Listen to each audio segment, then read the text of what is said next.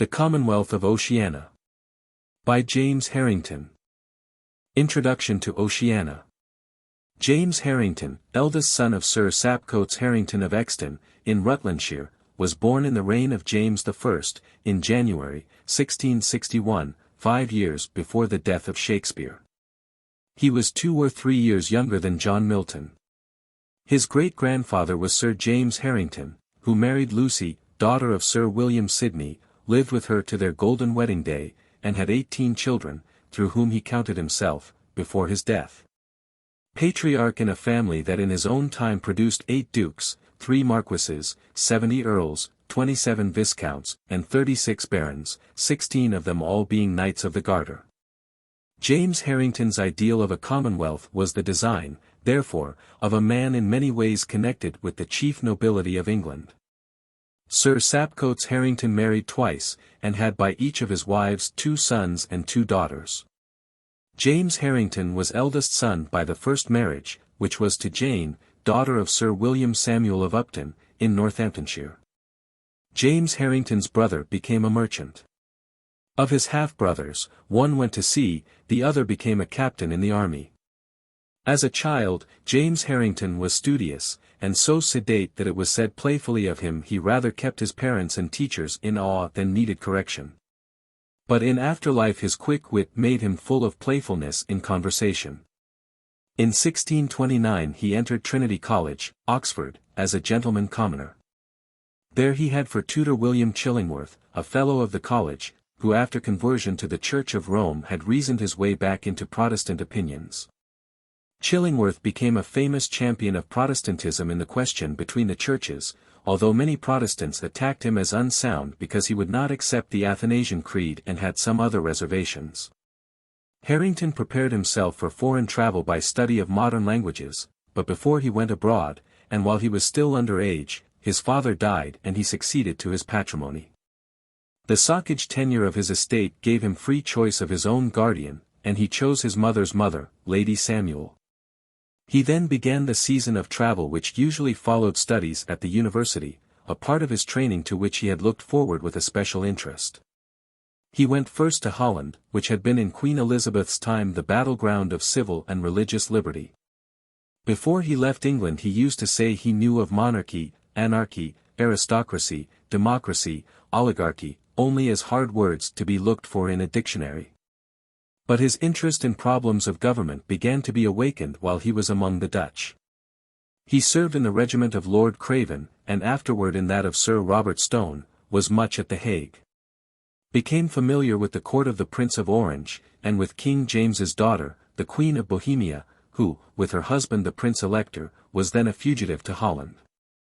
Lord Harrington, who had once acted as governor to the princess, and won her affection, was James Harrington's uncle, and she now cordially welcomed the young student of life for his uncle's sake. And for his own pleasantness of outward wit and inward gravity of thought.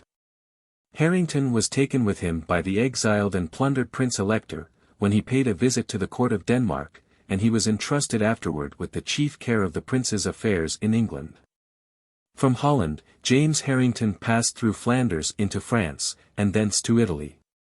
When he came back to England, some courtiers who were with him in Rome told Charles I that Harrington had been too squeamish at the Pope's consecration of wax lights, in refusing to obtain a light, as others did, by kissing His Holiness's toe. The king told Harrington that he might have complied with a custom which only signified respect to a temporal prince. But His Majesty was satisfied with the reply, that having had the honor to kiss His Majesty's hand, he thought it beneath him to kiss any other prince's foot. Of all places in Italy, Venice pleased Harrington best. He was deeply interested in the Venetian form of government, and his observations bore fruit in many suggestions for the administration of the Commonwealth of Oceana. After his return to England, being of age, James Harrington cared actively for the interests of his younger brothers and sisters. It was he who made his brother William a merchant. William Harrington throve, and for his ingenuity in matters of construction he was afterward made one of the Fellows of the newly formed Royal Society. He took pains over the training of his sisters, making 110 difference between sisters and half-sisters, and treating his stepmother as a mother. He filled his home with loving kindness, and was most liberal in giving help to friends. When he was told that he often threw away his bounty on ungrateful persons, he playfully told his advisers they were mercenary and that he saw they sold their gifts, since they expected so great a return as gratitude. James Harrington's bent was for the study of life, and he made no active suit for court employment. But he went to court, where Charles I liked him, and admitted him as one of his privy chamber extraordinary, in which character he went with the king in his first expedition against the Scots. Because Charles I knew him and liked him, and because he had shown himself no partisan of either side in the Civil War, though he was known to be inclined, in the way of abstract opinion, toward a form of government that was not monarchy. The commissioners appointed in 1646 to bring Charles from Newcastle named Harrington as one of the king's attendants. The king was pleased, and Harrington was appointed a groom of the bedchamber at Holmby. He followed faithfully the fortunes of the fallen king, never saying even to the king himself a word in contradiction of his own principles of liberty. And finding nothing in his principles or in his temper that should prevent him from paying honor to his sovereign, and seeking to secure for him a happy issue out of his afflictions. Anthony a Wood says that, His Majesty loved Harrington's company, and, finding him to be an ingenious man, chose rather to converse with him than with others of his chamber. They had often discourses concerning government. But when they happened to talk of a commonwealth the king seemed not to endure it. Harrington used all the influence he had with those in whose power the king was, to prevent the urging of avoidable questions that would stand in the way of such a treaty as they professed to seek during the king's imprisonment at Carisbrooke. Harrington's friendly interventions on the king's behalf before the Parliament commissioners at Newport caused him, indeed, to be suspected. And when the king was removed from Carisbrooke to Hurst Castle, Harrington was not allowed to remain in his service. But afterward, when King Charles was being taken to Windsor, Harrington got leave to bid him farewell at the door of his carriage. As he was about to kneel, the king took him by the hand and pulled him in.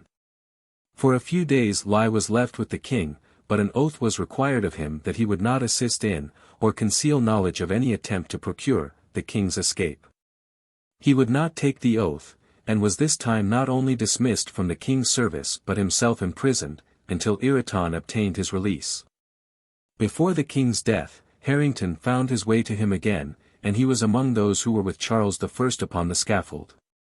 After the king's execution, Harrington was for some time secluded in his study. Monarchy was gone.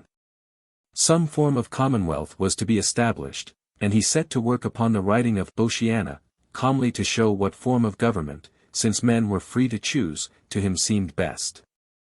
He based his work on an opinion he had formed that the troubles of the time were not due wholly to the intemperance of faction, the misgovernment of a king, or the stubbornness of a people, but to change in the balance of property. And he laid the foundations of his commonwealth in the opinion that empire follows the balance of property.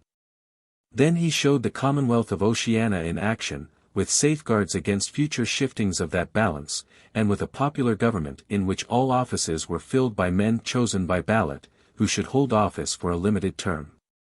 Thus there was to be a constant flow of new blood through the political system, and the representative was to be kept true as a reflection of the public mind. The Commonwealth of Oceana was England. Harrington called Scotland Marpesia, and Ireland, Panoplia. London he called Emporium, the Thames, Halcyonia, Westminster, Hira, Westminster Hall, Pantheon. The Palace of St. James was Alma, Hampton Court, Convallium, Windsor, Mount Celia. By Hymisna, Harrington meant the River Trent. Past sovereigns of England he renamed for Oceana. William the Conqueror became Turbo, King John, Adoxus, Richard II, Dichotome, Henry VII, Panurgus, Henry VIII, Coronis, Elizabeth, Parthenia, James I, Morpheus. He referred to Hobbes as Leviathan, and to Francis Bacon, as Verulamius. Oliver Cromwell he renamed Alphaus Megaleater. Harrington's book was seized while printing, and carried to Whitehall. Harrington went to Cromwell's daughter, Lady Claypole, played with her 3-year-old child while waiting for her, and said to her, when she came and found him with her little girl upon his lap, "Madam, you have come in the nick of time. For I was just about to steal this pretty lady. Why should you? Why shouldn't I, unless you cause your father to restore a child of mine that lie has stolen? It was only, he said, a kind of political romance. So far from any treason against her father that he hoped she would let him know it was to be dedicated to him. So the book was restored, and it was published in the time of Cromwell's Commonwealth, in the year 1656. This treatise, which had its origin in the most direct pressure of the problem of government upon the minds of men, continues the course of thought on which Machiavelli's Prince had formed one famous station, and Hobbes's Leviathan another. Oceana, when published, was widely read and actively attacked. One opponent of its doctrines was Dr. Henry Fern, afterward Bishop of Chester. Another was Matthew Wren, eldest son to the Bishop of Ely. He was one of those who met for scientific research at the house of Dr. Wilkins, and had, said Harrington, an excellent faculty of magnifying a louse and diminishing a commonwealth. In 1659, Harrington published an abridgment of his Oceana as The Art of Lawgiving, in 3 books. Other pieces followed, in which he defended or developed his opinions. He again urged them when Cromwell's Commonwealth was in its death throes. Then he fell back upon argument at nightly meetings of a Rota Club which met in the New Palace Yard, Westminster. Milton's old pupil, Cyriac Skinner, was one of its members. And its elections were by ballot, with rotation in the tenure of all offices. The club was put an end to at the Restoration, when Harrington retired to his study and amused himself by putting his system of politics into the form of aphorisms. On December 28, 1661, James Harrington, then 50 years old, was arrested and carried to the Tower as a traitor. His aphorisms were on his desk, and as they also were to be carried off, he asked only that they might first be stitched together in their proper order. Why he was arrested, he was not told. One of his sisters pleaded in vain to the king. He was falsely accused of complicity in an imaginary plot, of which nothing could be made by its investigators. No heed was paid to the frank denials of a man of the sincerest nature, who never had concealed his thoughts or actions. Why, he was asked at his first examination by Lord Lauderdale, who was one of his kinsmen, why did he, as a private man, meddle with politics? What had a private man to do with government? His answer was, My lord, there is not any public person, nor any magistrate, that has written on politics, worth a button. All they that have been excellent in this way have been private men, my lord, as myself. There is Plato, there is Aristotle, there is Livy, there is Machiavel. My lord, I can sum up Aristotle's Politics in a very few words. He says, there is the barbarous monarchy, such a one where the people have 110 votes in making the laws. He says, there is the heroic monarchy, such a one where the people have their votes in making the laws, and then, he says, there is democracy, and affirms that a man cannot be said to have liberty but in a democracy only. Lord Lauderdale here showing impatience, Harrington added, I say Aristotle says so. I have not said so much. And under what prince was it? Was it not under Alexander, the greatest prince then in the world? I beseech you, my lord, did Alexander hang up Aristotle? Did he molest him? Livy, for a commonwealth, is one of the fullest authors, did not he write under Augustus Caesar? Did Caesar hang up Livy? Did he molest him? Machiavel, what a commonwealthsman was he! But he wrote under the Medici when they were princes in Florence, did they hang up Machiavel, or did they molest him? I have done no otherwise than as the greatest politicians, the king will do no otherwise than as the greatest princes. That was too much to hope, even in a dream, of the low-minded Charles II. Harrington could not obtain even the show of justice in a public trial. He was kept 5 months an untried prisoner in the Tower, only sheltered from daily brutalities by bribe to the lieutenant. When his habeas corpus had been moved for, it was at first flatly refused. And when it had been granted, Harrington was smuggled away from the Tower between 1 and 2 o'clock in the morning, and carried on board a ship that took him to closer imprisonment on St. Nicholas Island, opposite Plymouth. There his health suffered seriously, and his family obtained his removal to imprisonment in Plymouth by giving a bond of £5,000 as sureties against his escape. In Plymouth, Harrington suffered from scurvy, and at last he became insane. When he had been made a complete wreck in body and in mind, His Gracious Majesty restored Harrington to his family. He never recovered health, but still occupied himself much with his pen, writing, among other things, a serious argument to prove that they were themselves mad who thought him so. In those last days of his shattered life James Harrington married an old friend of the family, a witty lady, daughter of Sir Marmaduke Durrell, of Buckinghamshire. Gout was added to his troubles, then he was palsied. And he died at Westminster, at the age of 66, on September 11, 1677. He was buried in St. Margaret's Church, by the grave of Sir Walter Raleigh, on the south side of the altar. H.M. How do you find this book? Any thoughts about the book or the author? Any suggestion for improvement? Please take a moment to share your thoughts in a comment. If you like it, share it with your friends who might enjoy it as well. Subscribe to keep in touch. Visit CompleteAudiobooks.com for more quality content. Part 1. The Preliminaries. Showing the Principles of Government. Gennady, the most excellent describer of the Commonwealth of Venice, divides the whole series of government into 2 times or periods, the one ending with the liberty of Rome, which was the course or empire, as I may call it, of ancient prudence, first discovered to mankind by God himself in the fabric of the Commonwealth of Israel, and afterward picked out of his footsteps in nature, and unanimously followed by the Greeks and Romans.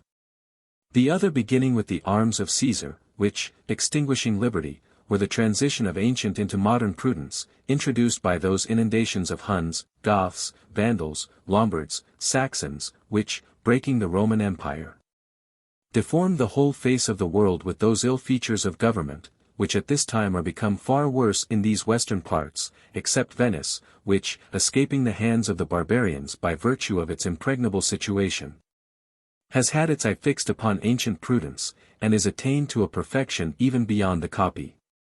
Relation being had to these 2 times, government, to define it de jure, or according to ancient prudence, is an art whereby a civil society of men is instituted and preserved upon the foundation of common right or interest. Or, to follow Aristotle and Livy, it is the empire of laws, and not of men. And government, to define it de facto, or according to modern prudence, is an art whereby some man, or some few men, subject a city or a nation, and rule it according to his or their private interest. Which, because the laws in such cases are made according to the interest of a man, or of some few families, may be said to be the empire of men, and not of laws. The former kind is that which Machiavel, whose books are neglected, is the only politician that has gone about to retrieve, and that Leviathan, who would have his book imposed upon the universities, goes about to destroy. For, it is, says he, another error of Aristotle's politics that in a well-ordered commonwealth, not men should govern, but the laws. What man that has his natural senses, though he can neither write nor read, does not find himself governed by them he fears, and believes can kill or hurt him when he obeys not? Or, who believes that the law can hurt him, which is but words and paper, without the hands and swords of men? I confess that the magistrate upon his bench is that to the law which a gunner upon his platform is to his cannon. Nevertheless, I should not dare to argue with a man of any ingenuity after this manner. A whole army, though they can neither write nor read, are not afraid of a platform, which they know is but earth or stone, nor of a cannon, which, without a hand to give fire to it, is but cold iron, therefore a whole army is afraid of one man. But of this kind is the ratiocination of Leviathan, as I shall show in divers places that come in my way, throughout his whole politics, or worse. As where he says, of Aristotle and of Cicero, of the Greeks, and of the Romans, who lived under popular states, that they derived those rights, not from the principles of nature, but transcribed them into their books out of the practice of their own commonwealths, as grammarians describe the rules of language out of poets. Which is as if a man should tell famous Harvey that he transcribed his circulation of the blood, not out of the principles of nature, but out of the anatomy of this or that body. To go on therefore with his preliminary discourse, I shall divide it, according to the two definitions of government relating to Gennadi's 2 times, in 2 parts, the first, treating of the principles of government in general, and according to the ancients. The second, treating of the late governments of Oceania in particular, and in that of modern prudence. Government, according to the ancients, and their learned disciple Machiavel, the only politician of later ages, is of 3 kinds, the government of one man, or of the better sort, or of the whole people. Which, by their more learned names, are called monarchy, aristocracy, and democracy. These they hold, through their proneness to degenerate, to be all evil. For whereas they that govern should govern according to reason, if they govern according to passion they do that which they should not do. Wherefore, as reason and passion are 2 things, so government by reason is one thing, and the corruption of government by passion is another thing, but not always another government, as a body that is alive is one thing. And a body that is dead is another thing, but not always another creature, though the corruption of one comes at length to be the generation of another. The corruption then of monarchy is called tyranny, that of aristocracy, oligarchy, and that of democracy, anarchy. But legislators, having found these 3 governments at the best to be naught, have invented another, consisting of a mixture of them all, which only is good. This is the doctrine of the ancients. But Leviathan is positive that they are all deceived, and that there is no other government in nature than one of the 3. As also that the flesh of them cannot stink, the names of their corruptions being but the names of men's fancies, which will be understood when we are shown which of them was senatus populusque Romanus. To go my own way, and yet to follow the ancients, the principles of government are twofold, internal, or the goods of the mind, and external, or the goods of fortune. The goods of the mind are natural or acquired virtues, as wisdom, prudence, and courage, etc. The goods of fortune are riches. There be goods also of the body, as health, beauty, strength. But these are not to be brought into account upon this score, because if a man or an army acquires victory or empire, it is more from their discipline, arms, and courage than from their natural health, beauty, or strength. In regard that a people conquered may have more of natural strength, beauty, and health, and yet find little remedy. The principles of government then are in the goods of the mind, or in the goods of fortune. To the goods of the mind answers authority, to the goods of fortune, power or empire. Wherefore Leviathan, though he be right where he says that riches are power, is mistaken where he says that prudence, or the reputation of prudence, is power. For the learning or prudence of a man is no more power than the learning or prudence of a book or author, which is properly authority. A learned writer may have authority though he has no power. And a foolish magistrate may have power, though he has otherwise no esteem or authority. The difference of these 2 is observed by Livy in Evander, of whom he says that he governed rather by the authority of others than by his own power. To begin with riches, in regard that men are hung upon these, not of choice as upon the other, but of necessity and by the teeth.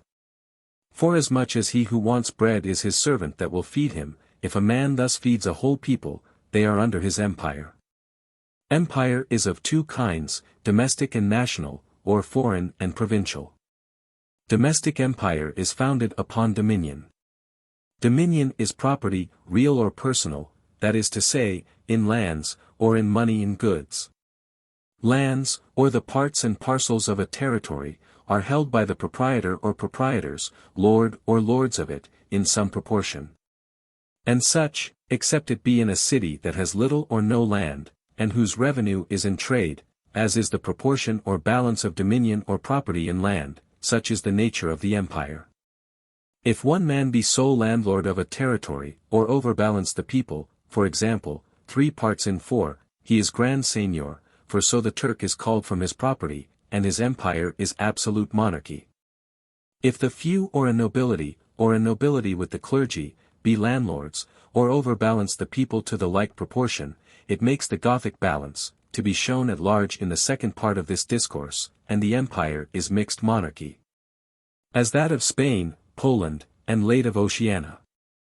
And if the whole people be landlords, or hold the land so divided among them that no one man, or number of men, within the compass of the few or aristocracy, overbalance them, the empire, without the interposition of force, is a commonwealth.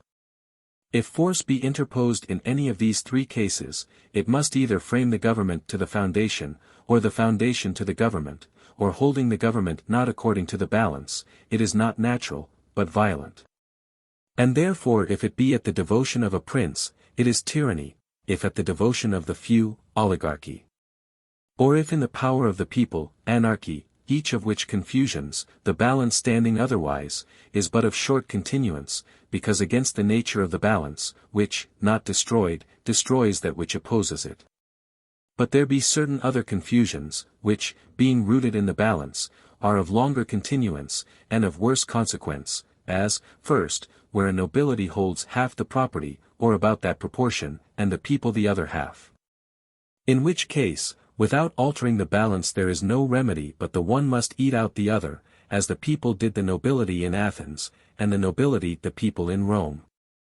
Secondly, when a prince holds about half the dominion, and the people the other half, which was the case of the Roman emperors, planted partly upon their military colonies and partly upon the Senate and the people, the government becomes a very shambles, both of the princes and the people. Somewhat of this nature are certain governments at this day, which are said to subsist by confusion. In this case, to fix the balance is to entail misery, but in the three former, not to fix it is to lose the government. Wherefore it being unlawful in Turkey that any should possess land but the Grand Seignior, the balance is fixed by the law, and that empire firm. Nor, though the kings often sell was the throne of Oceana known to shake, until the statute of alienations broke the pillars, by giving way to the nobility to sell their estates. While Lacedaemon held to the division of land made by Lycurgus, it was immovable, but, breaking that, could stand no longer. This kind of law fixing the balance in lands is called agrarian, and was first introduced by God himself, who divided the land of Canaan to his people by lots, and is of such virtue that wherever it has held, that government has not altered, except by consent. As in that unparalleled example of the people of Israel, when being in liberty they would needs choose a king. But without an agrarian law, government, whether monarchical, aristocratical, or popular, has no long lease.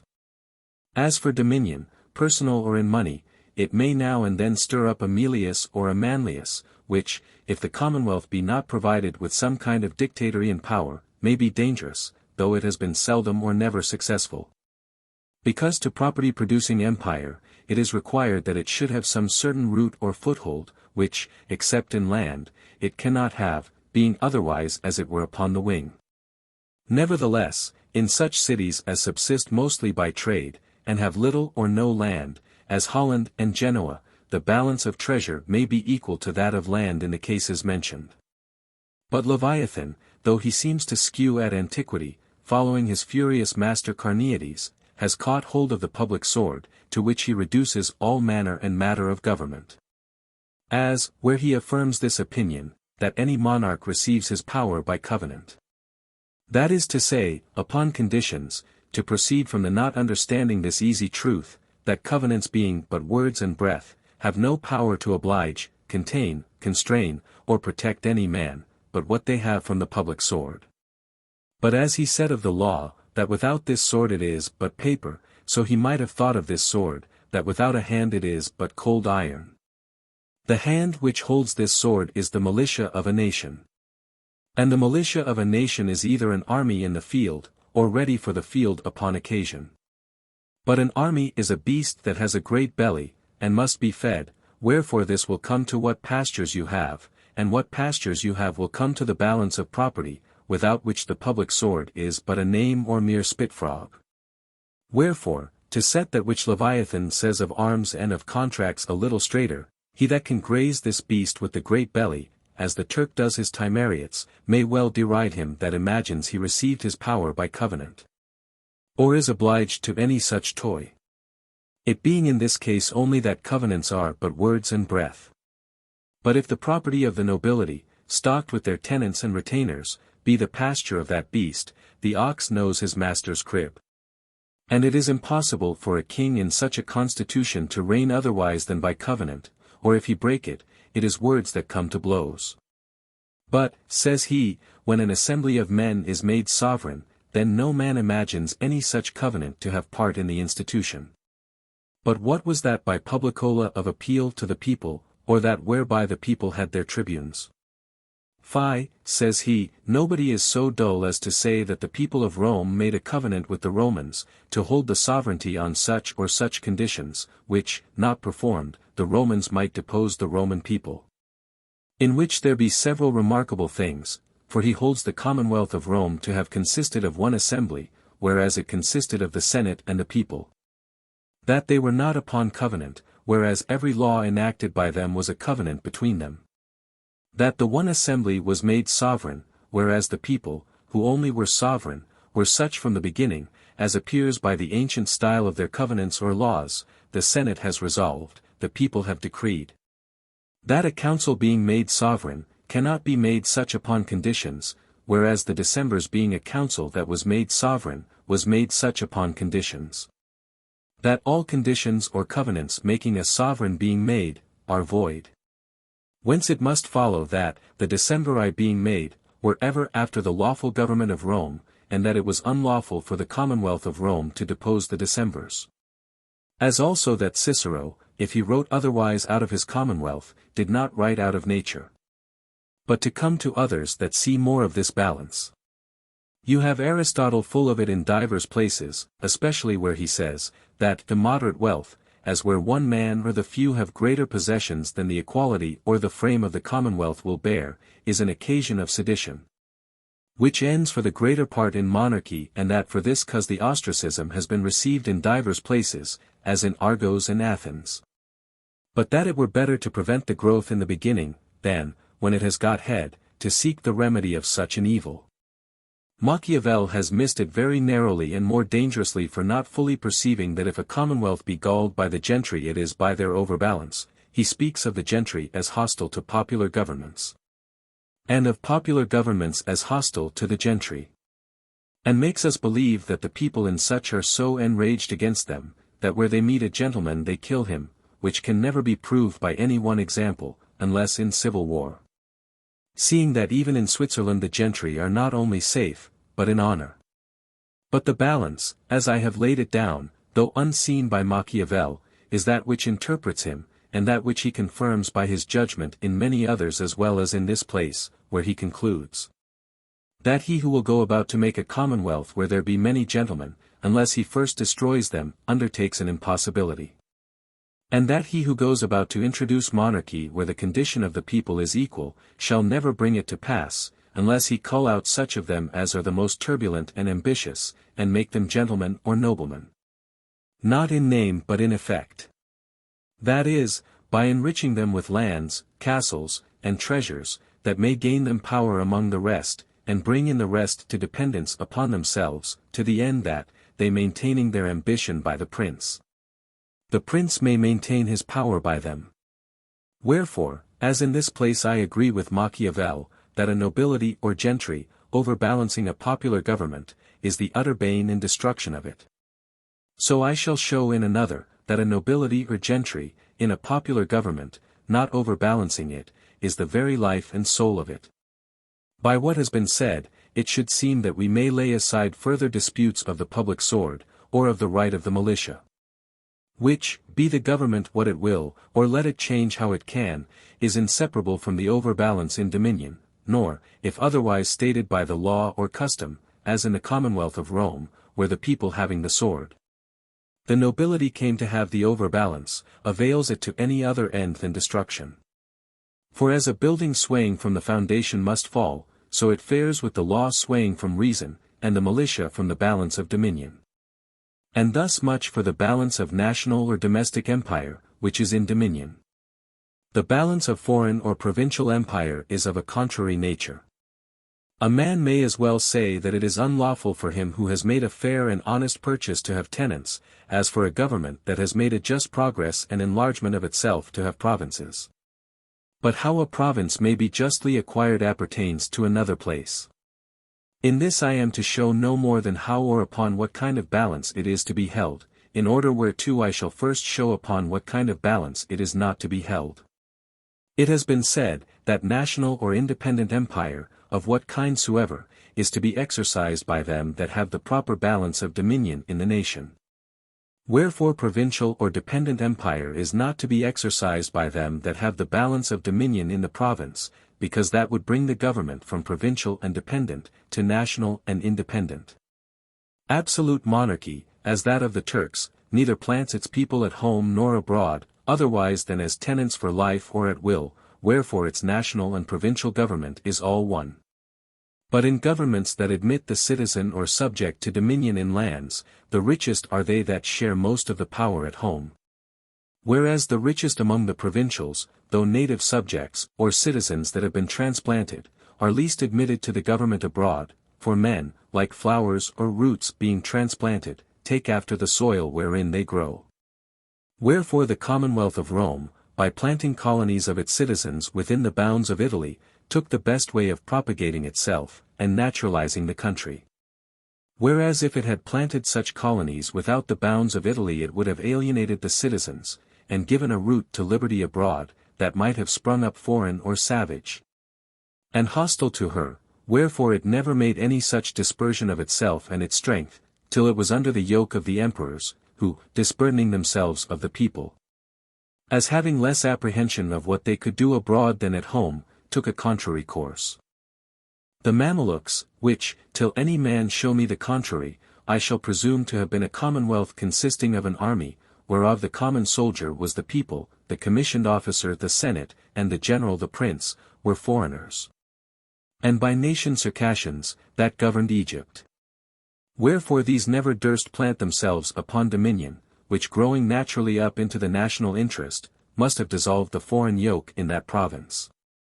The like in some sort may be said of Venice, the government whereof is usually mistaken, for Venice, though it does not take in the people, never excluded them.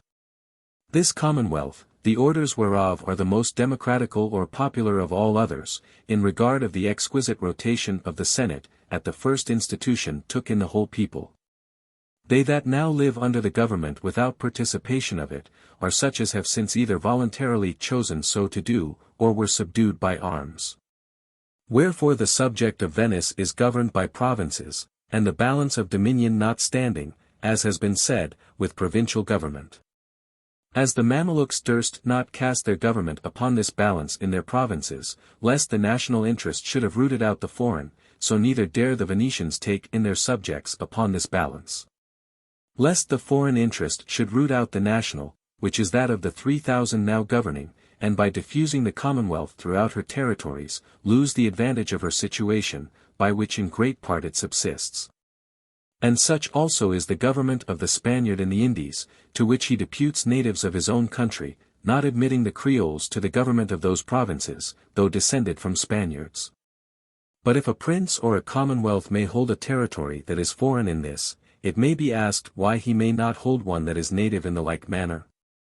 To which I answer, because he can hold a foreign by a native territory, but not a native by a foreign. And as hitherto I have shown what is not the provincial balance, so by this answer it may appear what it is, namely, the overbalance of a native territory to a foreign. For as one country balances itself by the distribution of property according to the proportion of the same, so one country overbalances another by advantage of divers kinds. For example, the Commonwealth of Rome overbalanced her provinces by the vigor of a more excellent government opposed to a crazier, or by a more exquisite militia opposed to one inferior in courage or discipline. The like was that of the Mamelukes, being a hardy people, to the Egyptians, that were a soft one. And the balance of situation is in this kind of wonderful effect. Seeing the King of Denmark, being none of the most potent princes, is able at the sound to take toll of the greatest. And as this king, by the advantage of the land, can make the sea tributary, so Venice, by the advantage of the sea, in whose arms she is impregnable, can make the land to feed her gulf.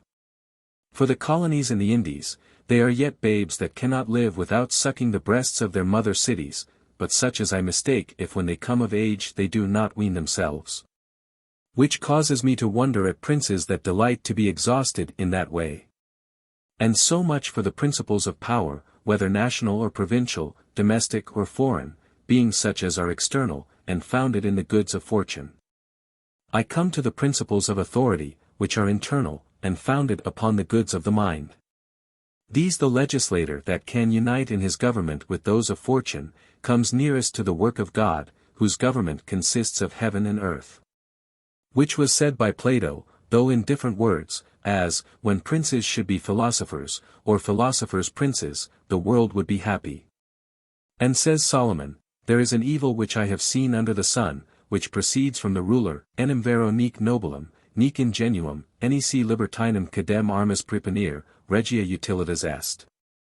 Folly is set in great dignity, and the rich, either in virtue and wisdom, in the goods of the mind, or those of fortune upon that balance which gives them a sense of the national interest, sit in low places.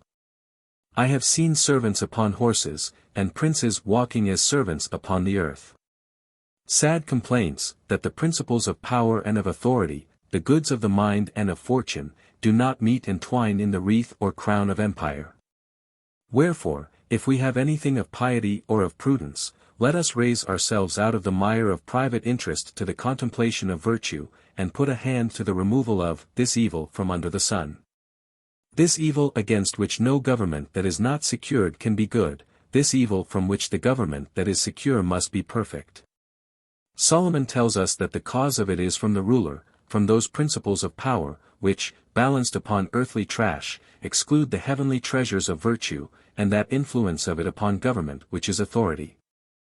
We have wandered the earth to find out the balance of power, but to find out that of authority we must ascend, as I said, nearer heaven, or to the image of God, which is the soul of man. The soul of man, whose life or motion is perpetual contemplation or thought, is the mistress of two potent rivals, the one reason, the other passion, that are in continual suit. And, according as she gives up her will to these or either of them, is the felicity or misery which man partakes in this mortal life. For, as whatever was passion in the contemplation of a man, being brought forth by his will into action, is vice and the bondage of sin. So whatever was reason in the contemplation of a man, being brought forth by his will into action, is virtue and the freedom of soul. Again, as those actions of a man that were sin acquire to himself repentance or shame, and affect others with scorn or pity, so those actions of a man that are virtue acquire to himself honor, and upon others authority. Now government is no other than the soul of a nation or city, wherefore that which was reason in the debate of a commonwealth being brought forth by the result, must be virtue. And forasmuch as the soul of a city or nation is the sovereign power, her virtue must be law. But the government whose law is virtue, and whose virtue is law, is the same whose empire is authority, and whose authority is empire. Again, if the liberty of a man consists in the empire of his reason, the absence whereof would betray him to the bondage of his passions, then the liberty of a commonwealth consists in the empire of her laws. The absence whereof would betray her to the lust of tyrants. And these I conceive to be the principles upon which Aristotle and Livy, injuriously accused by Leviathan for not writing out of nature, have grounded their assertion, that a commonwealth is an empire of laws and not of men. But they must not carry it so. For, says he, the liberty whereof there is so frequent and honorable mention in the histories and philosophy of the ancient Greeks and Romans, and the writings and discourses of those that from them have received all their learning in the politics, is not the liberty of particular men, but the liberty of the commonwealth. He might as well have said that the estates of particular men in a commonwealth are not the riches of particular men, but the riches of the commonwealth. For equality of estates causes equality of power, and equality of power is the liberty, not only of the commonwealth, but of every man. But sure a man would never be thus irreverent with the greatest authors, and positive against all antiquity without some certain demonstration of truth, and what is it? Why, there is written on the turrets of the city of Lucca in great characters at this day the word libertas. Yet no man can thence infer that a particular man has more liberty or immunity from the service of the commonwealth there than in Constantinople. Whether a commonwealth be monarchical or popular, the freedom is the same. The mountain has brought forth, and we have a little equivocation. For to say that a Lucchese has no more liberty or immunity from the laws of Lucca than a Turk has from those of Constantinople. And to say that a Lucchese has no more liberty or immunity by the laws of Lucca than a Turk has by those of Constantinople, are pretty different speeches. The first may be said of all governments alike, the second scarce of any two.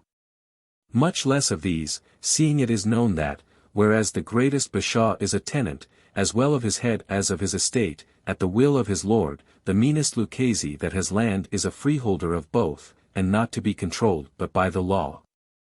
And that framed by every private man to no other end, or they may thank themselves, than to protect the liberty of every private man, which by that means comes to be the liberty of the Commonwealth.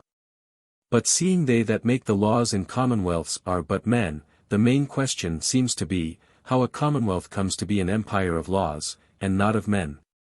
Or how the debate or result of a commonwealth is so sure to be according to reason. Seeing they who debate, and they who resolve, be but men. And as often as reason is against a man, so often will a man be against reason. This is thought to be a shrewd saying, but will do no harm. For be it so that reason is nothing but interest, there be diverse interests, and so diverse reasons. As first, there is private reason, which is the interest of a private man. Secondly, there is reason of state, which is the interest, or error, as was said by Solomon, of the ruler or rulers, that is to say, of the prince, of the nobility, or of the people. Thirdly, there is that reason, which is the interest of mankind, or of the whole.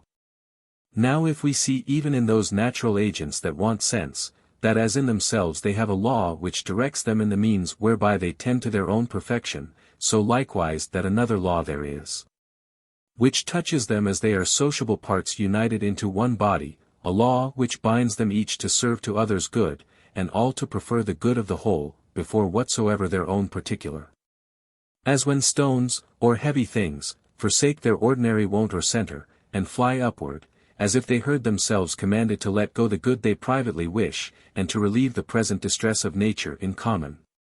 There is a common right, law of nature, or interest of the whole, which is more excellent, and so acknowledged to be by the agents themselves, than the right or interest of the parts only. Wherefore, though it may be truly said that the creatures are naturally carried forth to their proper utility or profit, that ought not to be taken in too general a sense. Seeing divers of them abstain from their own profit, either in regard of those of the same kind, or at least of their young. Mankind then must either be less just than the creature, or acknowledge also his common interest to be common right. And if reason be nothing else but interest, and the interest of mankind be the right interest, then the reason of mankind must be right reason. Now compute well. For if the interest of popular government come the nearest to the interest of mankind, then the reason of popular government must come the nearest to right reason. But it may be said that the difficulty remains yet. For be the interest of popular government right reason, a man does not look upon reason as it is right or wrong in itself, but as it makes for him or against him. Wherefore, unless you can show such orders of a government as, like those of God in nature, shall be able to constrain this or that creature to shake off that inclination which is more peculiar to it, and take up that which regards the common good or interest, all this is to no more end than to persuade every man in a popular government not to carve himself of that which he desires most, but to be mannerly at the public table, and give the best from himself to decency and the common interest. But that such orders may be established as may, nay must, give the upper hand in all cases to common right or interest, notwithstanding the nearness of that which sticks to every man in private, and this in a way of equal certainty and facility, is known even to girls, being no other than those that are of common practice with them in divers cases. For example, two of them have a cake yet undivided, which was given between them, that each of them therefore might have that which is due. Divide, says one to the other, and I will choose, or let me divide, and you shall choose. If this be but once agreed upon, it is enough, for the dividend, dividing unequally, loses, in regard that the other takes the better half. Wherefore she divides equally, and so both have right. Oh, the depth of the wisdom of God! And yet, by the mouths of babes and sucklings has he set forth his strength. That which great philosophers are disputing upon in vain is brought to light by two harmless girls, even the whole mystery of a commonwealth, which lies only in dividing and choosing. Nor has God, if his works in nature be understood, left so much to mankind to dispute upon as who shall divide and who choose, but distributed them forever into two orders, whereof the one has the natural right of dividing, and the other of choosing.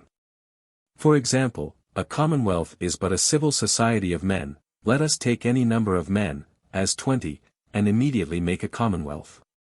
20 men, if they be not all idiots, perhaps if they be, can never come so together, but there will be such a difference in them that about a third will be wiser, or at least less foolish than all the rest. These upon acquaintance, though it be but small, will be discovered, and, as stags that have the largest heads, lead the herd. For while the 6, discoursing and arguing one with another, show the eminence of their parts, the 14 discover things that they never thought on, or are cleared in divers truths which had formerly perplexed them. Wherefore, in matter of common concernment, difficulty, or danger, they hang upon their lips, as children upon their fathers.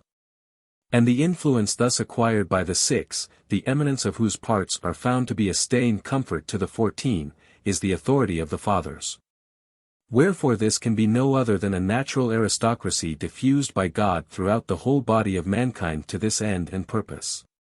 And therefore such as the people have not only a natural but a positive obligation to make use of as their guides. As where the people of Israel are commanded to take wise men, and understanding, and known among their tribes, to be made rulers over them. The 6 then approved of, as in the present case, are the Senate, not by hereditary right, or in regard of the greatness of their estates only, which would tend to such power as might force or draw the people, but by election for their excellent parts, which tends to the advancement of the influence of their virtue or authority that leads the people. Wherefore the office of the Senate is not to be commanders, but counselors, of the people. And that which is proper to counselors is first to debate, and afterward to give advice in the business whereupon they have debated, whence the decrees of the Senate are never laws, nor so called. And these being maturely framed, it is their duty to propose in the case to the people. Wherefore the Senate is no more than the debate of the Commonwealth. But to debate is to discern or put a difference between things that, being alike, are not the same, or it is separating and weighing this reason against that, and that reason against this, which is dividing. The Senate then having divided, who shall choose? Ask the girls, for if she that divided must have chosen also, it had been little worse for the other in case she had not divided at all, but kept the whole cake to herself, in regard that being to choose, too, she divided accordingly. Wherefore if the Senate have any further power than to divide, the Commonwealth can never be equal. But in a Commonwealth consisting of a single council, there is no other to choose than that which divided. Whence it is, that such a council fails not to scramble, that is, to be factious, there being no other dividing of the cake in that case but among themselves. Nor is there any remedy but to have another council to choose. The wisdom of the few may be the light of mankind, but the interest of the few is not the profit of mankind nor of a commonwealth. Wherefore, seeing we have granted interest to be reason, they must not choose lest it put out their light. But as the council dividing consists of the wisdom of the commonwealth, so the assembly or council choosing should consist of the interest of the commonwealth, as the wisdom of the commonwealth is in the aristocracy. So the interest of the commonwealth is in the whole body of the people. And whereas this, in case the commonwealth consist of a whole nation, is too unwieldy a body to be assembled, this council is to consist of such a representative as may be equal, and so constituted, as can never contract any other interest than that of the whole people. The manner whereof, being such as is best shown by exemplification, I remit to the model. But in the present case, the 6 dividing, and the 14 choosing, must of necessity take in the whole interest of the 20. Dividing and choosing, in the language of a commonwealth, is debating and resolving. And whatsoever, upon debate of the Senate, is proposed to the people, and resolved by them, is enacted by the authority of the fathers, and by the power of the people, which concurring, make a law. But the law being made, says Leviathan, is but words and paper without the hands and swords of men. Wherefore as these two orders of a commonwealth, namely, the Senate and the people, are legislative, so of necessity there must be a third to be executive of the laws made, and this is the magistracy. In which order, with the rest being wrought up by art, the commonwealth consists of, the Senate proposing, the people resolving, and the magistracy executing, whereby partaking of the aristocracy as in the Senate, of the democracy as in the people, and of monarchy as in the magistracy, it is complete. Now there being no other commonwealth but this in art or nature, it is no wonder if Machiavel has shown us that the ancients held this only to be good. But it seems strange to me that they should hold that there could be any other, for if there be such a thing as pure monarchy, yet that there should be such a one as pure aristocracy or pure democracy is not in my understanding. But the magistracy, both in number and function, is different in different commonwealths. Nevertheless there is one condition of it that must be the same in every one, or it dissolves the commonwealth where it is wanting. And this is no less than that, as the hand of the magistrate is the executive power of the law, so the head of the magistrate is answerable to the people, that his execution be according to the law. By which Leviathan may see that the hand or sword that executes the law is in it and not above it. Now whether I have rightly transcribed these principles of a commonwealth out of nature, I shall appeal to God and to the world, to God in the fabric of the Commonwealth of Israel, and to the world in the universal series of ancient prudence. But in regard the same commonwealths will be opened at large in the council of legislators, I shall touch them for the present but slightly, beginning with that of Israel. The Commonwealth of Israel consisted of the Senate, the people, and the magistracy. The people by their first division, which was genealogical, were contained under their 13 tribes, houses, or families. Whereof the firstborn in each was prince of his tribe, and had the leading of it, the tribe of Levi only, being set apart to serve at the altar, had no other prince but the high priest. In their second division they were divided locally by their agrarian, or the distribution of the land of Canaan to them by lot, the tithe of all remaining to Levi, whence, according to their local division, the tribes are reckoned but 12. The assemblies of the people thus divided were methodically gathered by trumpets to the congregation, which was, it should seem, of two sorts. For if it were called with one trumpet only, the princes of the tribes and the elders only assembled. But if it were called with two, the whole people gathered themselves to the congregation, for so it is rendered by the English, but in the Greek it is called ecclesia, or the church of God, and by the Talmudist the great synagogue. The word ecclesia was also anciently and properly used for the civil congregations, or assemblies of the people in Athens, Lacedaemon, and Ephesus, where it is so called in Scripture, though it be otherwise rendered by the translators. Not much as I conceive to their commendation, seeing by that means they have lost us a good lesson, the apostles borrowing that name for their spiritual congregations. To the end that we might see they intended the government of the Church to be democratical or popular, as is also plain in the rest of their constitutions.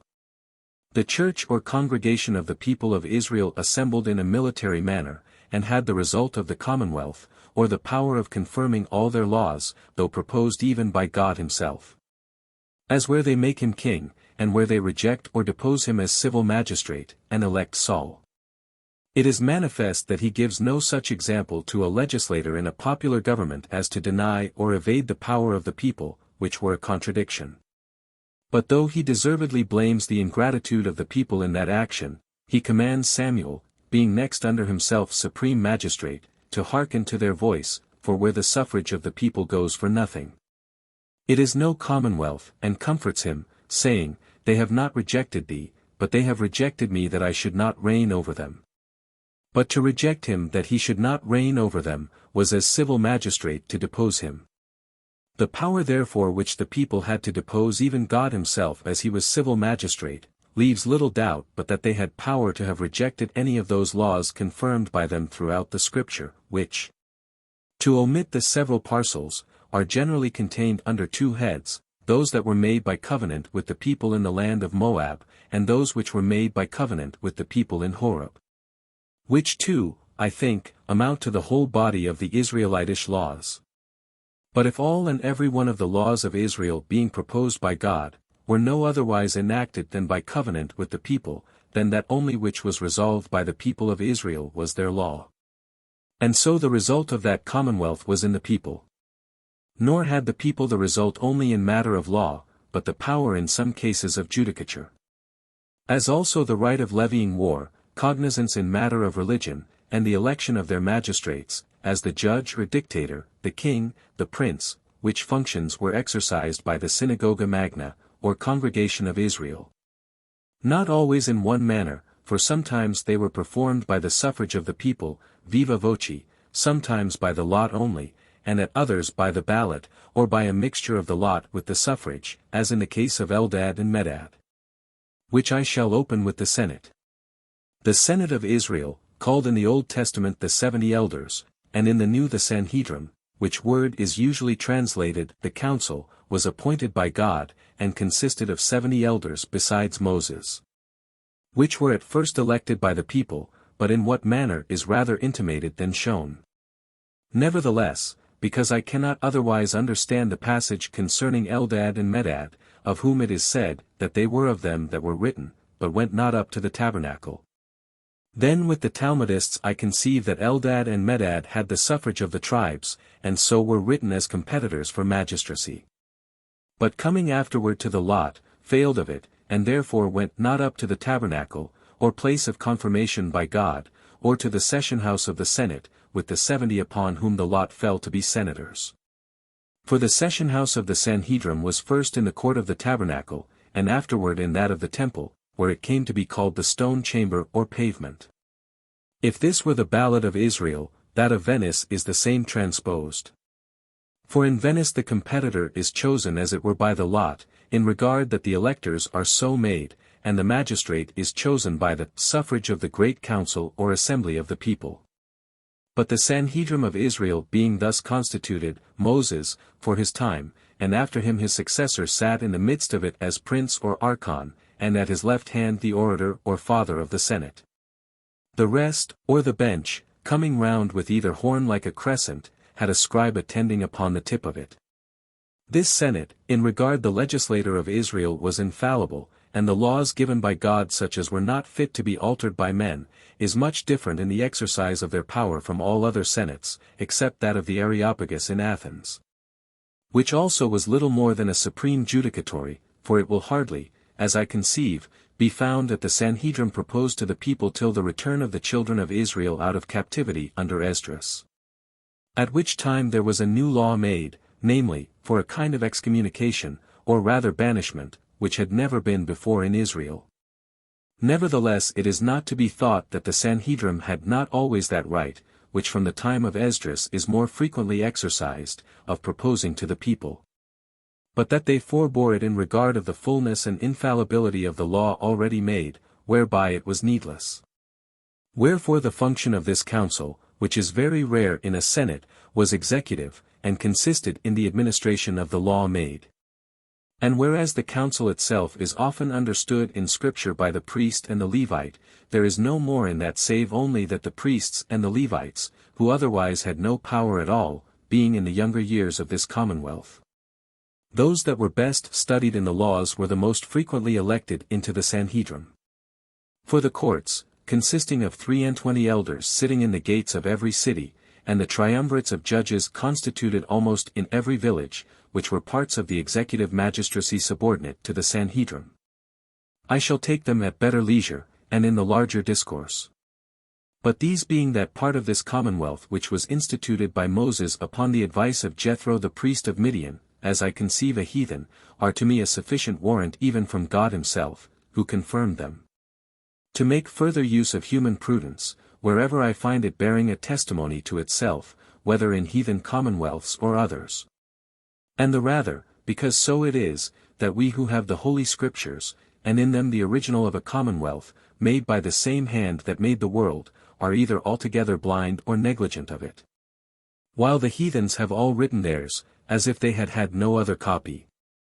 As, to be more brief in the present account of that which you shall have more at large hereafter.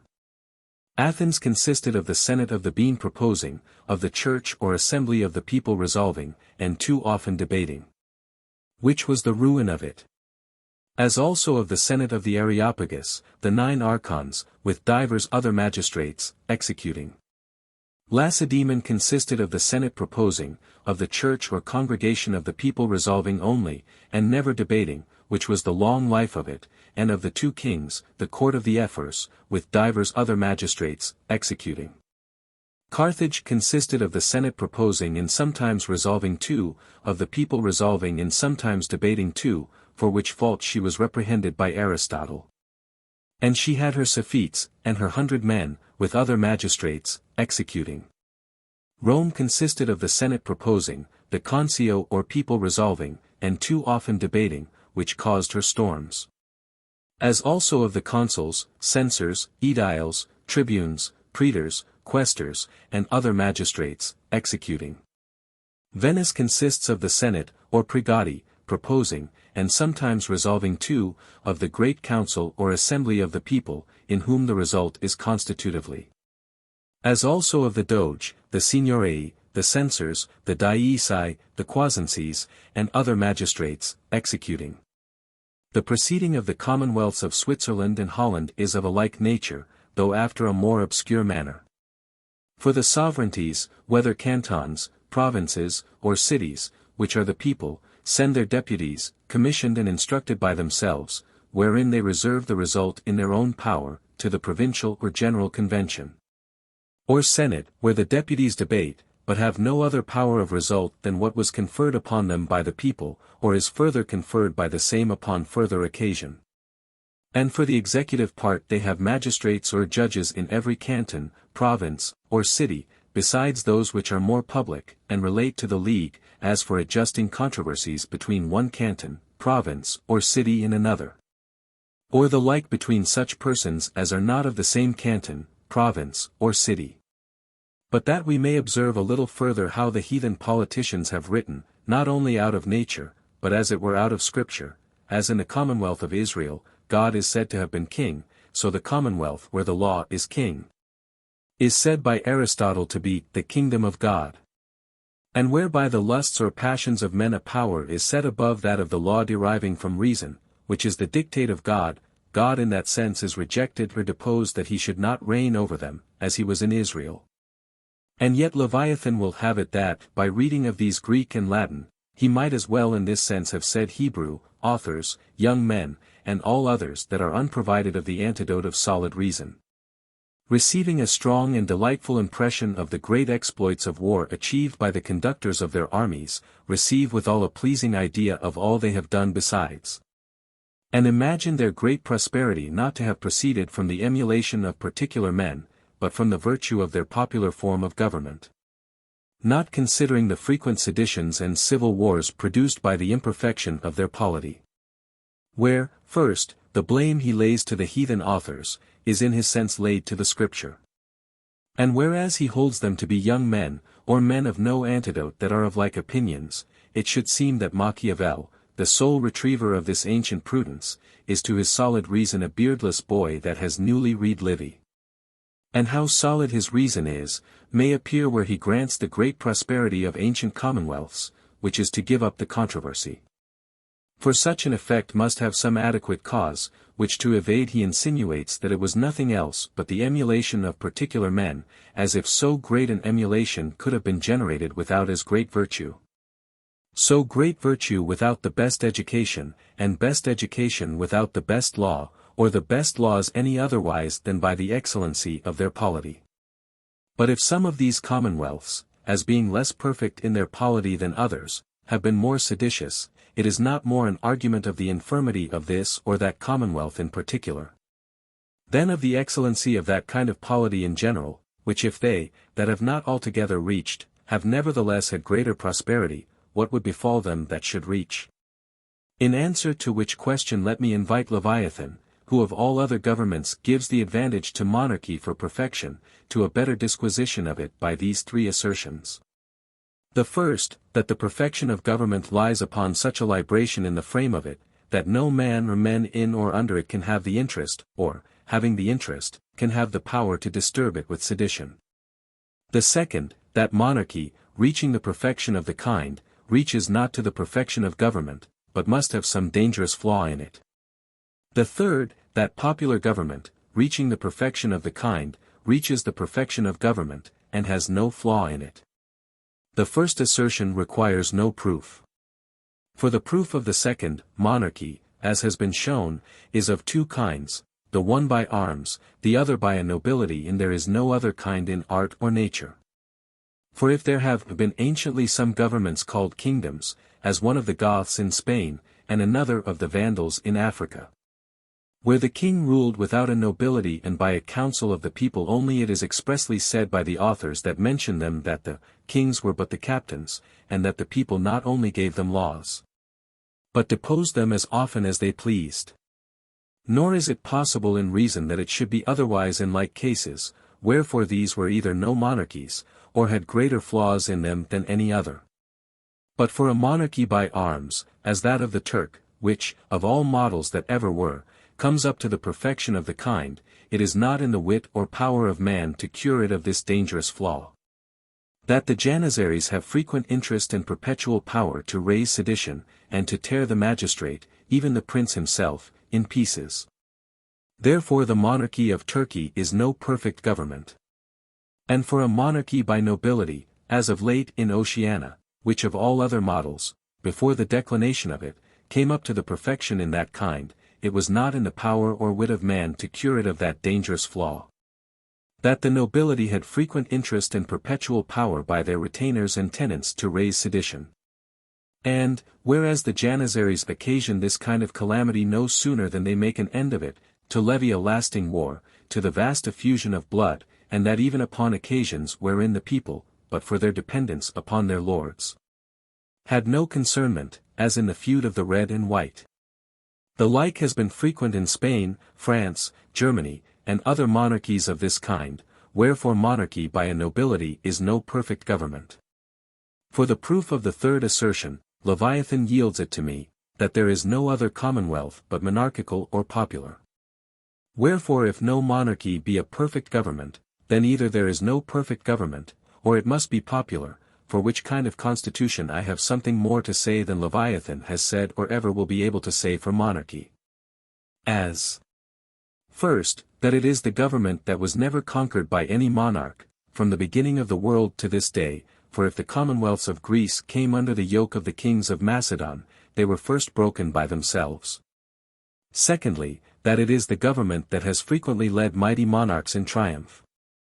Thirdly, that it is the government, which, if it has been seditious, it has not been so from any imperfection in the kind, but in the particular constitution, which, wherever the like has happened, must have been unequal.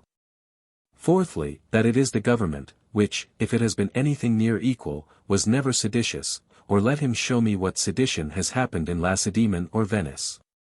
Fifthly, that it is the government, which, attaining to perfect equality, has such a libration in the frame of it, that no man living can show which way any man or men, in or under it, can contract any such interest or power as should be able to disturb the commonwealth with sedition, wherefore an equal commonwealth is that only which is without flaw and contains in it the full perfection of government.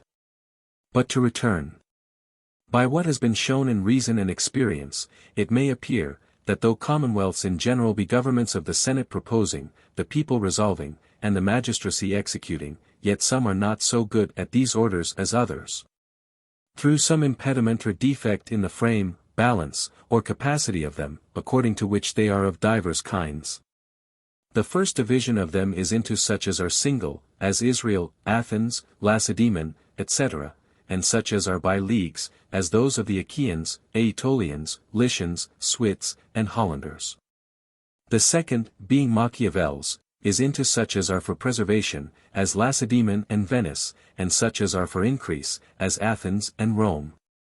In which I can see no more than that the former takes in no more citizens than are necessary for defense, and the latter so many as are capable of increase. The third division, unseen hitherto, is into equal and unequal, and this is the main point, especially as to domestic peace and tranquility. For to make a commonwealth unequal, is to divide it into parties, which sets them at perpetual variance, the one party endeavoring to preserve their eminence and inequality and the other to attain to equality. Whence the people of Rome derived their perpetual strife with the nobility and senate. But in an equal commonwealth there can be no more strife than there can be overbalance in equal weights. Wherefore the Commonwealth of Venice, being that which of all others is the most equal in the constitution, is that wherein there never happened any strife between the senate and the people. An equal commonwealth is such a one as is equal both in the balance or foundation, and in the superstructure, that is to say, in her agrarian law and in her rotation. An equal agrarian is a perpetual law, establishing and preserving the balance of dominion by such a distribution, that no one man or number of men, within the compass of the few or aristocracy, can come to overpower the whole people by their possessions in lands. As the agrarian answers to the foundation, so does rotation to the superstructures. Equal rotation is equal vicissitude in government, or succession to magistracy conferred for such convenient terms, enjoying equal vacations, as take in the whole body by parts, succeeding others, through the free election or suffrage of the people. The contrary, whereunto is prolongation of magistracy, which, trashing the wheel of rotation, destroys the life or natural motion of a commonwealth. The election or suffrage of the people is most free, where it is made or given in such a manner that it can neither oblige nor disoblige another, nor through fear of an enemy, or bashfulness toward a friend, impair a man's liberty. Wherefore, says Cicero, the tablet or ballot of the people of Rome, who gave their votes by throwing tablets or little pieces of wood secretly into urns marked for the negative or affirmative, was a welcome constitution to the people. As that which, not impairing the assurance of their brows, increased the freedom of their judgment. I have not stood upon a more particular description of this ballot, because that of Venice exemplified in the model is of all others the most perfect. An equal commonwealth, by that which has been said, is a government established upon an equal agrarian, arising into the superstructures or three orders, the Senate debating and proposing, the people resolving, and the magistracy executing. By an equal rotation through the suffrage of the people given by the ballot. For though rotation may be without the ballot, and the ballot without rotation, yet the ballot not only as to the ensuing model includes both, but is by far the most equal way. For which cause under the name of the ballot I shall hereafter understand both that and rotation too. Now having reasoned the principles of an equal commonwealth, I should come to give an instance of such a one in experience, if I could find it. But if this work be of any value, it lies in that it is the first example of a commonwealth that is perfectly equal. For Venice, though it comes the nearest, yet is a commonwealth for preservation. And such a one, considering the paucity of citizens taken in, and the number not taken in, is externally unequal, and though every commonwealth that holds provinces must in that regard be such, yet not to that degree. Nevertheless, Venice internally, and for her capacity, is by far the most equal, though it has not, in my judgment, arrived at the full perfection of equality. Both because her laws supplying the defect of an agrarian are not so clear nor effectual at the foundation, nor her superstructures, by the virtue of her ballot or rotation, exactly liberated.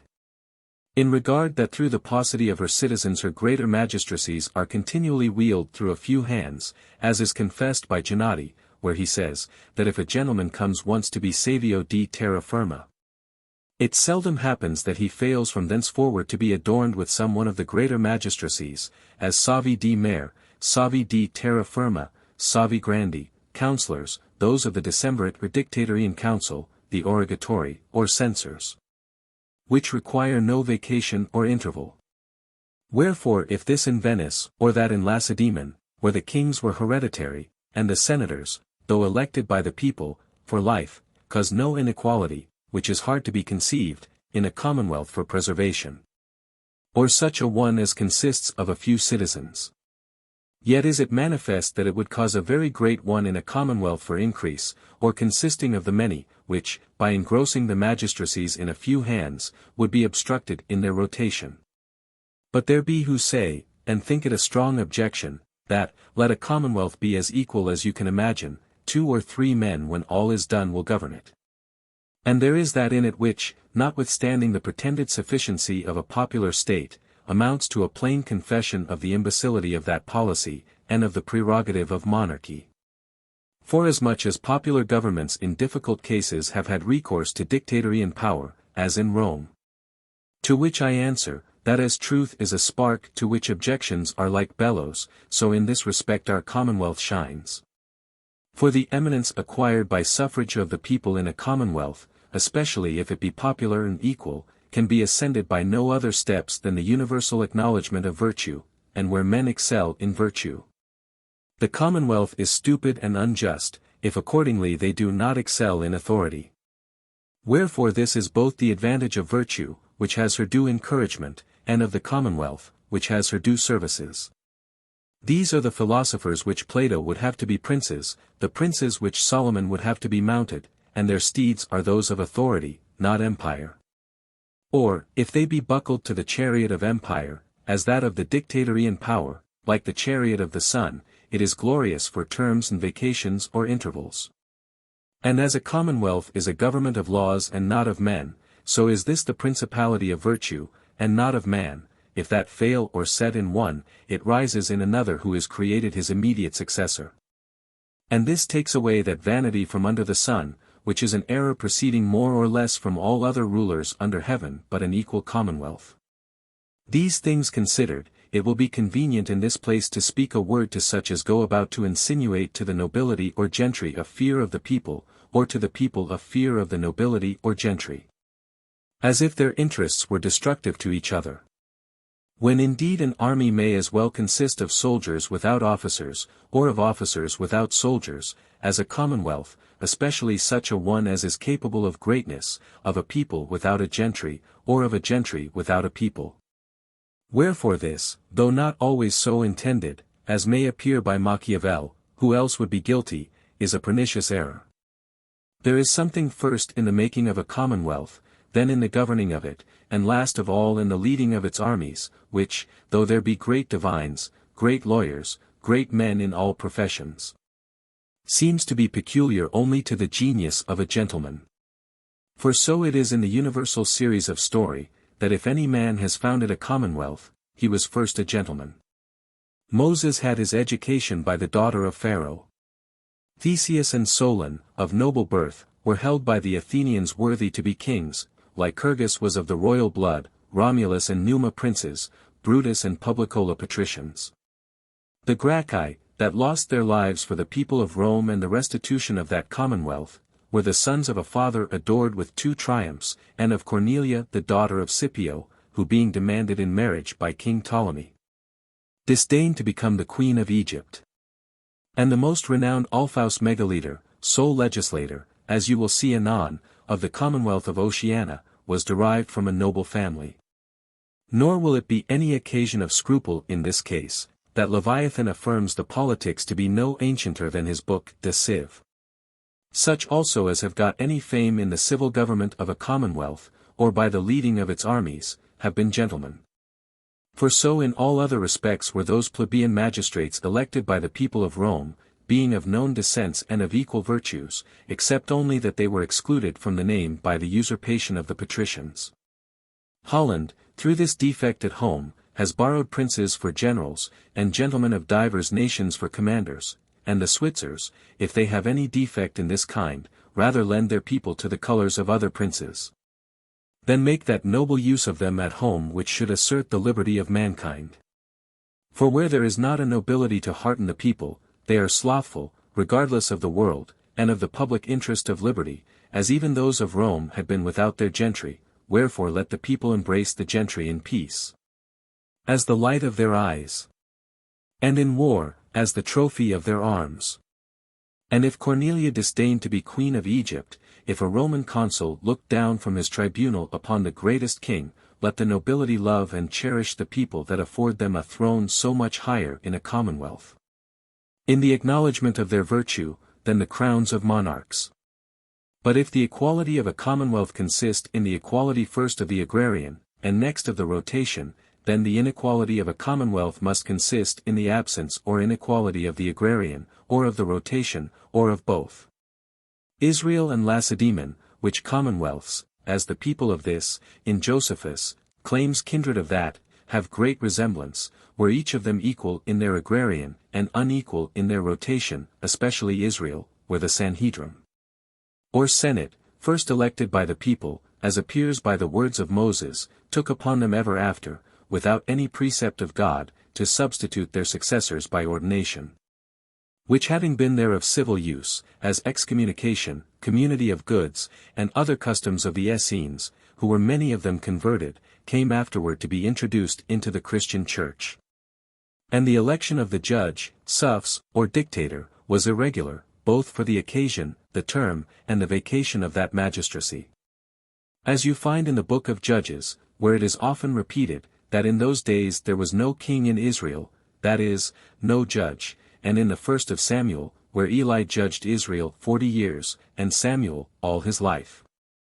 In Lacedaemon the election of the Senate being by suffrage of the people, though for life, was not altogether so unequal, yet the hereditary right of kings, were it not for the agrarian, had ruined her. Athens and Rome were unequal as to their agrarian, that of Athens being infirm, and this of Rome none at all, for if it were more anciently carried it was never observed. Whence, by the time of Tiberius Gracchus, the nobility had almost eaten the people quite out of their lands, which they held in the occupation of tenants and servants, whereupon the remedy being too late, and too vehemently applied, that commonwealth was ruined. These also were unequal in their rotation, but in a contrary manner. Athens, in regard that the Senate, chosen at once by lot, not by suffrage, and changed every year, not in part, but in the whole, consisted not of the natural aristocracy, nor sitting long enough to understand or to be perfect in their office, had no sufficient authority to restrain the people from that perpetual turbulence in the end, which was their ruin, notwithstanding the efforts of Nicias, who did all a man could do to help it. But as Athens, by the headiness of the people, so Rome fell by the ambition of the nobility, through the want of an equal rotation. Which, if the people had got into the Senate, and timely into the magistracies, whereof the former was always usurped by the patricians, and the latter for the most part, they had both carried and held their agrarian. And that had rendered that commonwealth immovable. But let a commonwealth be equal or unequal, it must consist, as has been shown by reason and all experience, of the three general orders. That is to say, of the Senate debating and proposing, of the people resolving, and of the magistracy executing. Wherefore I can never wonder enough at Leviathan, who, without any reason or example, will have it that a commonwealth consists of a single person, or of a single assembly. Nor can I sufficiently pity those 1,000 gentlemen, whose minds, which otherwise would have wavered, he has framed, as is affirmed by himself, into a conscientious obedience, for so he is pleased to call it, of such a government. But to finish this part of the discourse, which I intend for as complete an epitome of ancient prudence, and in that of the whole art of politics, as I am able to frame in so short a time. The two first orders, that is to say, the Senate and the people, are legislative, whereunto answers that part of this science which by politicians is entitled of laws. And the third order is executive, to which answers that part of the same science which is styled of the frame and course of courts or judicatories. A word to each of these will be necessary. And first for laws, they are either ecclesiastical or civil, such as concern religion or government. Laws, ecclesiastical, or such as concern religion, according to the universal course of ancient prudence, are in the power of the magistrate. But, according to the common practice of modern prudence, since the papacy, torn out of his hands. But, as a government pretending to liberty, and yet suppressing liberty of conscience, which, because religion not according to a man's conscience can to him be none at all, is the main, must be a contradiction, so a man that, pleading for the liberty of private conscience, refuses liberty to the national conscience, must be absurd. A commonwealth is nothing else but the national conscience. And if the conviction of a man's private conscience produces his private religion, the conviction of the national conscience must produce a national religion. Whether this be well reasoned, as also whether these two may stand together, will best be shown by the examples of the ancient commonwealths taken in their order.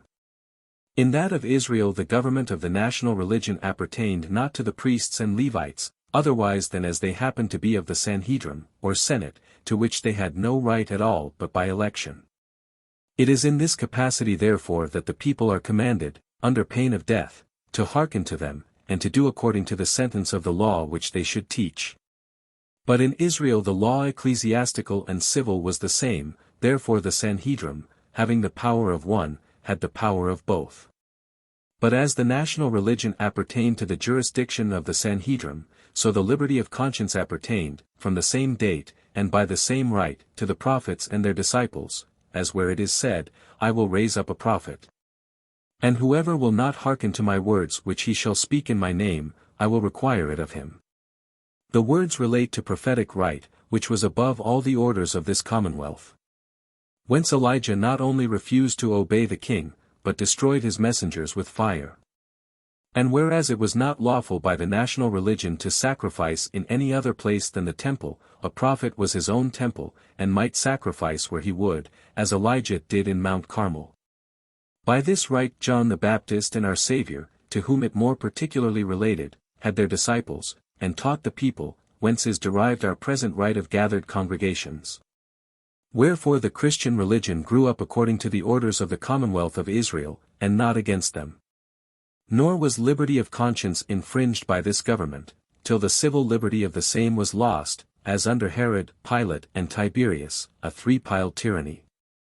To proceed, Athens preserved her religion, by the testimony of Paul, with great superstition, if Alcibiades, that atheistical fellow had not showed them a pair of heels, they had shaven off his head for shaving their mercuries.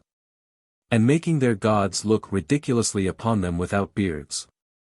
Nevertheless, if Paul reasoned with them, they loved news, for which he was the more welcome, and if he converted Dionysius the Areopagite, that is, one of the senators, there followed neither any hurt to him, nor loss of honor to Dionysius. And for Rome, if Cicero, in his most excellent book, De Natura Deorum, overthrew the national religion of that commonwealth, he was never the further from being consul. But there is a meanness and poorness in modern prudence, not only to the damage of civil government, but of religion itself. For to make a man in matter of religion, which admits not of sensible demonstration, jurari in verba magistri, engage to believe no otherwise than is believed by my Lord Bishop. Or goodman presbyter is a pedantism that has made the sword to be a rod in the hands of schoolmasters. By which means, whereas the Christian religion is the furthest of any from countenancing war, there never was a war of religion but since Christianity, for which we are beholden to the Pope. For the Pope not giving liberty of conscience to princes and commonwealths, they cannot give that to their subjects which they have not themselves, whence both princes and subjects, either through his instigation or their own disputes, have introduced that execrable custom, never known in the world before, of fighting for religion, and denying the magistrate to have any jurisdiction concerning it. Whereas the magistrates losing the power of religion loses the liberty of conscience, which in that case has nothing to protect it. But if the people be otherwise taught, it concerns them to look about them, and to distinguish between the shrieking of the lapwing and the voice of the turtle. To come to civil laws. If they stand one way and the balance another, it is the case of a government which of necessity must be new modelled. Wherefore your lawyers, advising you upon the like occasions to fit your government to their laws, are no more to be regarded than your tailor if he should desire you to fit your body to his doublet. There is also danger in the plausible pretence of reforming the law, except the government be first good, in which case it is a good tree, and, trouble not yourselves overmuch, brings not forth evil fruit. Otherwise, if the tree be evil, you can never reform the fruit, or if a root that is not bring forth fruit of this kind that seems to be good, take the more heed, for it is the ranker poison. It was nowise probable, if Augustus had not made excellent laws, that the bowels of Rome could have come to be so miserably eaten out by the tyranny of Tiberius and his successors. The best rule as to your laws in general is that they be few. Rome, by the testimony of Cicero, was best governed under those of the 12 tables, and by that of Tacitus, plurimo leges, corruptissima respublica. You will be told that where the laws be few they leave much to arbitrary power. But where they be many, they leave more, the laws in this case, according to Justinian and the best lawyers, being as litigious as the suitors. Solon made few, Lycurgus fewer, laws. And commonwealths have the fewest at this day of all other governments. Now to conclude this part with a word de judiciis, or of the constitution or course of courts. It is a discourse not otherwise capable of being well managed but by particular examples, both the constitution and course of courts being diverse in different governments, but best beyond compare in Venice, where they regard not so much the arbitrary power of their courts as the constitution of them, whereby that arbitrary power being altogether unable to retard or do hurt to business, produces and must produce the quickest dispatch, and the most righteous dictates of justice that are perhaps in human nature. The manner I shall not stand in this place to describe, because it is exemplified at large in the judicature of the people of Oceana. And thus much of ancient prudence, and the first branch of this preliminary discourse. The second part of the Preliminaries. In the second part one shall endeavor to show the rise, progress, and declination of modern prudence. The date of this kind of policy is to be computed, as was shown, from those inundations of Goths, Vandals, Huns, and Lombards that overwhelmed the Roman Empire. But as there is no appearance in the bulk or constitution of modern prudence, that it should ever have been able to come up and grapple with the ancient, so something of necessity must have interposed whereby this came to be enervated. And that to receive strength and encouragement. And this was the execrable reign of the Roman emperors taking rise from, that Felix Caelus, the arms of Caesar, in which stormed the ship of the Roman Commonwealth was forced to disburden itself of that precious freight, which never since could emerge or raise its head but in the Gulf of Venice. It is said in Scripture, "Thy evil is of thyself, O Israel," to which answers that of the moralists, "None is hurt but by himself," as also the whole matter of the politics. At present this example of the Romans, who, through a negligence committed in their agrarian laws, let in the sink of luxury, and forfeited the inestimable treasure of liberty for themselves and their posterity. Their agrarian laws were such whereby their lands ought to have been divided among the people, either without mention of a colony, in which case they were not obliged to change their abode, or with mention and upon condition of a colony, in which case they were to change their abode, and leaving the city, to plant themselves upon the lands so assigned. The lands assigned, or that ought to have been assigned, in either of these ways, were of three kinds, such as were taken from the enemy and distributed to the people, or such as were taken from the enemy, and, under color of being reserved to the public use, were through stealth possessed by the nobility, or such as were bought with the public money to be distributed. Of the laws offered in these cases, those which divided the lands taken from the enemy, or purchased with the public money, never occasioned any dispute. But such as drove at dispossessing the nobility of their usurpations, and dividing the common purchase of the sword among the people, were never touched but they caused earthquakes, nor could they ever be obtained by the people. Or being obtained, be observed by the nobility, who not only preserved their prey, but growing vastly rich upon it, bought the people by degrees quite out of those shares that had been conferred upon them. This the Gracchi coming too late to perceive found the balance of the Commonwealth to be lost. But putting the people, when they had least force, by forcible means upon the recovery of it, did ill, seeing it neither could nor did tend to any more than to show them by worse effects that what the wisdom of their leaders had discovered was true. For quite contrary to what has happened in Oceana, where, the balance falling to the people, they have overthrown the nobility, that nobility of Rome, under the conduct of Sylla, overthrew the people and the Commonwealth. Seeing Sylla first introduced that new balance which was the foundation of the succeeding monarchy, in the plantation of military colonies, instituted by his distribution of the conquered lands, not now of enemies, but of citizens, to 47 legions of his soldiers. So that how he came to be perpetual dictator, or other magistrates to succeed him in like power, is no miracle. These military colonies, in which manner succeeding emperors continued, as Augustus by the distribution of the veterans, whereby he had overcome Brutus and Cassius to plant their soldiery, consisted of such as I conceive were they that are called milites beneficiarii. In regard that the tenure of their lands was by way of benefices, that is, for life, and upon condition of duty or service in the war upon their own charge. These benefices Alexander Severus granted to the heirs of the incumbents, but upon the same conditions. And such was the dominion by which the Roman emperors gave their balance.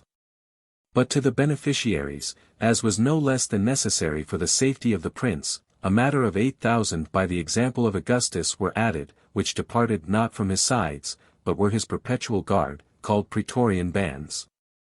Though these, according to the incurable flaw already observed in this kind of government, became the most frequent butchers of their lords that are to be found in story.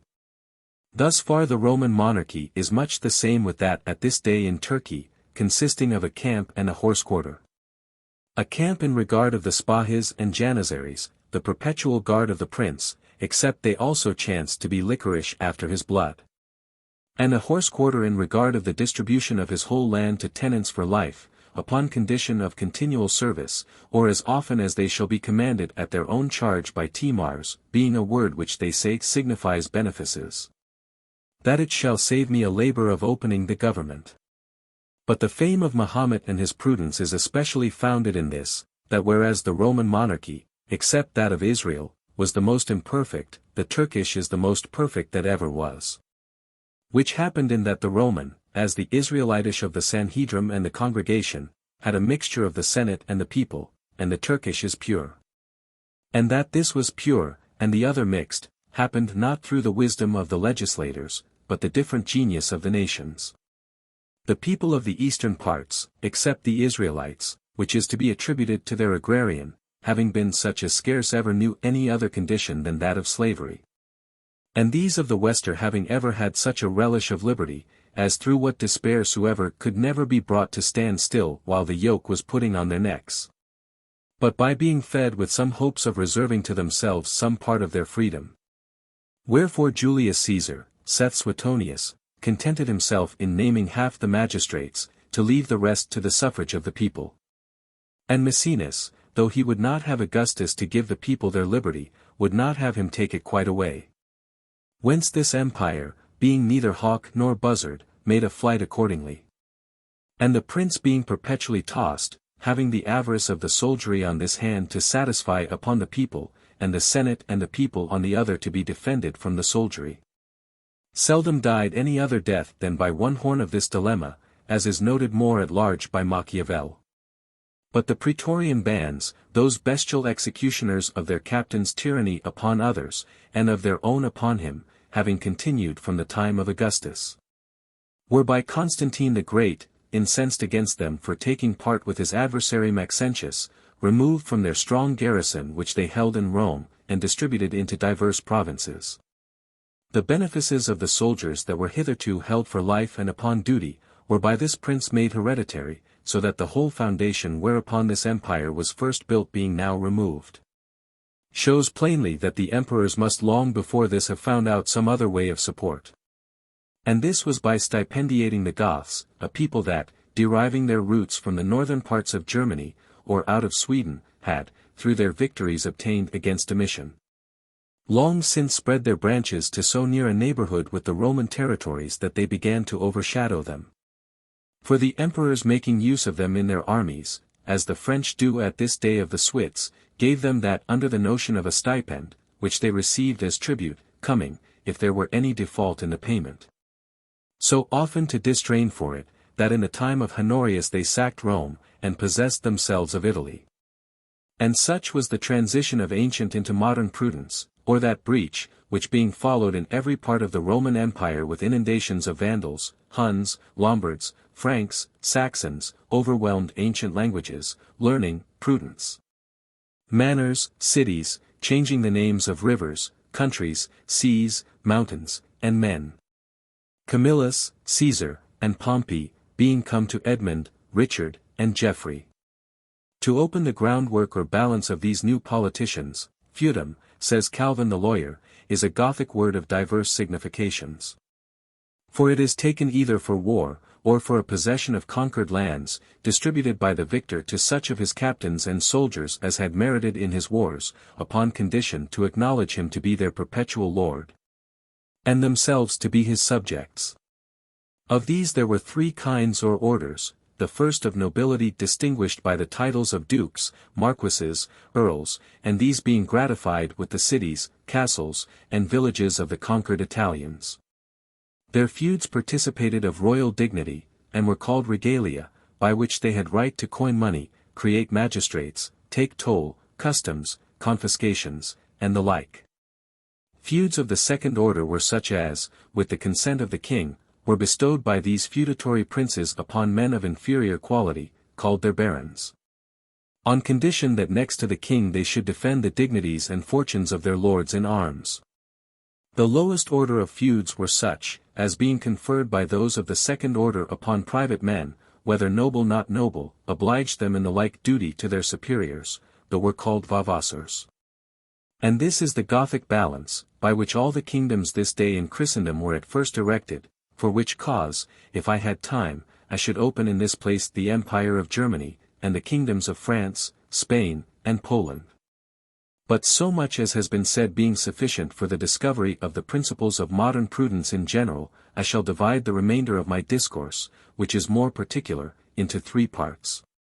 The first, showing the constitution of the late monarchy of Oceana. The second, the dissolution of the same, and the third, the generation of the present Commonwealth. The constitution of the late monarchy of Oceana is to be considered in relation to the different nations by whom it has been successively subdued and governed. The first of these were the Romans, the second the Teutons, the third the Scandians, and the fourth the Neustrians. The government of the Romans, who held it as a province, I shall omit, because I am to speak of their provincial government in another place, only it is to be remembered here, that if we have given over running up and down naked, and with dappled hides, learn to write and read, and to be instructed with good arts, for all these we are beholden to the Romans, either immediately or mediately by the Teutons. For that the Teutons had the arts from no other hand is plain enough by their language, which has yet no word to signify either writing or reading, but what is derived from the Latin. Furthermore, by the help of these arts so learned, we have been capable of that religion which we have long since received. Wherefore it seems to me that we ought not to detract from the memory of the Romans, by whose means we are, as it were, of beasts become men. And by whose means we might yet of obscure and ignorant men, if we thought not too well of ourselves, become a wise and a great people. The Romans having governed Oceania provincially, the Teutons were the first that introduced the form of the late monarchy. To these succeeded the Scandians, of whom, because their reign was short, as also because they made little alteration in the government as to the form, I shall take no notice.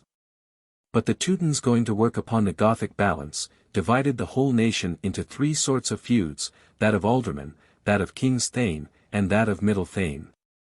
When the kingdom was first divided into precincts will be as hard to show as when it began first to be governed.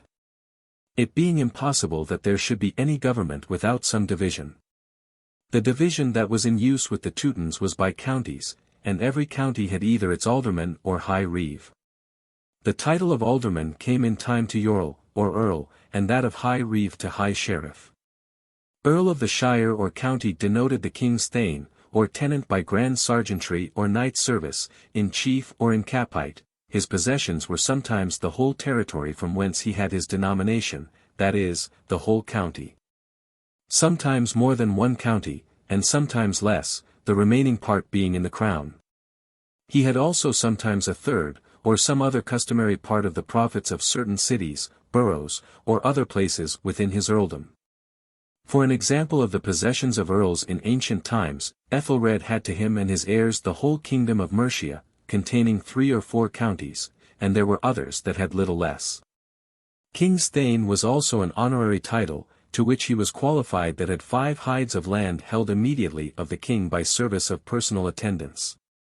Insomuch that if a churl or countryman had thriven to this proportion, having a church, a kitchen, a bell house, that is, a hall with a bell in it to call his family to dinner, a borough gate with a seat, that is, a porch, of his own, and any distinct office in the king's court, then was he the king's thane.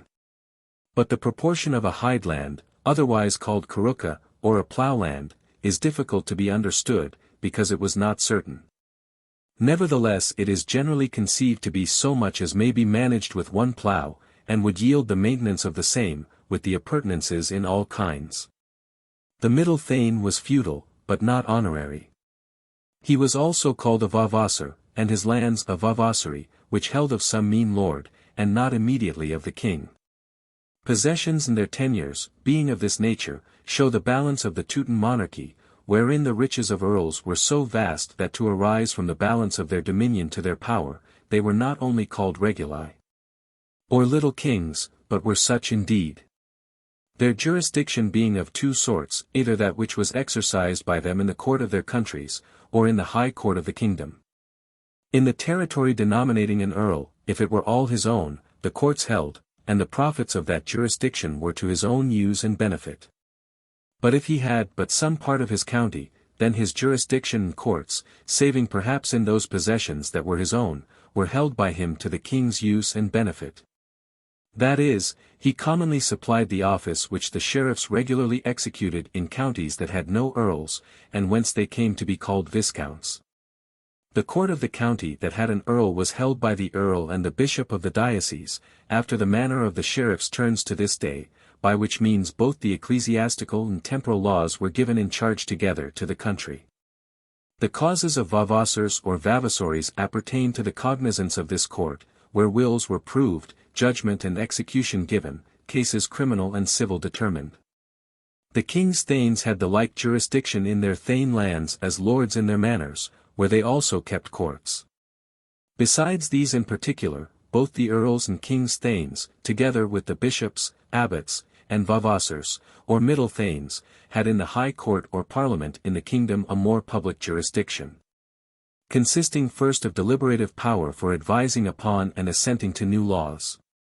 Secondly, giving counsel in matters of state, and thirdly, of judicature upon suits and complaints.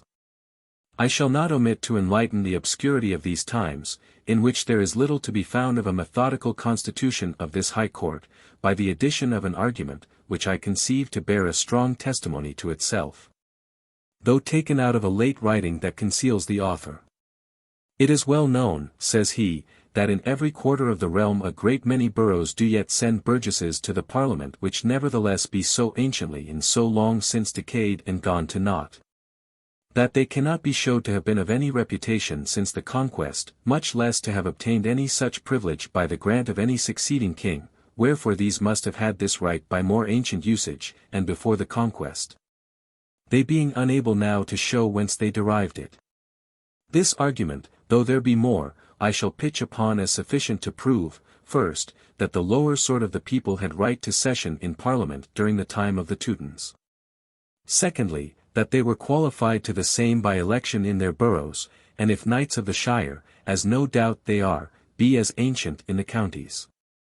Thirdly, if it be a good argument to say that the commons during the reign of the Teutons were elected into Parliament because they are so now, and no man can show when this custom began.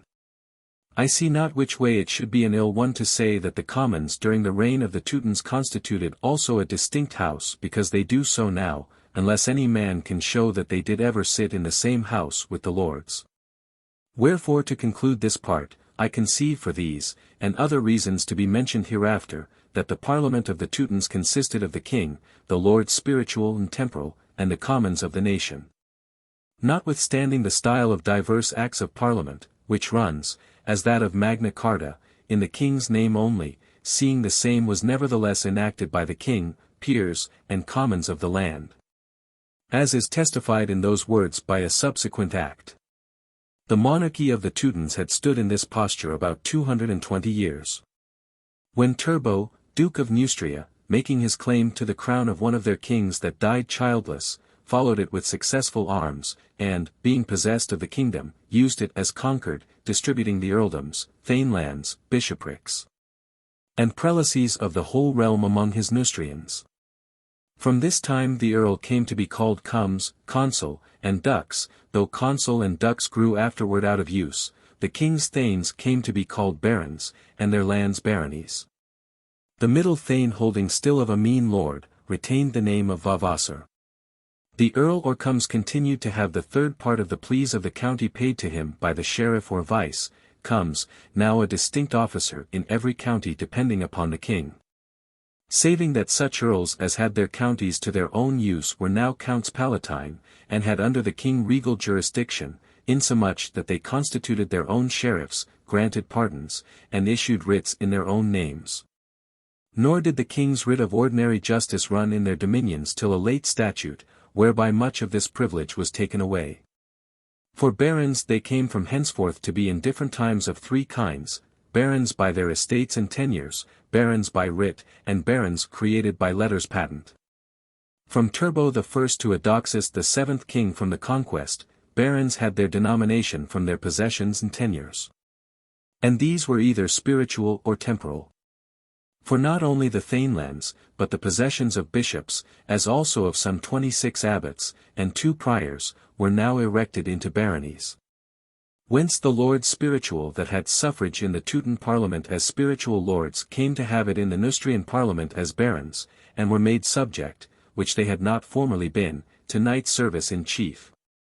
Barony coming henceforth to signify all honorary possessions as well of earls as barons, and baronage to denote all kinds of lords as well spiritual as temporal having right to sit in parliament, the baronies in this sense were sometimes more, and sometimes fewer, but commonly about 200 or 250, containing in them a matter of 60,000 feuda militum, or knights' fees, whereof some 28,000 were in the clergy.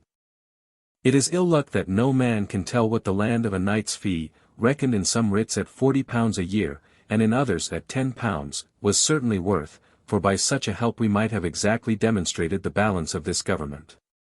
But, says Coke, it contained 12 ploughlands, and that was thought to be the most certain account. But this again is extremely uncertain. For 1 plough out of some land that was fruitful might work more than 10 out of some other that was barren.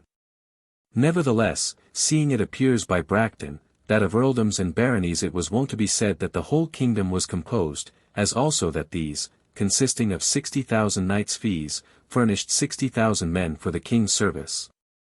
Being the whole militia of this monarchy, it cannot be imagined that the vavasories or freeholds in the people amounted to any considerable proportion. Wherefore the balance and foundation of this government were in the 60,000 knights' fees, and these being possessed by the 250 lords, it was a government of the few, or of the nobility, wherein the people might also assemble, but could have no more than a mere name. And the clergy, holding a third of the whole nation, as is plain by the Parliament roll. It is an absurdity, seeing the clergy of France came first through their riches to be a state of that kingdom, to acknowledge the people to have been a state of this realm, and not to allow it to the clergy, who were so much more weighty in the balance, which is that of all other whence a state or order in a government is denominated. Wherefore this monarchy consisted of the king, and of the 3 ordines regni, or estates, the lords spiritual and temporal, and the commons. It consisted of these, I say, as to the balance, though, during the reign of some of these kings, not as to the administration. For the ambition of Turbo, and some of those that more immediately succeeded him, to be absolute princes, strove against the nature of their foundation, and, inasmuch as he had divided almost the whole realm among his Neustrians, with some encouragement for a while. But the Neustrians, while they were but foreign plants, having no security against the natives, but in growing up by their princes' sides, were no sooner well rooted in their vast dominions than they came up according to the infallible consequence of the balance domestic, and, contracting the national interest of the baronage, grew as fierce in the vindication of the ancient rights and liberties of the same, as if they had been always natives, whence, the kings being as obstinate on the one side for their absolute power, as these on the other for their immunities, grew certain wars, which took their denomination from the barons. This fire about the middle of the reign of Eudoxus began to break out. And whereas the predecessors of this king had divers times been forced to summon councils resembling those of the Teutons, to which the lords only that were barons by dominion and tenure had hitherto repaired, Eudoxus, seeing the effects of such dominion, began first not to call such as were barons by writ, for that was according to the practice of ancient times, but to call such by writs as were otherwise no barons. By which means, striving to avoid the consequence of the balance, in coming unwillingly to set the government straight, he was the first that set it awry. For the barons in his reign, and his successors, having vindicated their ancient authority, restored the Parliament with all the rights and privileges of the same. Saving that from thenceforth the kings had found out a way whereby to help themselves against the mighty by creatures of their own, and such as had no other support but by their favour. By which means this government, being indeed the masterpiece of modern prudence, has been cried up to the skies, as the only invention whereby at once to maintain the sovereignty of a prince and the liberty of the people. Whereas, indeed, it has been no other than a wrestling match, wherein the nobility, as they have been stronger, have thrown the king, or the king, if he has been stronger, has thrown the nobility. Or the king, where he has had a nobility, and could bring them to his party has thrown the people, as in France and Spain. Or the people, where they have had no nobility, or could get them to be of their party, have thrown the king, as in Holland, and of later times in Oceana. But they came not to this strength, but by such approaches and degrees as remain to be further opened. For whereas the barons by writ, as the 64 abbots and 36 priors that were so called, were but pro tempore, dichotome, being the 12th king from the conquest, began to make barons by letters patent. With the addition of honorary pensions for the maintenance of their dignities to them and their heirs. So that they were hands in the king's purse and had no shoulders for his throne. Of these, when the House of Peers came once to be full, as will be seen hereafter, there was nothing more empty. But for the present, the throne having other supports, they did not hurt that so much as they did the king. For the old barons, taking dichotome's prodigality to such creatures so ill that they deposed him, got the trick of it, and never gave over setting up and pulling down their kings according to their various interests. And that faction of the white and red, into which they have been thenceforth divided, till Panurgus, the 18th king from the conquest, was more by their favour than his right advanced to the crown. This king, through his natural subtlety, reflecting at once upon the greatness of their power, and the inconstancy of their favour, began to find another flaw in this kind of government, which is also noted by Machiavel, namely, that a throne supported by a nobility is not so hard to be ascended as kept warm. Wherefore his secret jealousy, lest the dissension of the nobility, as it brought him in might throw him out, made him travel in ways undiscovered by them, to ends as little foreseen by himself, while to establish his own safety, he, by mixing water with their wine, first began to open those sluices that have since overwhelmed not the king only, but the throne. For whereas a nobility strikes not at the throne, without which they cannot subsist, but at some king that they do not like, popular power strikes through the king at the throne, as that which is incompatible with it. Now that Panurgus, in abating the power of the nobility, was the cause whence it came to fall into the hands of the people, appears by those several statutes that were made in his reign, as that for population, those against retainers, and that for alienations.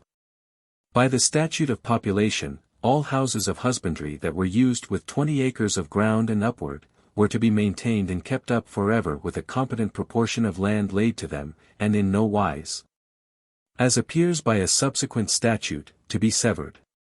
By which means the houses being kept up, did of necessity enforce dwellers. And the proportion of land to be tilled being kept up, did of necessity enforce the dweller not to be a beggar or categour, but a man of some substance, that might keep hinds and servants and set the plough a-going. This did mightily concern, says the historian of that prince, the might and manhood of the kingdom, and in effect amortize a great part of the lands to the hold and possession of the yeomanry or middle people, who living not in a servile or indigent fashion, were much unlinked from dependence upon their lords, and living in a free and plentiful manner, became a more excellent infantry, but such a one upon which the lords had so little power, that from henceforth they may be computed to have been disarmed. And as they had lost their infantry after this manner, so their cavalry and commanders were cut off by the statute of retainers. For whereas it was the custom of the nobility to have younger brothers of good houses, mettled fellows, and such as were knowing in the feats of arms about them, they who were longer followed with so dangerous a train, escaped not such punishments as made them take up. Henceforth the country lives in great tables of the nobility, which no longer nourished veins that would bleed for them, were fruitless and loathsome till they changed the air, and of princes became courtiers. Where their revenues, never to have been exhausted by beef and mutton, were found narrow, whence followed racking of rents, and at length sale of lands. The riddance through the statute of alienations being rendered far more quick and facile than formerly it had been through the new invention of entails. To this it happened that Caranus, the successor of that king, dissolving the abbeys, brought, with the declining state of the nobility, so vast a prey to the industry of the people, that the balance of the Commonwealth was too apparently in the popular party to be unseen by the wise counsel of Queen Parthenia, who, converting her reign through the perpetual love tricks that passed between her and her people into a kind of romance, wholly neglected the nobility. And by these degrees came the House of Commons to raise that head, which since has been so high and formidable to their princes that they have looked pale upon those assemblies. Nor was there anything now wanting to the destruction of the throne, but that the people, not apt to see their own strength, should be put to feel it. When a prince, as stiff in disputes as the nerve of monarchy was grown slack, received that unhappy encouragement from his clergy which became his utter ruin, while trusting more to their logic than the rough philosophy of his parliament, it came to an irreparable breach. For the House of Peers, which alone had stood in this gap, now sinking down between the king and the commons, showed that Crassus was dead and the isthmus broken. But a monarchy, divested of its nobility, has no refuge under heaven but an army. Wherefore the dissolution of this government caused the war, not the war the dissolution of this government. Of the king's success with his arms it is not necessary to give any further account than that they proved as ineffectual as his nobility. But without a nobility or an army, as has been shown, there can be no monarchy. Wherefore what is there in nature that can arise out of these ashes but a popular government, or a new monarchy to be erected by the victorious army? To erect a monarchy, be it never so new, unless like Leviathan you can hang it, as the country fellow speaks, by geometry, for what else is it to say? That every other man must give up his will to the will of this one man without any other foundation. It must stand upon old principles, that is, upon a nobility or an army planted on a due balance of dominion.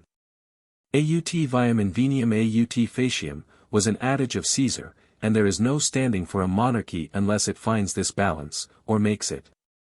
If it finds it, the work is done to its hand, for, where there is inequality of estates, there must be inequality of power, and where there is inequality of power, there can be no commonwealth.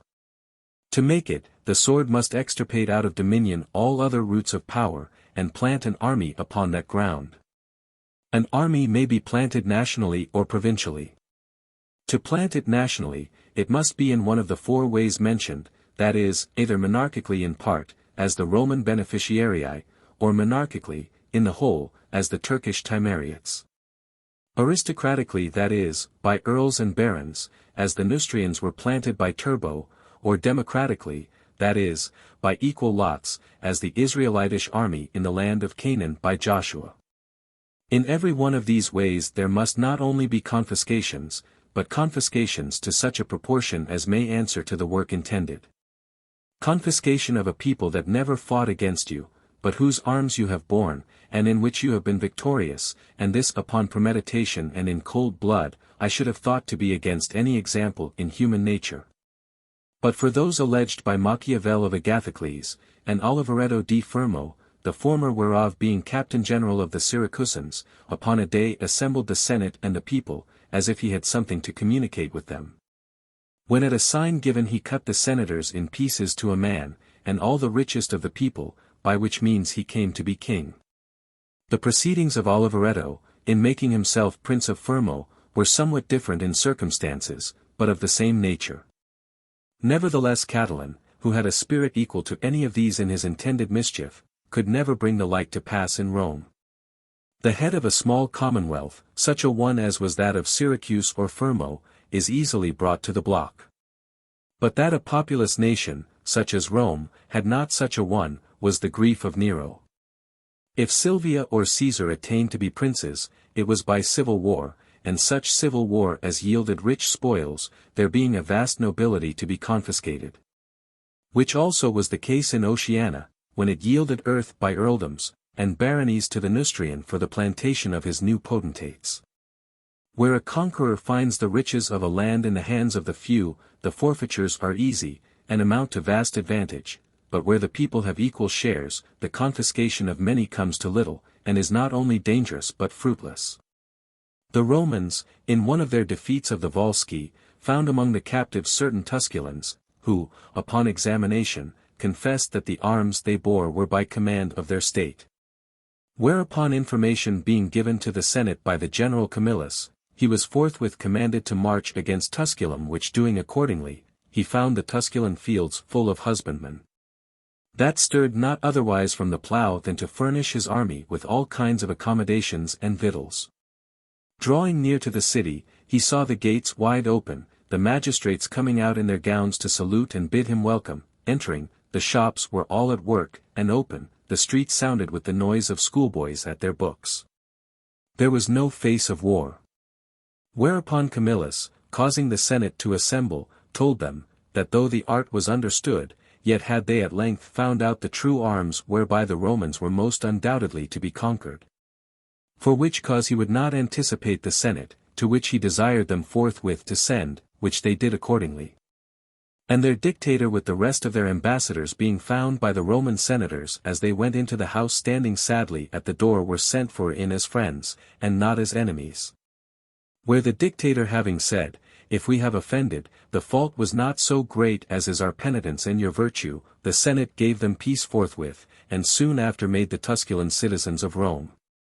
But putting the case, of which the world is not able to show an example, that the forfeiture of a populous nation, not conquered, but friends, and in cool blood, might be taken, your army must be planted in one of the ways mentioned.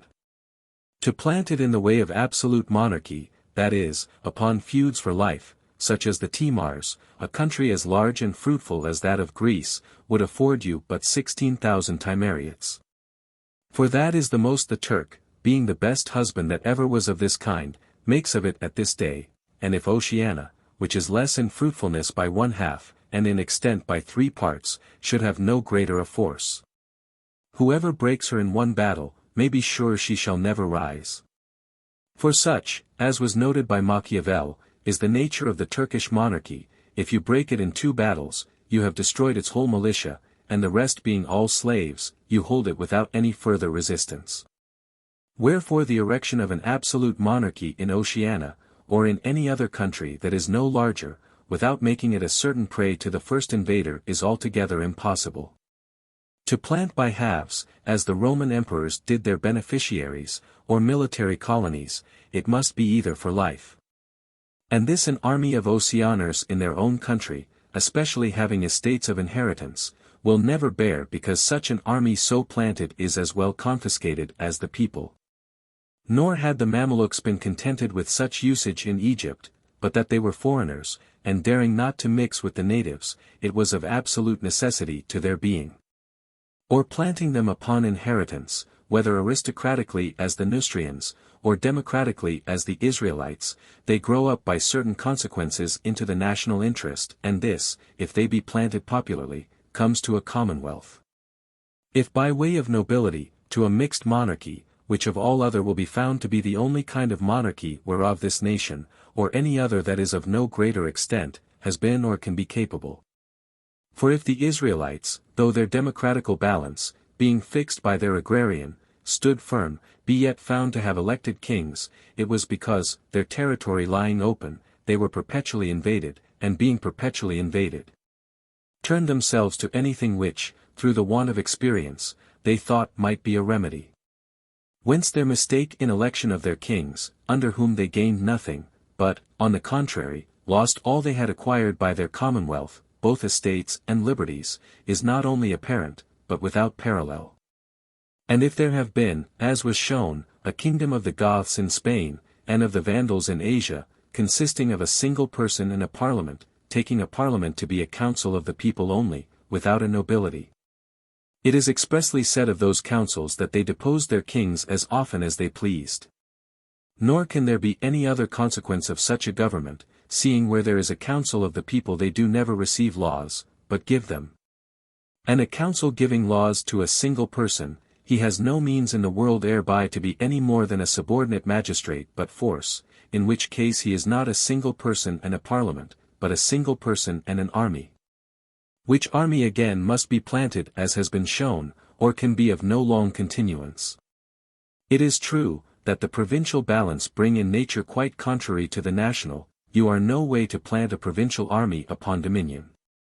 But then you must have a native territory in strength, situation, or government, able to overbalance the foreign, or you can never hold it. That an army should in any other case be long supported by a mere tax, is a mere fancy as void of all reason and experience as if a man should think to maintain such a one by robbing of orchards. For a mere tax is but pulling of plum trees, the roots whereof are in other men's grounds, who, suffering perpetual violence, come to hate the author of it, and it is a maxim, that no prince that is hated by his people can be safe. Arms planted upon dominion extirpate enemies and make friends, but maintained by a mere tax, have enemies that have roots, and friends that have none. To conclude, Oceana, or any other nation of no greater extent, must have a competent nobility, or is altogether incapable of monarchy. For where there is equality of estates, there must be equality of power, and where there is equality of power, there can be no monarchy. To come then to the generation of the Commonwealth.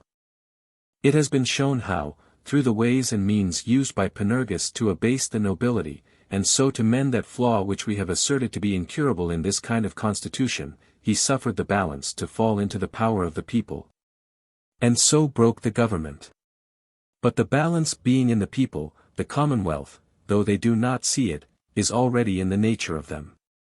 There wants nothing else but time, which is slow and dangerous, or art, which would be more quick and secure, for the bringing those native arms, wherewithal they are found already, to resist, they know not how, everything that opposes them. To such maturity as may fix them upon their own strength and bottom.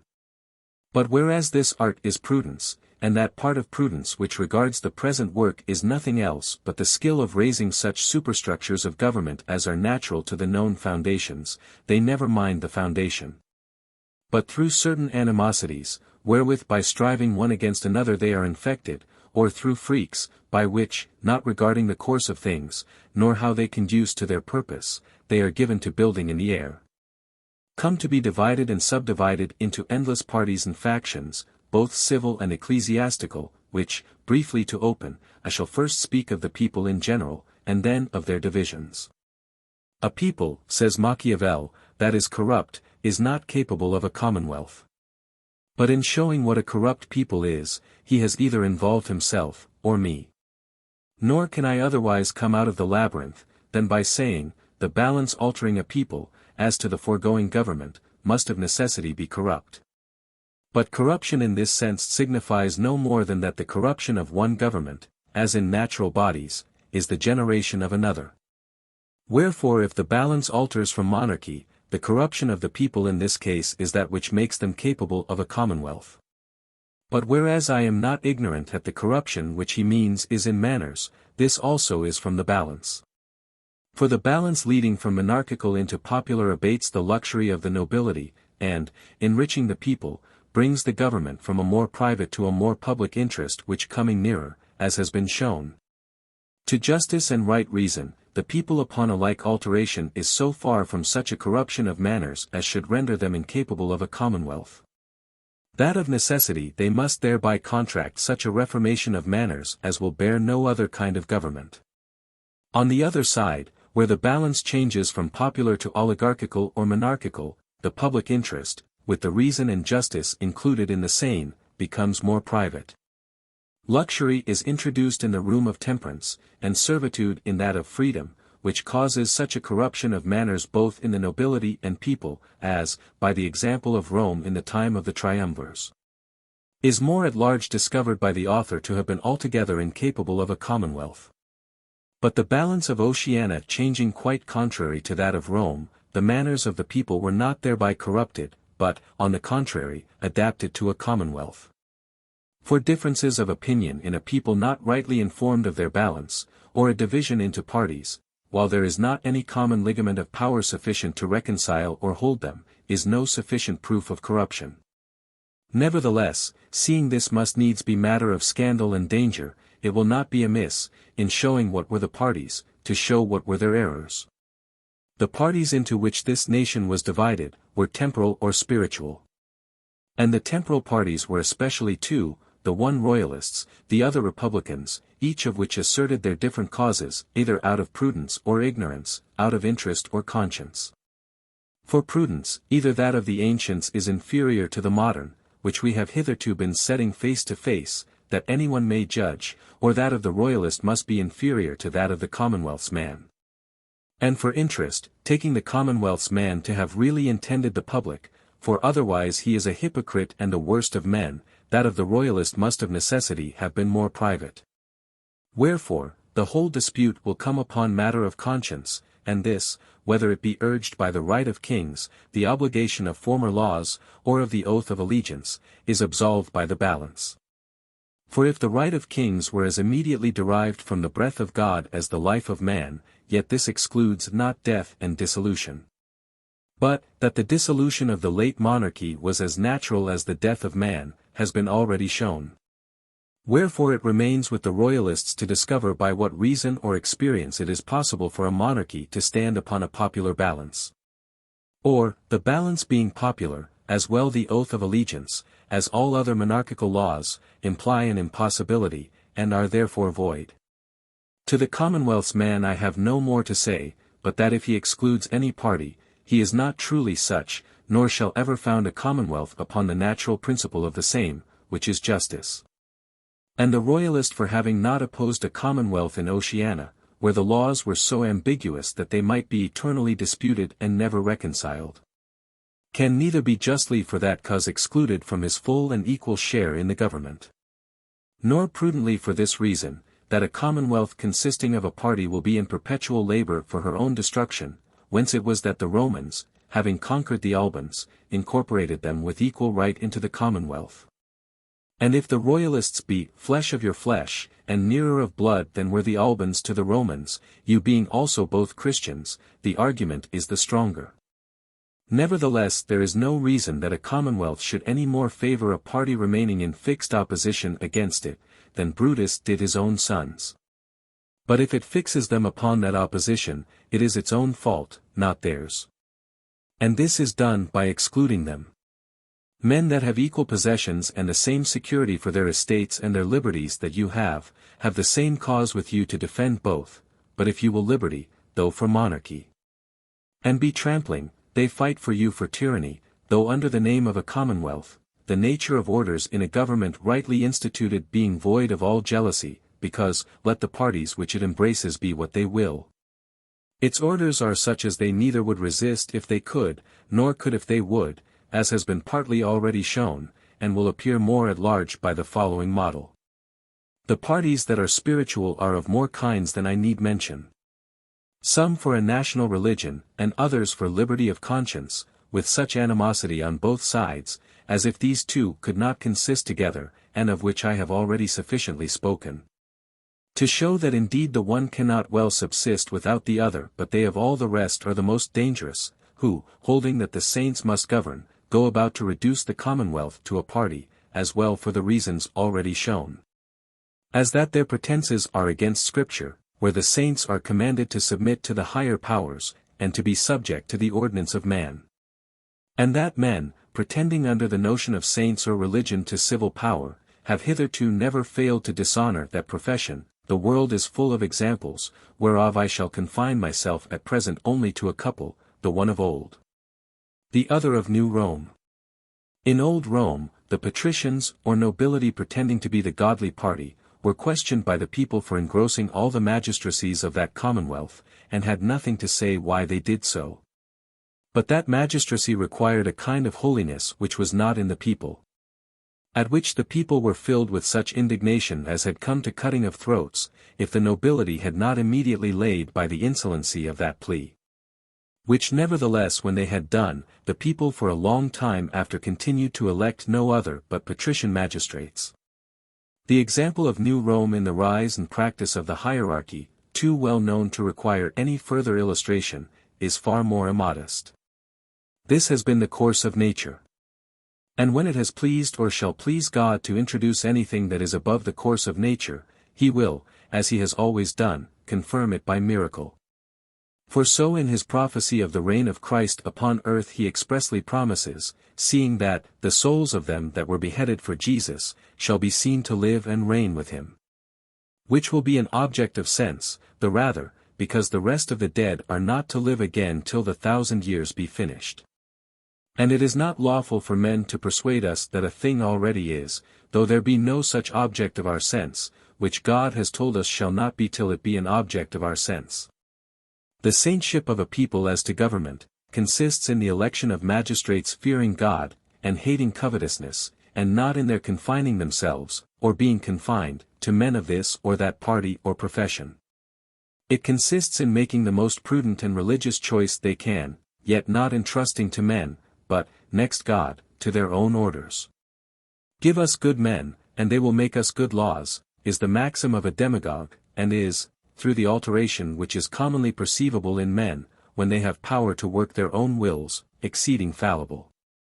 But, give us good orders, and they will make us good men, is the maxim of a legislator, and the most infallible in the politics. But these divisions, however there be some good men that look sadly on them, are trivial things. First as to the civil concern, because the government, whereof this nation is capable, being once seen, takes in all interests. And, secondly, as to the spiritual. Because as the pretense of religion has always been turbulent in broken governments, so where the government has been sound and steady, religion has never shown itself with any other face than that of its natural sweetness and tranquillity. Nor is there any reason why it should, wherefore the errors of the people are occasioned by their governors. If they be doubtful of the way, or wander from it, it is because their guides misled them, and the guides of the people are never so well qualified for leading by any virtue of their own, as by that of the government. The government of Oceana, as it stood at the time whereof we discourse, consisting of one single council of the people, exclusively of the king and the lords, was called a parliament. Nevertheless the parliaments of the Teutons and of the Neustrians consisted, as has been shown, of the king, lords, and commons.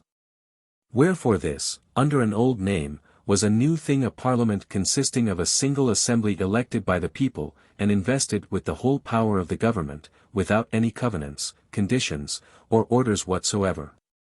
So new a thing, that neither ancient nor modern prudence can show any avowed example of the like. And there is scarce anything that seems to me so strange as that, whereas there was nothing more familiar with these counsellors than to bring the Scripture to the house, there should not be a man of them that so much as offered to bring the house to the Scripture. Wherein, as has been shown, is contained that original, whereof all the rest of the Commonwealth seem to be copies.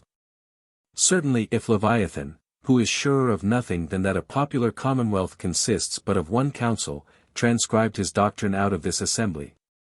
For him to accept against Aristotle and Cicero for writing out of their own commonwealths was not so fair play. Or if the Parliament transcribed out of him, it had been an honor better due to Moses.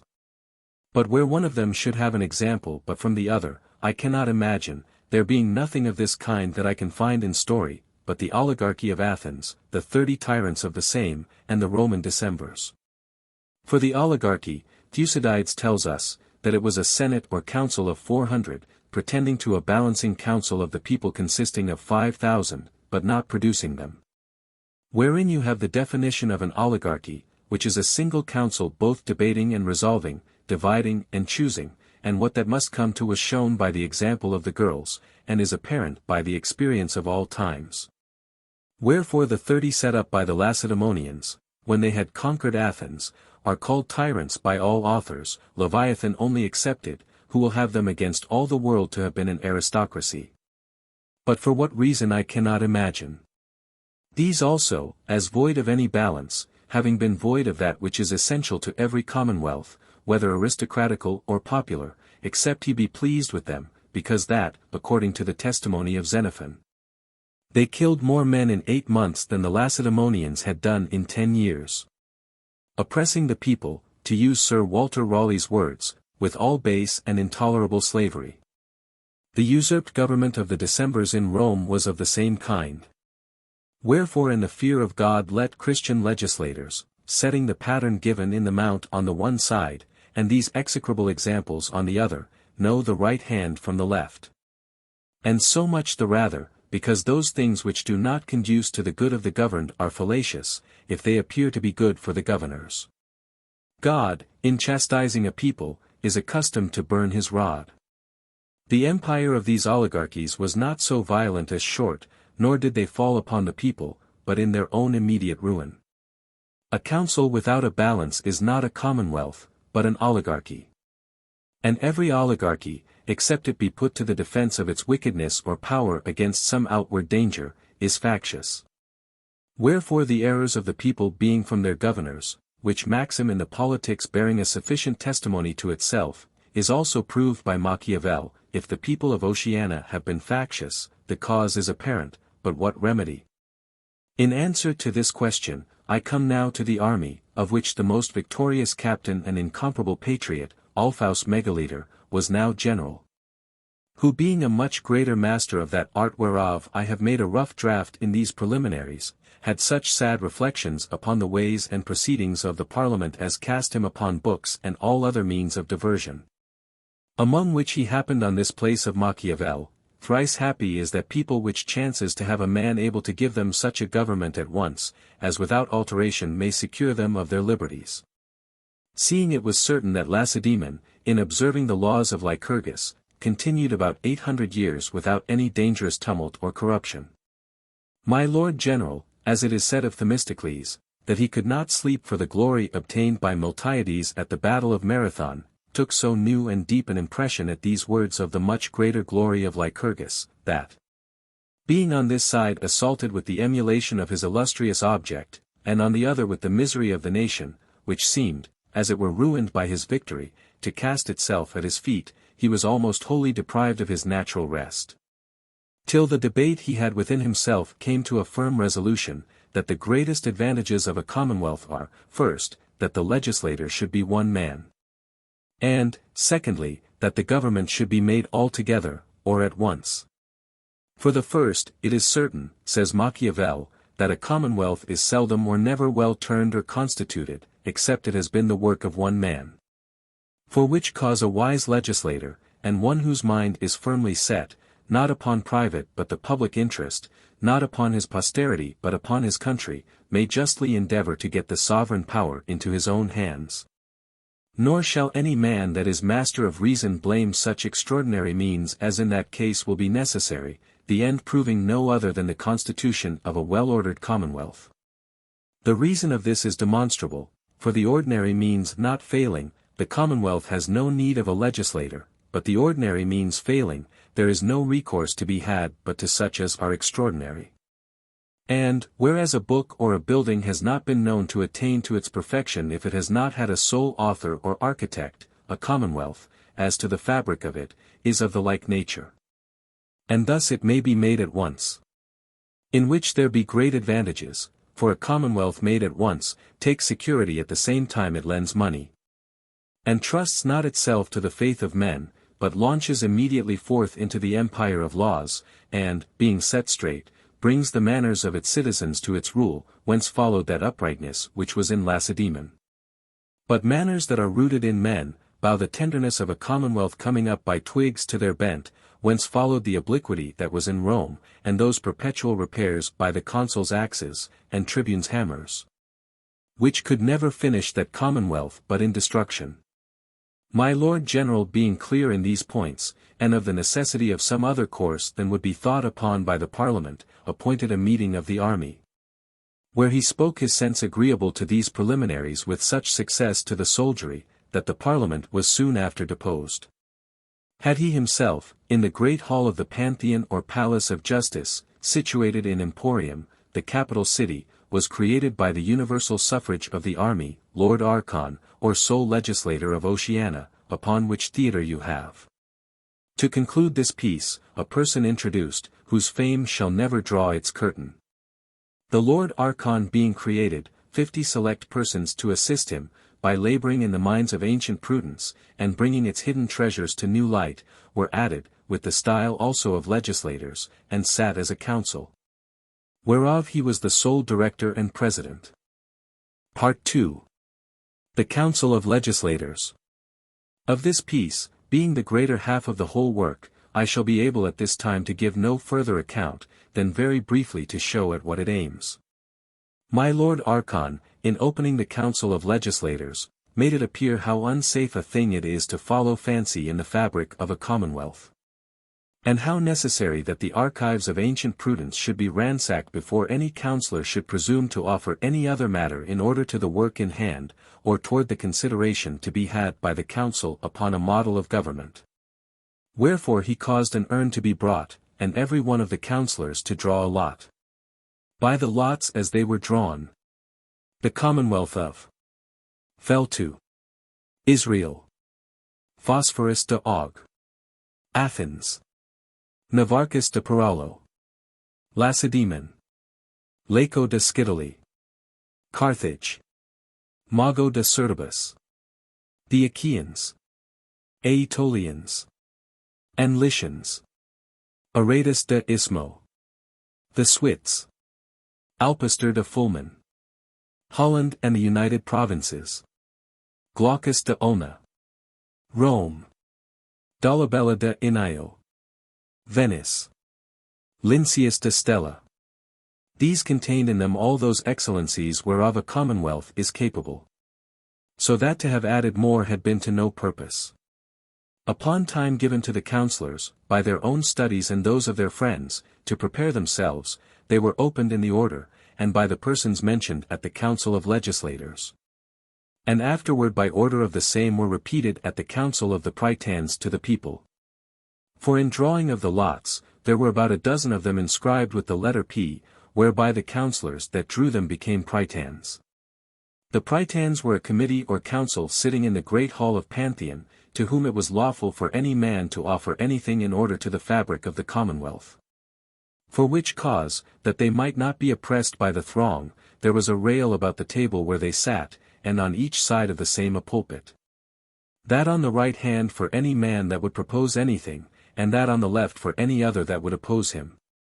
And all parties, being indemnified by proclamation of the Archon, were invited to dispute their own interests, or propose whatever they thought fit, in order to the future government, to the Council of the Prytanes, who, having a guard of about 200 or 300 men, lest the heat of dispute might break the peace, had the right of moderators, and were to report from time to time such propositions or occurrences as they thought fit.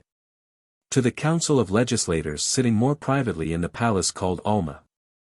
This was that which made the people, who were neither safely to be admitted, nor conveniently to be excluded in the framing of the Commonwealth, verily believe, when it came forth, that it was no other than that whereof they themselves had been the makers. Moreover, this council sat divers months after the publishing and during the promulgation of the model to the people. By which means there is scarce anything was said or written for or against the said model, but you shall have it with the next impression of this work, by way of oration addressed to and moderated by the Prytanes. By this means the Council of Legislators had their necessary solitude and due aim in their greater work, as being acquainted from time to time with the pulse of the people, and yet without any manner of interruption or disturbance. Wherefore every commonwealth in its place having been opened by due method, that is, first, by the people, secondly, by the Senate, and, thirdly, by the magistracy, the council upon mature debate took such results or orders out of each, and out of every part of each of them, as upon opening the same they thought fit. Which being put from time to time in writing by the clerk or secretary, there remained no more in the conclusion, than putting the orders so taken together, to view and examine them with a diligent eye, that it might be clearly discovered whether they did interfere, or could anywise come to interfere or jostle one with the other. For as such orders jostling or coming to jostle one another are the certain dissolution of the Commonwealth, so, taken upon the proof of like experience, and neither jostling nor showing which way they can possibly come to jostle one another, they make a perfect and, for aught that in human prudence can be foreseen, an immortal Commonwealth. And such was the art whereby my Lord Archon, taking counsel of the Commonwealth of Israel, as of Moses, and of the rest of the commonwealths, as of Jethro, framed the model of the Commonwealth of Oceana. Part 3. The model of the Commonwealth of Oceana. Whereas my Lord Archon, being from Moses and Lycurgus the first legislator that hitherto is found in history to have introduced or erected an entire commonwealth at once, happened, like them also, to be more intent upon putting the same into execution or action, than into writing. By which means the model came to be promulgated or published with more brevity and less illustration than are necessary for their understanding who have not been acquainted with the whole proceedings of the Council of Legislators. And of the Prytanes, where it was asserted and cleared from all objections and doubts, to the end that I may supply what was wanting in the promulgated epitome to a more full and perfect narrative of the whole. I shall rather take the Commonwealth practically. And as it has now given an account of itself in some years' revolutions, as Dicerchus is said to have done that of Lacedaemon, first transcribed by his hand some 300 or 400 years after the institution. Yet not omitting to add for proof to every order such debates and speeches of the legislators in their council, or at least such parts of them as may best discover the reason of the government. Nor such ways and means as were used in the institution or rise of the building, not to be so well conceived, without some knowledge given of the engines wherewithal the mighty weight was moved. But through the entire omission of the council of legislators or workmen that squared every stone to this structure in the quarries of ancient prudence, the proof of the first part of this discourse will be lame, except I insert, as well for illustration as to avoid frequent repetition, 3 remarkable testimonies in this place. The first is taken out of the Commonwealth of Israel. So Moses hearkened to the voice of Jethro, his father-in-law, and did all that he had said. And Moses chose able men out of all Israel, and made them heads over the people. Tribunes, as it is in the vulgar Latin, or phylarchs, that is, princes of the tribes, sitting upon 12 thrones, and judging the 12 tribes of Israel. And next to these he chose rulers of thousands, rulers of hundreds, rulers of 50s, and rulers of 10s, which were the steps and rise of this commonwealth from its foundation or root to its proper elevation or accomplishment in the Sanhedrim. And the congregation, already opened in the Preliminaries. The second is taken out of Lacedaemon, as Lycurgus, for the greater impression of his institutions upon the minds of his citizens, pretended to have received the model of that commonwealth from the oracle of Apollo at Delphos. The words whereof are thus recorded by Plutarch in the life of that famous legislator: when thou shalt have divided the people into tribes, which were 6, and obo, which were 5 in every tribe, thou shalt constitute the Senate, consisting with the 2 kings, of 30 counselors, who, according as occasion requires, shall cause the congregation to be assembled between the bridge and the river nation, where the Senate shall propose to the people, and dismiss them without suffering them to debate.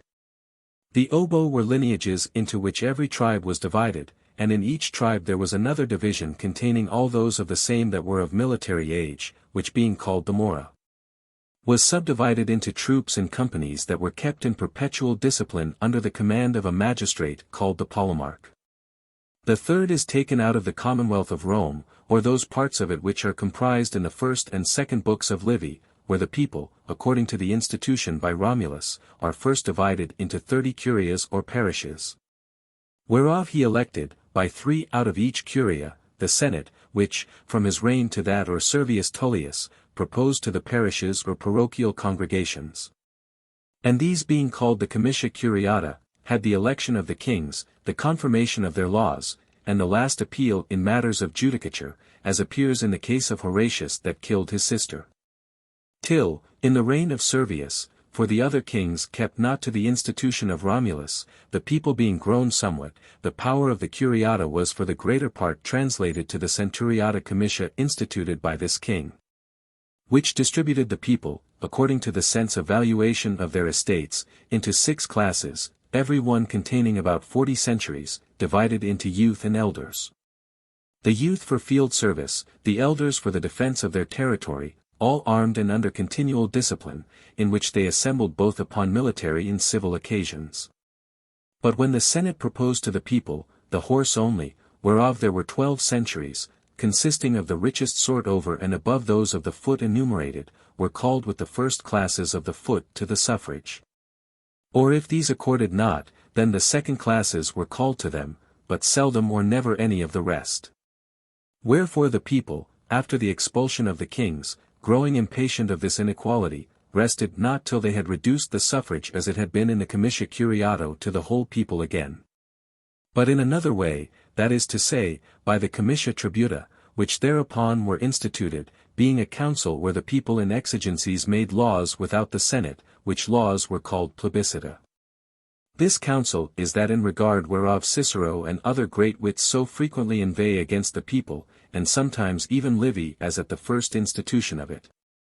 To say the truth, it was a kind of anarchy, whereof the people could not be excusable, if there had not, through the courses taken by the Senate, been otherwise a necessity that they must have seen the Commonwealth run into oligarchy. The manner how the comitia curiata, centuriata or tributa were called, during the time of the Commonwealth, to the suffrage, was by lot, the curia, century, or tribe, whereon the first lot fell, being styled principium, or the prerogative. And the other curio, centuries or tribes, whereon the second, third, and fourth lots, etc., fell, the jure vocato. From henceforth not the first classes, as in the times of Servius, but the prerogative, whether curia, century, or tribe, came first to the suffrage, whose vote was called omen prerogativum. And seldom failed to be leading to the rest of the tribes. The jure vocato, in the order of their lots, came next. The manner of giving suffrage was, by casting wooden tablets, marked for the affirmative or the negative, into certain urns standing upon a scaffold, as they marched over it in files. Which for the resemblance it bore was called the bridge. The candidate, or competitor, who had most suffrages in a curia, century, or tribe, was said to have that curia, century, or tribe, and he who had most of the curio, centuries, or tribes, carried the magistracy. These three places being premised, as such upon which there will be frequent reflection, I come to the narrative, divided into two parts, the first containing the institution, the second the constitution of the Commonwealth. In each whereof I shall distinguish the orders, as those which contain the whole model, from the rest of the discourse, which tends only to the explanation or proof of them.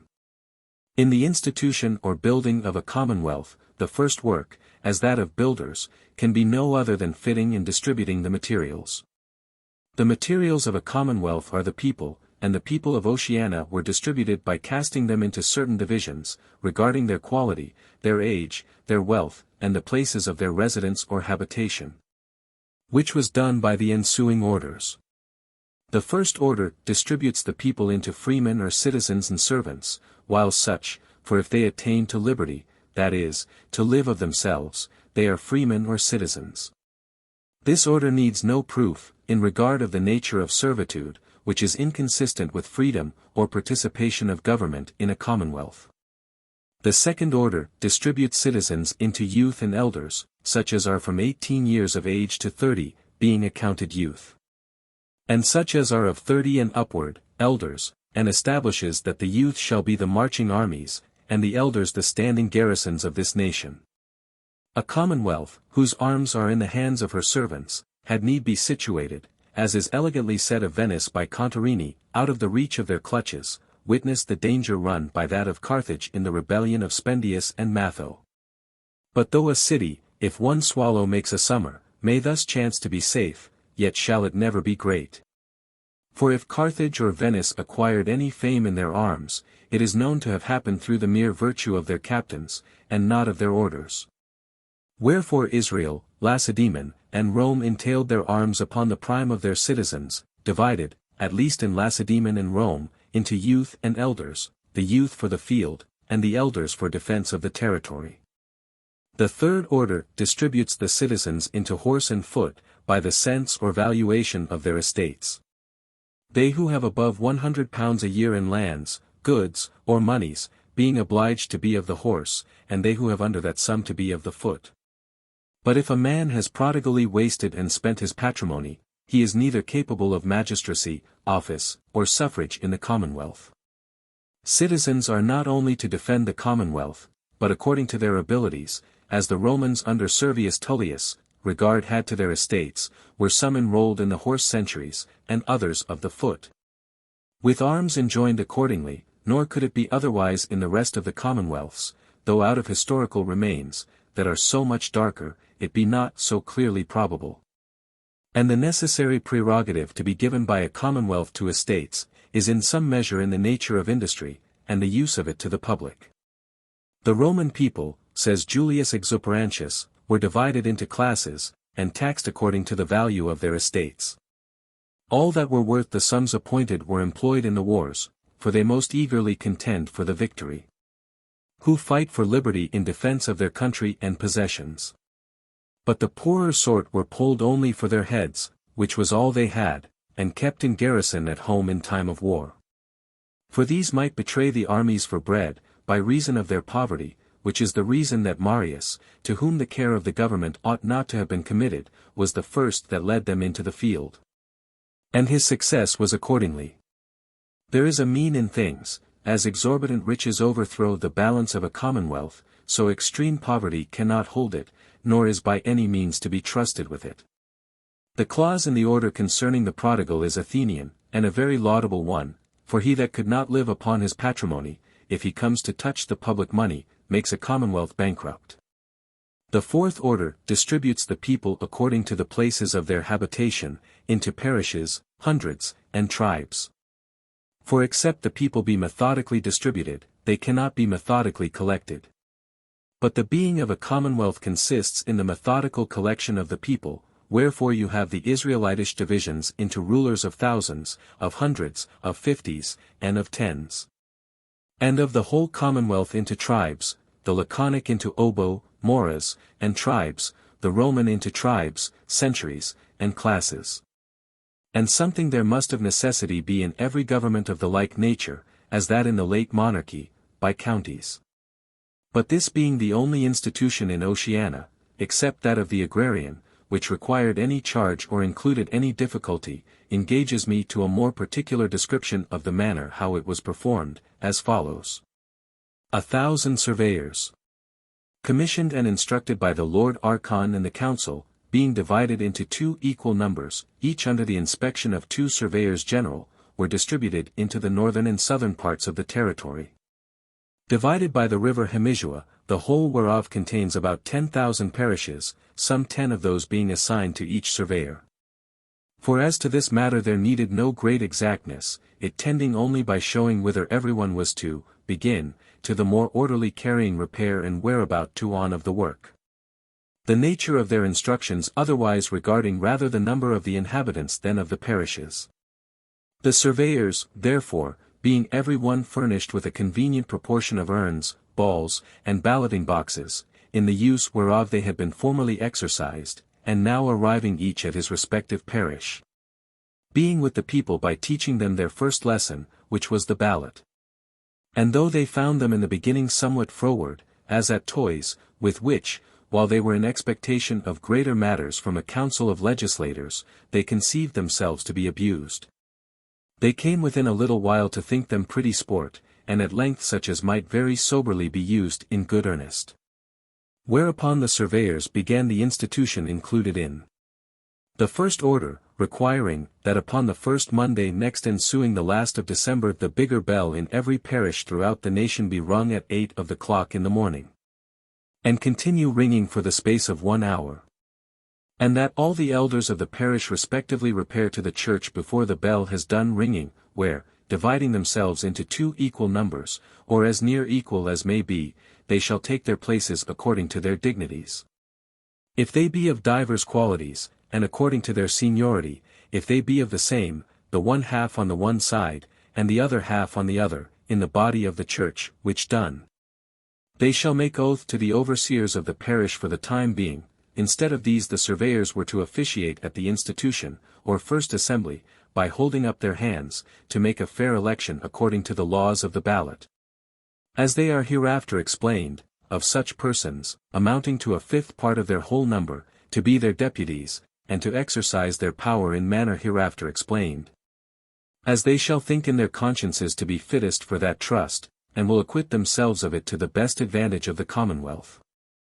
An oath being thus made, they shall proceed to election, if the elders of the parish amount to 1,000 by the ballot of the tribe, as it is in due place explained, and if the elders of the parish amount to 50 or upward, but within the number of 1,000, by the ballot of the 100, as it is in due place explained.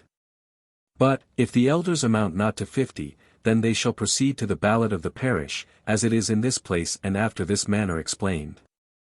The 2 overseers for the time being shall seat themselves at the upper end of the middle alley, with a table before them, their faces being toward the congregation, and the constable for the time being shall set an urn before the table, into which he shall put so many balls as there be elders present, whereof there shall be one that is gilded, the rest being white.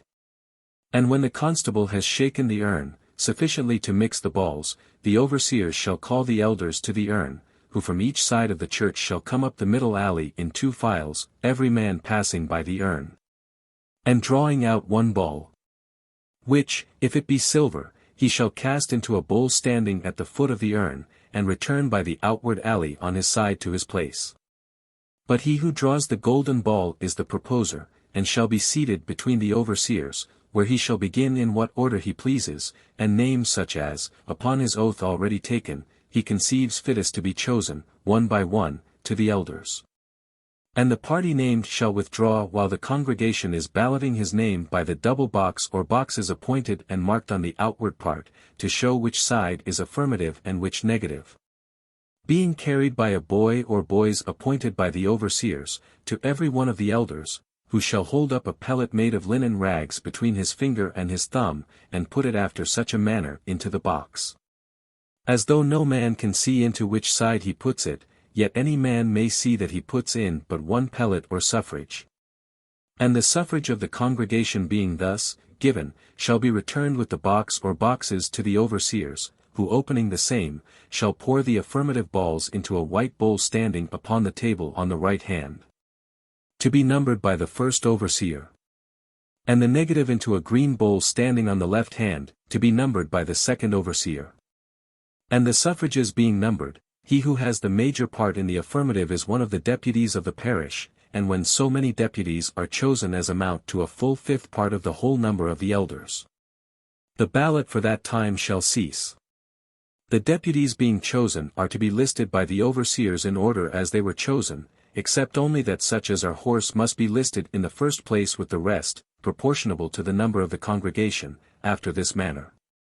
Anno Domini. The list of the first mover. A. Equestrian Order, First Deputy. B. Second Deputy. C. Third Deputy. D. Fourth Deputy. E. 50 Deputy. Of the parish of in the hundred of and the tribe, of which parish at the present election contains 20 elders, whereof 1 is of the horse or equestrian order. The first and second in the list are overseers by consequence.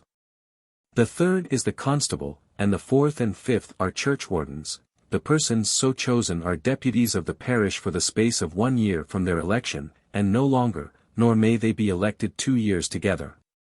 This list, being the primum mobile, or first mover of the Commonwealth, is to be registered in a book diligently kept and preserved by the overseers, who are responsible in their places, for these and other duties to be hereafter mentioned, to the censors of the tribe. And the congregation is to observe the present order, as they will answer the contrary to the phylarch, or prerogative troop of the tribe, which, in case of failure in the whole or any part of it, have power to fine them or any of them at discretion, but under an appeal to the Parliament. For proof of this order, first, in reason, it is with all politicians past dispute that paternal power is in the right of nature, and this is no other than the derivation of power from fathers of families as the natural root of a commonwealth. And for experience, if it be otherwise in that of Holland, I know no other example of the like kind. In Israel, the sovereign power came clearly from the natural root, the elders of the whole people. And Rome was born, commitius curiatus, in her parochial congregations, out of which Romulus first raised her senate, then all the rest of the orders of that commonwealth, which rose so high, for the depth of a commonwealth is the just height of it. She raises up her head unto the skies, near as her root unto the centre lies. And if the Commonwealth of Rome was born of 30 parishes, this of Oceana was born of 10,000. But whereas mention in the birth of this is made of an equestrian order, it may startle such as know that the division of the people of Rome, at the institution of that commonwealth into orders, was the occasion of its ruin. The distinction of the patrician as a hereditary order from the very institution, engrossing all the magistracies, was indeed the destruction of Rome. But to a knight or one of the equestrian order, says Horace. Si quadragentis sex septem millia desunt. Plebs eris. By which it should seem that this order was not otherwise hereditary than a man's estate, nor did it give any claim to magistracy. Wherefore you shall never find that it disquieted the commonwealth, nor does the name denote any more in Oceana than the duty of such a man's estate to the public. But the surveyors, both in this place and in others, forasmuch as they could not observe all the circumstances of this order, especially that of the time of election, did for the first as well as they could. And, the elections being made and registered, took each of them copies of those lists which were within their allotments, which done they produced. The sixth order.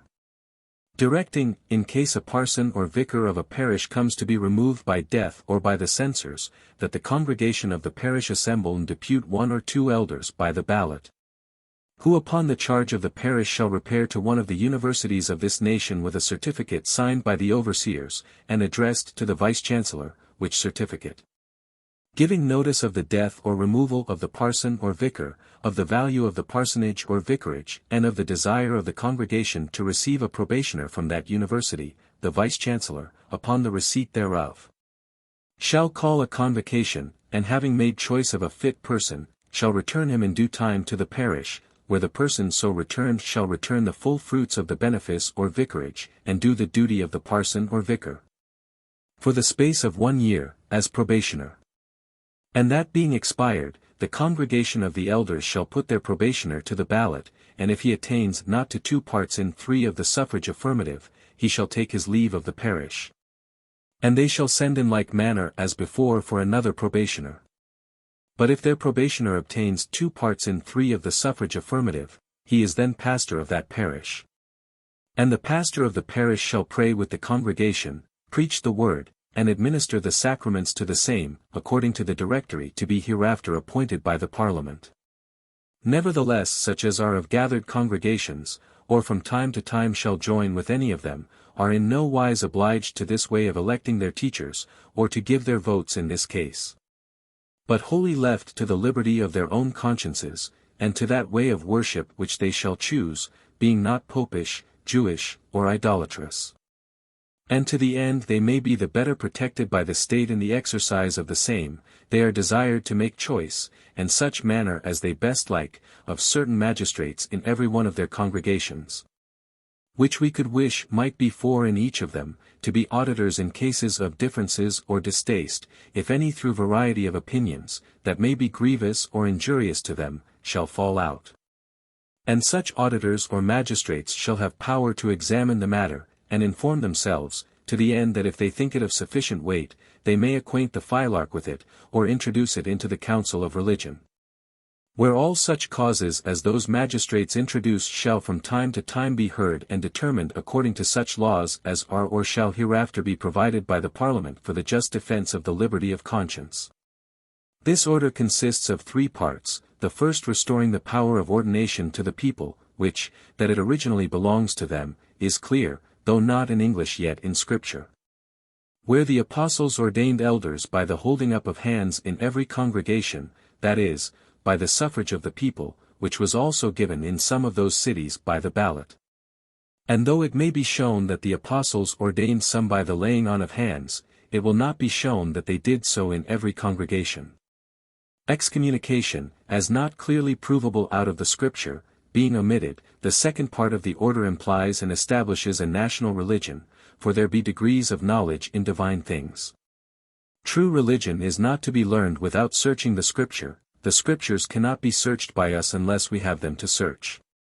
And if we have nothing else, or, which is all one, understand nothing else but a translation, we may be, as in the place alleged we have been, beguiled or misled by the translation, while we should be searching the true sense of the Scripture, which cannot be attained in a natural way, and a commonwealth is not to presume upon that which is supernatural, but by the knowledge of the original and of antiquity, acquired by our own studies, or those of some others.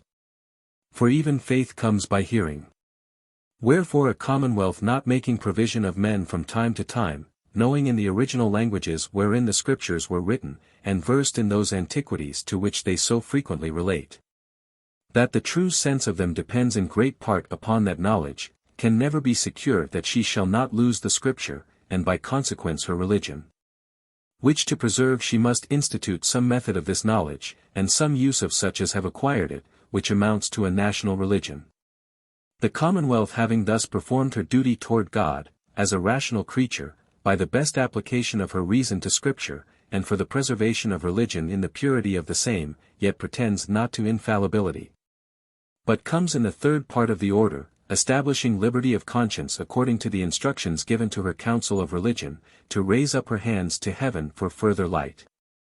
In which proceeding she follows that, as was shown in the Preliminaries, of Israel, who, though her national religion was always a part of her civil law, gave to her prophets the upper hand of all her orders. But the surveyors having now done with the parishes, took their leave. So a parish is the first division of land occasioned by the first collection of the people of Oceana, whose function proper to that place is comprised in the 6 preceding orders. The next step in the progress of the surveyors was to a meeting of the nearest of them, as their work lay, by 20s.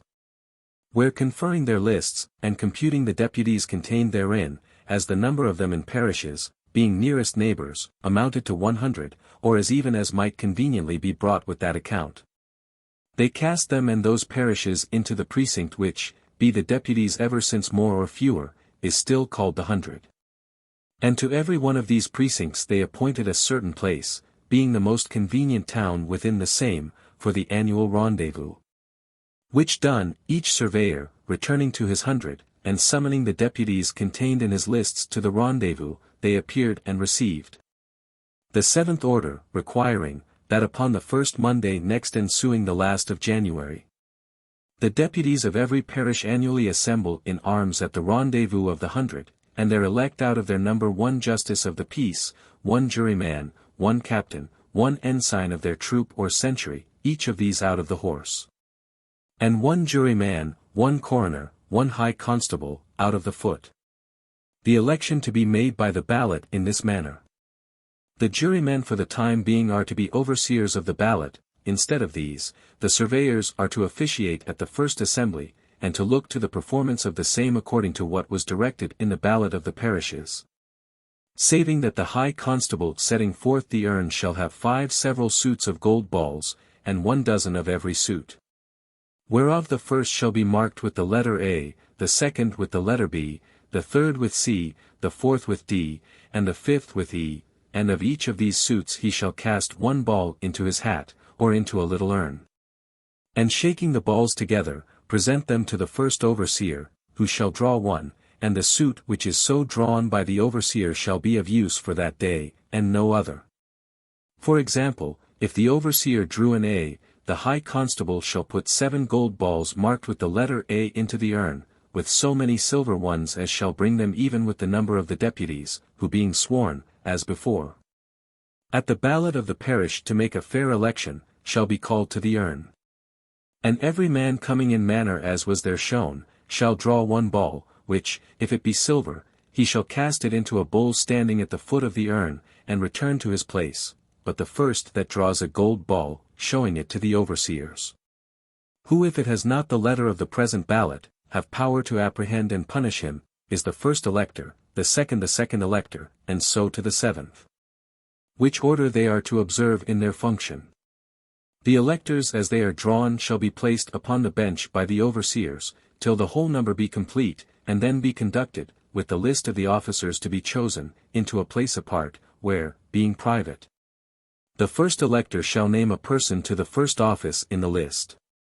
And if the person so named, being balloted by the rest of the electors, attains not to the better half of the suffrages in the affirmative, the first elector shall continue nominating others, till one of them so nominated by him attains to the plurality of the suffrages in the affirmative, and be written first competitor to the first office. This done, the second elector shall observe in his turn the like order. And so the rest of the electors, naming competitors each to his respective office in the list, till 1 competitor be chosen to every office, and when one competitor is chosen to every office. The first elector shall begin again to name a second competitor to the first office, and the rest successively shall name to the rest of the offices till 2 competitors be chosen to every office. The like shall be repeated till 3 competitors be chosen to every office. And when 3 competitors are chosen to every office, the list shall be returned to the overseers, or such as the overseers, in case they or either of them happen to be electors, have substituted in his or their place or places. And the overseers or substitutes having caused the list to be read to the congregation, shall put the competitors, in order as they are written, to the ballot of the congregation. And the rest of the proceedings being carried on in the manner directed in the 5th order, that competitor, of the 3 written to each office, who has most of the suffrages above half in the affirmative, is the officer. The list being after this manner completed, shall be entered into a register, to be kept at the rendezvous of the 100, under inspection of the magistrates of the same, after the manner following. Anno Domini. The list of the nebulosa. A. Equestrian order, justice of the peace. B. Equestrian order, first juryman. C. Equestrian order, captain of the 100. D. Equestrian order, ensign. E. Second juryman. F. High constable. G. Coroner. Of the 100 of in the tribe of, which 100 consists at this election of 105 deputies. The list being entered, the High Constable shall take 3 copies of the same, whereof he shall presently return one to the Lord High Sheriff of the tribe, a second to the Lord Custos Rotulorum, and a third to the censors. Or these, through the want of such magistrates at the first muster, may be returned to the orator, to be appointed for that tribe. To the observation of all and every part of this order, the officers and deputies of the 100 are all and every of them obliged, as they will answer it to the Philarch, who has power, in case of failure in the whole or any part, to fine all or any of them so failing at discretion, or according to such laws as shall hereafter be provided in that case, but under an appeal to the Parliament. There is little in this order worthy of any further account, but that it answers to the rulers of hundreds in Israel, to the Mora or military part of the tribe in Lacedaemon, and to the century in Rome. The jurymen, being 2 in 100, and so 40 in a tribe, give the latitude allowed by the law for exceptions. And whereas the golden balls at this ballot begin to be marked with letters, whereof one is to be drawn immediately before it begins, this is to the end that the letter being unknown, men may be frustrated of tricks or foul play. Whereas otherwise a man may bring a golden ball with him, and make as if he had drawn it out of the urn. The surveyors, when they had taken copies of these lists, had accomplished their work in the hundreds. So 100 is the second division of land occasioned by the second collection of the people, whose civil and military functions proper to this place are comprised in the foregoing order. Having stated the hundreds, they met once again by 20s, where there was nothing more easy than to cast every 20 hundreds, as they lay most conveniently together, into one tribe. So the whole territory of Oceana, consisting of about 10,000 parishes, came to be cast into 1,000 hundreds, and into 50 tribes. In every tribe at the place appointed for the annual rendezvous of the same, were then, or soon after begun those buildings which are now called pavilions. Each of them standing with one open side upon fair columns, like the porch of some ancient temple, and looking into a field capable of the muster of some 4,000 men. Before each pavilion stand 3 pillars sustaining urns for the ballot, that on the right hand equal in height to the brow of a horseman, being called the horse urn, that on the left hand, with bridges on either side to bring it equal in height with the brow of a footman, being called the foot urn, and the middle urn, with a bridge on the side toward the foot urn, the other side, as left for the horse, being without one. And here ended the whole work of the surveyors, who returned to the Lord Archon with this account of the charge. Imprimis, urns, balls, and balloting boxes for 10,000 parishes. The same being wooden ware. £20. 000. Item, provision of the like kind for 1,000 hundreds. 3,000.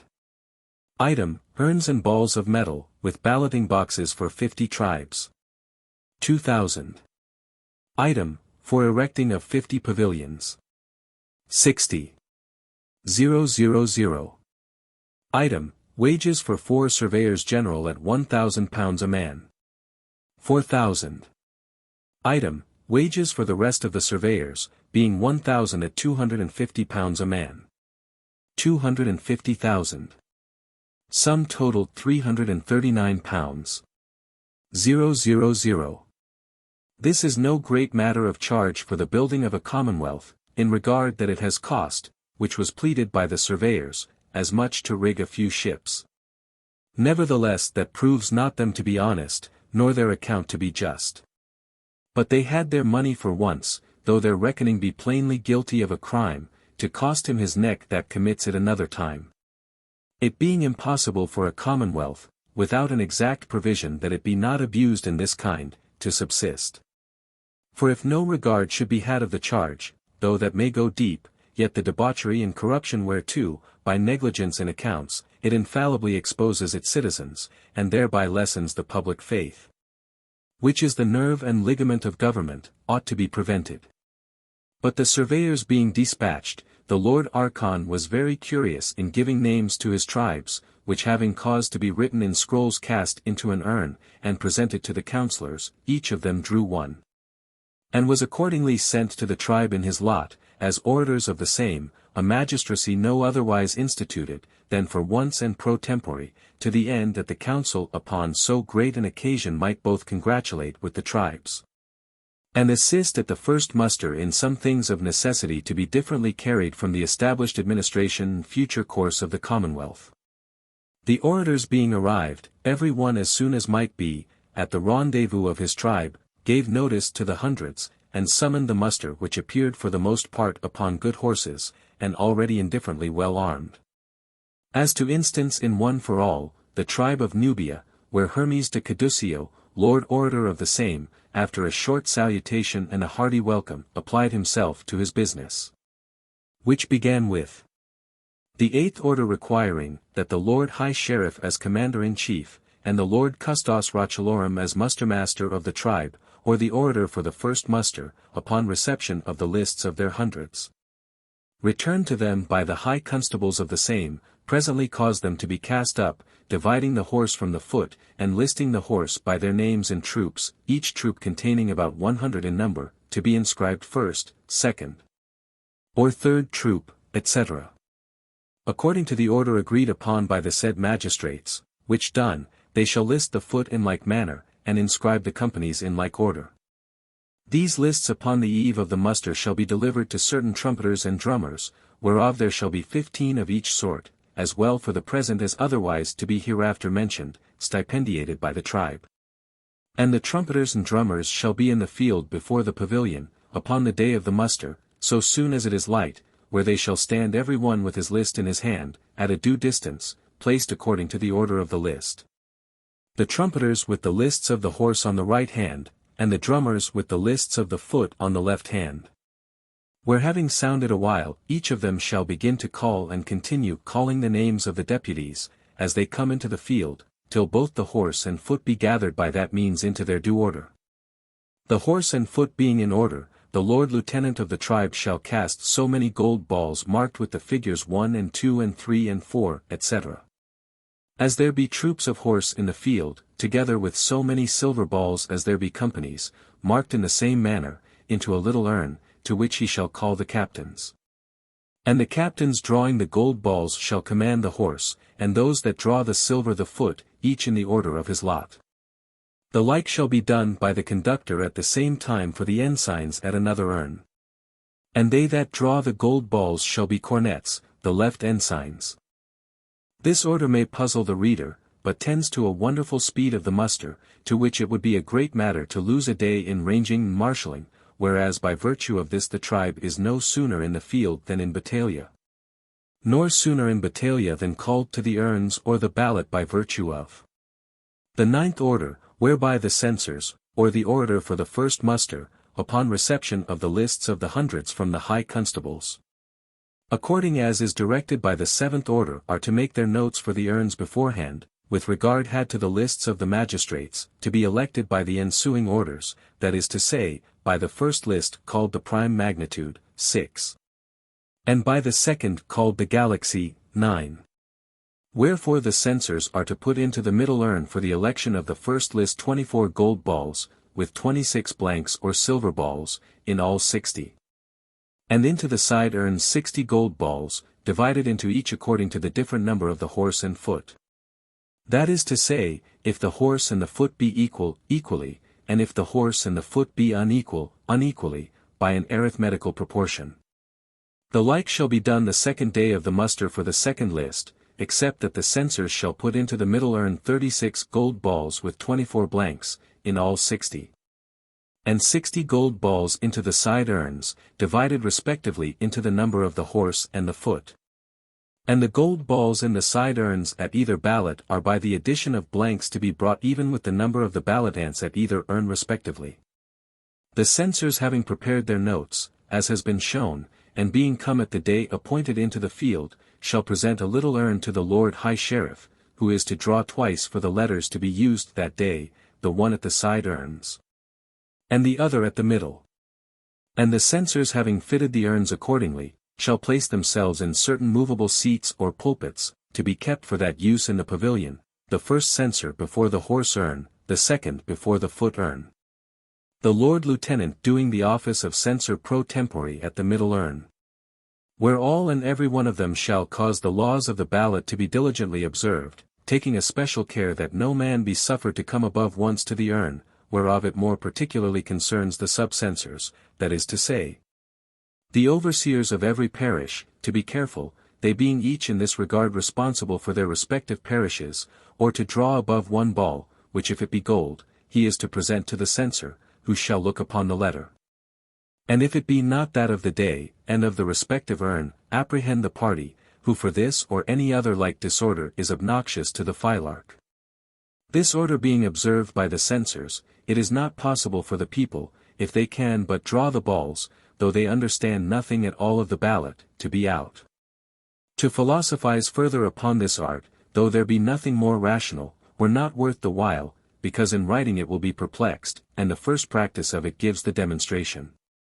Whence it came to pass that the orator, after some needless pains in the explanation of the two foregoing orders, betaking himself to exemplify the same, found the work done to his hand, for the tribe, as eager upon a business of this nature, had retained one of the surveyors, out of whom, before the orator arrived, they had got the whole mystery by a stolen muster, at which in order to the ballot they had made certain magistrates pro tempore. Wherefore he found not only the pavilion, for this time a tent, erected with 3 posts, supplying the place of pillars to the urns, but the urns being prepared with a just number of balls for the first ballot, to become the field. And the occasion very gallantly with their covers made in the manner of helmets, open at either ear to give passage to the hands of the ballot ants, and slanting with noble plumes to direct the march of the people. Wherefore he proceeded to the 10th order, requiring of the deputies of the parishes, that upon every Monday next ensuing the last of February, they make their personal appearance, horse and foot in arms accordingly, at the rendezvous of the tribe, where, being in discipline, the horse upon the right, and the foot upon the left, before the pavilion, and having made oath by holding up their hands, upon the tender of it by the Lord High Sheriff, to make election without favour, and of such only as they shall judge fittest for the Commonwealth, the conductor shall take 3 balls, the one inscribed with these words, outward files, another with these words, inward files, and the third with these, middle files, which balls he shall cast into a little urn, and present it to the Lord High Sheriff, who, drawing one, shall give the words of command, as they are thereupon inscribed. And the ballot shall begin accordingly. For example, if the ball be inscribed middle files, the ballot shall begin by the middle. That is, the 2 files that are middle to the horse shall draw out first to the horse urn, and the 2 files that are middle to the foot shall draw out first to the foot urn, and be followed by all the rest of the files as they are next to them in order. The like shall be done by the inward, or by the outward files in case they be first called. And the files, as every man has drawn his ball, if it be silver, shall behind it the urn to countermarch to their places, but he that has drawn a gold ball at a side urn shall proceed to the middle urn. Where if the balls he draws be silver he shall also countermarch, but if it be gold he shall take his place upon a form set across the pavilion, with his face toward the Lord High Sheriff, who shall be seated in the middle of the pavilion. With certain clerks by him, one of which shall write down the names of every elector, that is, of every one that drew a gold ball at the middle urn, and in the order his ball was drawn, till the electors amount to 6 in number. And the first 6 electors, horse and foot promiscuously, are the first order of electors, the second 6, still accounting them as they are drawn, the second order, the third 6 the third order, and the fourth 6 the fourth order of electors. Every elector having place in his order, according to the order wherein he was drawn. But so soon as the first order of electors is complete, the Lord High Sheriff shall send them with a copy of the following list, and a clerk that understands the ballot, immediately to a little tent standing before the pavilion in his eye, to which no other person but themselves, during the election, shall approach. The list shall be written in this manner. Anno Domini. The list of the prime magnitude, or first day's election of magistrates. 1. The Lord High Sheriff, Commander-in-Chief. 2. Lord Lieutenant. 3. Lord Custos Rotulorum, Muster Master General. 4. The Conductor, being Quartermaster General. 5. The First Censor. 6. The Second Censor. Of the tribe of Nubia, containing at the present muster 700 horse and 1,500 foot, in all 22,000 deputies. And the electors of the first band or order, being 6, shall each of them name to his respective magistracy in the left such as are not already elected in the hundreds. Till one competitor be chosen to every magistracy in the list by the ballot of the electors of the first order, which done, the list with the competitors thereunto annexed shall be returned to the Lord High Sheriff by the clerk attending that order. But the electors shall keep their places. For they have already given their suffrage, and may not enter into the ballot of the tribe. If there arises any dispute in an order of electors, one of the censors or sub-censors appointed by them in case they be electors, shall enter into the tent of that order. And that order shall stand to his judgment in the decision of the controversy. The like shall be done exactly by each other order of electors, being sent as they are drawn, each with another copy of the same list, into a distinct tent. Till there be returned to the Lord High Sheriff for competitors to every magistracy in the list. That is to say, one competitor elected to every office in every one of the 4 orders, which competitors the Lord High Sheriff shall cause to be pronounced or read by a crier to the congregation. And the congregation having heard the whole lists repeated, the names shall be put by the Lord High Sheriff to the tribe, one by one, beginning with the first competitor in the first order. Thence proceeding to the first competitor in the second order, and so to the first in the third and fourth orders. And the suffrages being taken in boxes by boys, as has been already shown, shall be poured into the bowls standing before the censors, who shall be seated at each end of the table in the pavilion. The one numbering the affirmatives and the other the negatives, and he of the 4 competitors to the first magistracy that has most above half the suffrages of the tribe in the affirmative, is the first magistrate. The like is to be done successively by the rest of the competitors in their order. But because soon after the boxes are sent out for the first name, there be others sent out for the second, and so for the third, etc. By which means divers names are successively at one and the same time in balloting. The boy that carries a box shall sing or repeat continually the name of the competitor for whom that box is carrying, with that also of the magistracy to which he is proposed. A magistrate of the tribe happening to be an elector, may substitute any one of his own order to execute his other function. The magistrates of the prime magnitude being thus elected, shall receive the present charge of the tribe. If it be objected against this order that the magistrates to be elected by it will be men of more inferior rank than those of the hundreds, in regard that those are chosen first. It may be remembered that so were the burgesses in the former government, nevertheless the knights of the shire were men of greater quality. And the election at the 100 is made by a council of electors, of whom less cannot be expected than the discretion of naming persons fittest for those capacities, with an eye upon these to be elected at the tribe. As for what may be objected in point of difficulty, it is demonstrable by the foregoing orders, that a man might bring 10,000 men, if there were occasion, with as much ease, and as suddenly to perform the ballot, as he can make 5,000 men. Drawing them out by double files, to march a quarter of a mile.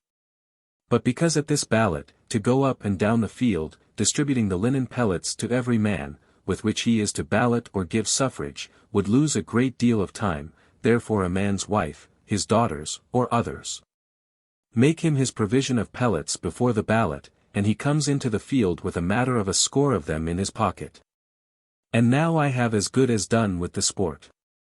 The next is the 11th order, explaining the duties and functions of the magistrates contained in the list of the prime magnitude, and those of the hundreds, beginning with the Lord High Sheriff, who, over and above his more ancient offices, and those added by the former order, is the first magistrate of the filarch, or prerogative troop. The Lord Lieutenant, over and above his duty mentioned, is Commander-in-Chief of the musters of the youth, and second magistrate of the filarch. The Custos Rotulorum is to return the yearly muster rolls of the tribe, as well that of the youth as of the elders, to the rolls in emporium, and is the third magistrate of the filarch. The censors by themselves and their subcensors, that is, the overseers of the parishes, are to see that the respective laws of the ballot be observed in all the popular assemblies of the tribe. They have power also to put such national ministers, as in preaching shall intermeddle with matters of government, out of their livings, except the party appeals to the filarch, or to the council of religion, where in that case the censors shall prosecute. All and every one of these magistrates, together with the justices of peace, and the jurymen of the hundreds, amounting in the whole number to 66, are the prerogative troop or filarch of the tribe. The function of the filarch or prerogative troop is fivefold. First, they are the council of the tribe, and as such to govern the musters of the same according to the foregoing orders. Having cognizance of what has passed in the congregation or elections made in the parishes or the hundreds, with power to punish any undue practices, or variation from their respective rules and orders, under an appeal to the Parliament. A marriage legitimately is to be pronounced by the parochial congregation, the muster of the hundred, or the filarch. And if a tribe have a desire, which they are to express at the muster by their captains, every troop by his own, to petition the Parliament the filarch, as the council, shall frame the petition in the pavilion, and propose it by clauses to the ballot of the whole tribe. And the clauses that shall be affirmed by the ballot of the tribe, and signed by the hands of the 6 magistrates of the prime magnitude, shall be received and esteemed by the Parliament as the petition of the tribe, and no other. Secondly, the filarch has power to call to their assistance what other troops of the tribe they please, he they elders or youth, whose discipline will be hereafter directed, and with these to receive the judges itinerant in their circuits, whom the magistrates of the filarch shall assist upon the bench, and the juries elsewhere in their proper functions according to the more ancient laws and customs of this nation. Thirdly, the filarch shall hold the court called the quarter sessions according to the ancient custom, and therein shall also hear causes in order to the protection of liberty of conscience, by such rules as are or shall hereafter be appointed by the Parliament.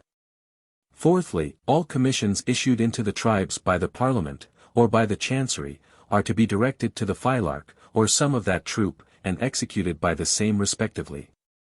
Fifthly, in the case of levies of money the Parliament shall tax the filarchs shall tax the hundreds the parishes, and the parishes shall levy it upon themselves.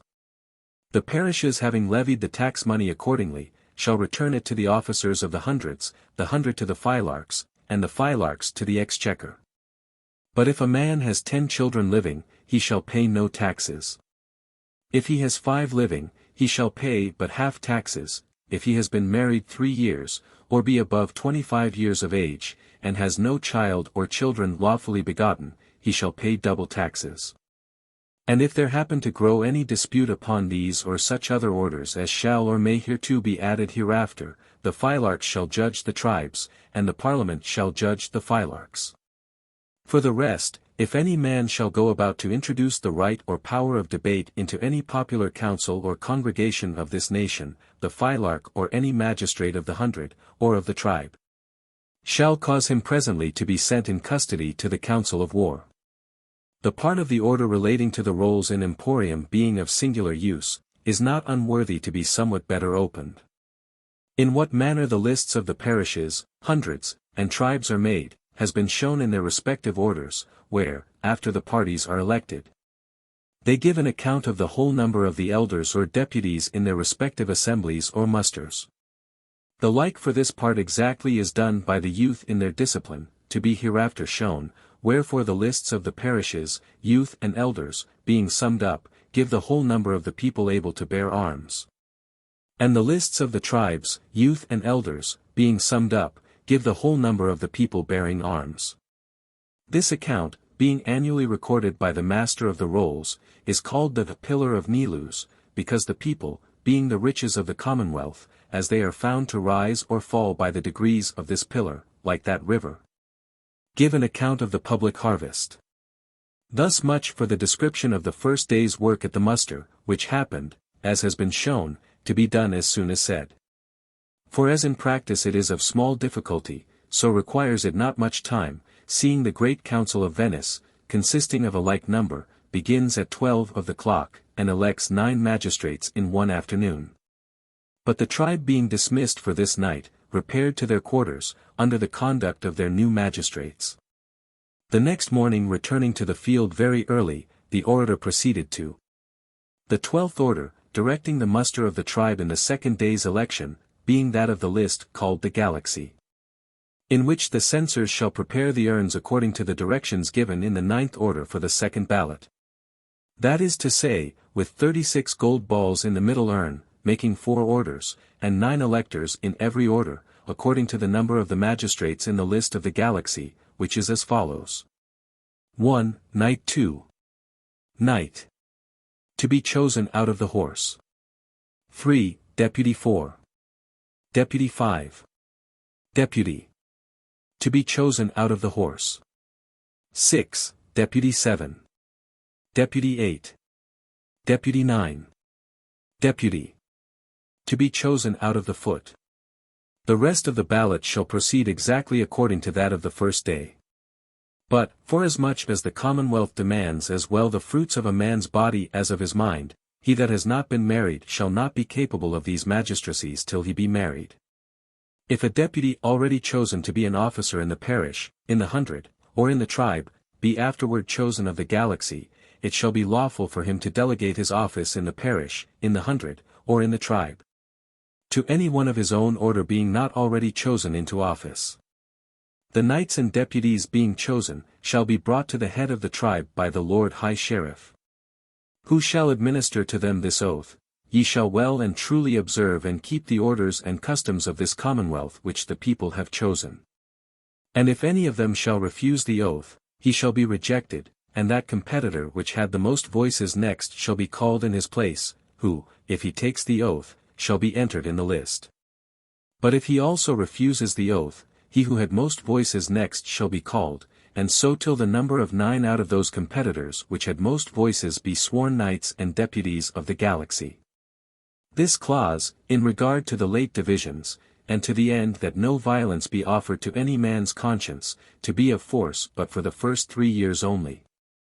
The knights of the Galaxy being elected and sworn, are to repair, by the Monday next ensuing to the last of March, to the Pantheon or Palace of Justice, situated in the metropolis of this Commonwealth, except the Parliament, by reason of a contagious sickness or some other occasion, has adjourned to another part of the nation, where they are to take their places in the Senate, and continue in full power and commission as senators for the full term of 3 years next ensuing the date of their election. The deputies of the Galaxy are to repair by the same day, except as before excepted, to the halos situated in emporium, where they are to be listed of the prerogative tribe, or equal representative of the people, and to continue in full power and commission as their deputies for the full term of 3 years next ensuing their election. But, forasmuch as the term of every magistracy or office in this Commonwealth requires an equal vacation, a knight or deputy of the Galaxy, having fulfilled his term of 3 years, shall not be re-elected into the same Galaxy or any other, till he has also fulfilled his 3 years' vacation. Whoever shall rightly consider the foregoing orders, will be as little able to find how it is possible that a worshipful knight should declare himself in ale and beef worthy to serve his country, as how my Lord High Sheriff's honor, in case he were protected from the law, could play the knave. But though the foregoing orders, so far as they regard the constitution of the Senate and the people, requiring no more as to an ordinary election than is therein explained, that is but 1/3 part of their knights and deputies, are perfect. Yet must we in this place, and as to the institution, of necessity erect the scaffold. For the Commonwealth to the first creation of her councils in full number, required thrice as many as are eligible by the foregoing orders. Wherefore the orator whose aid in this place was most necessary, rightly informing the people of the reason, stayed them 2 days longer at the muster, and took this course. One list, containing 2 knights and 7 deputies, he caused to be chosen upon the 2nd day. Which list being called the first galaxy, qualified the parties elected of it with power for the term of 1 year, and no longer. Another list, containing 2 knights and 7 deputies more, he caused to be chosen the 3rd day. Which list being called the second galaxy, qualified the parties elected of it with power for the term of 2 years, and no longer. And upon the 4th day he chose the 3rd galaxy, according as it is directed by the order, empowered for 3 years. Which lists successively falling, like the signs or constellations of one hemisphere, which setting, cause those of the other to rise, cast the great orbs of this commonwealth into an annual, triennial, and perpetual revolution. The business of the muster being thus happily finished, Hermes de Caducio, Lord Orator of the tribe of Nubia, being now put into her first rapture, caused one of the censors' pulpits to be planted in front of the squadron. And ascending into the same, spake after this manner. My lords, the magistrates and the people of the tribe of Nubia. We have this day solemnized the happy nuptials of the 2 greatest princes that are upon the earth or in nature. Arms and councils, in the mutual embraces whereof consists your whole commonwealth. Whose councils upon their perpetual wheelings, marches, and countermarches, create her armies, and whose armies with the golden volleys of the ballot at once create and salute her councils. There be those, such is the world at present, that think it ridiculous to see a nation exercising its civil functions in military discipline, while they, committing their buff to their servants, come themselves to hold trenchards. For what avails it such as are unarmed, or, which is all one, whose education acquaints them not with the proper use of their swords, to be called citizens? What were 2,000 or 3,000 of you, though never so well affected to your country, but naked, to one troop of mercenary soldiers? If they should come upon the field and say, Gentlemen, it is thought fit that such and such men should be chosen by you, where were your liberty? Or, Gentlemen, parliaments are exceeding good, but you are to have a little patience. These times are not so fit for them, where were your commonwealth? What causes the monarchy of the Turks but servants in arms? What was it that begot the glorious commonwealth of Rome but the sword in the hands of her citizens? Wherefore my glad eyes salute the serenity and brightness of this day with a shower that shall not cloud it. Behold the army of Israel become a commonwealth, and the commonwealth of Israel remaining an army, with her rulers of 10s and of 50s, her rulers of 100s and 1000s. Drawing near, as this day throughout our happy fields, to the lot by her tribes, increased above 3-fold, and led up by her phylarchs or princes, to sit upon 50 thrones, judging the 50 tribes of Oceana. Or, is it Athens, breaking from her iron sepulchre, where she has been so long trampled by hosts of Janissaries? For certainly that is the voice of Theseus, having gathered his scattered Athenians into one city. This freeborn nation lives not upon the dole or bounty of one man, but distributing her annual magistracies and honors with her own hand, is herself king people, at which the orator was a while interrupted with shouts, but at length proceeded. Is it grave Lacedaemon in her armed tribe, divided by her oboe and her mora, which appears to chide me that I teach the people to talk, or conceive such language as is dressed like a woman? To be a fit usher of the joys of liberty into the hearts of men? Is it Rome in her victorious arms, for so she held her concio or congregation, that congratulates with us, for finding out that which she could not hit on, and binding up her comitia curiata, centuriata, and tributa? in one inviolable league of union? Or is it the great council of incomparable Venice, bowling forth by the selfsame ballot her immortal commonwealth? For, neither by reason nor by experience is it impossible that a commonwealth should be immortal. Seeing the people being the materials, never die, and the form, which is motion, must, without opposition, be endless. The bowl which is thrown from your hand, if there be no rub, no impediment, shall never cease, for which cause the glorious luminaries that are the bowls of God, were once thrown forever, and next these, those of Venice. But certainly, my lords, whatever these great examples may have shown us, we are the first that have shown to the world a commonwealth established in her rise upon 50 such towers, and so garrisoned as are the tribes of Oceana, containing 100,000 elders upon the annual list, and yet but an outguard. Besides her marching armies to be equal in the discipline, and in the number of her youth. And forasmuch as sovereign power is a necessary but a formidable creature, not unlike the powder which, as you are soldiers, is at once your safety and your danger, being subject to take fire against you as well as for you. How well and securely is she, by your galaxies so collected as to be in full force and vigor and yet so distributed that it is impossible you should be blown up by your own magazine. Let them who will have it, that power if it be confined cannot be sovereign, tell us, whether our rivers do not enjoy a more secure and fruitful reign within their proper banks, than if it were lawful for them, in ravaging our harvests, to spill themselves. Whether souls, not confined to their peculiar bodies, do govern them any more than those of witches in their trances? Whether power, not confined to the bounds of reason and virtue, has any other bounds than those of vice and passion? Or if vice and passion be boundless, and reason and virtue have certain limits, on which of these thrones holy men should anoint their sovereign? But to blow away this dust, the sovereign power of a commonwealth is no more bounded, that is to say straitened, than that of a monarch, but is balanced. The eagle mounts not to her proper pitch, if she be bounded, nor is free if she be not balanced. And lest a monarch should think he can reach further with his scepter, the Roman eagle upon such a balance spread her wings from the ocean to Euphrates. Receive the sovereign power, you have received it, hold it fast, embrace it forever in your shining arms. The virtue of the lodestone is not impaired or limited, but receives strength and nourishment, by being bound in iron. And so giving your lordships much joy, I take my leave of this tribe.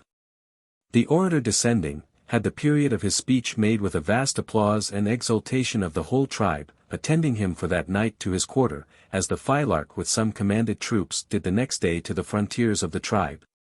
Where leave was taken on both sides with more tears than grief.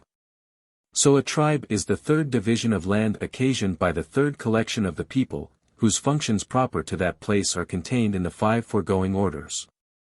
The institution of the Commonwealth was such as needed those props and scaffolds which may have troubled the reader, but I shall here take them away, and come to the Constitution which stands by itself, and yields a clearer prospect. The motions, by what has been already shown, are spherical.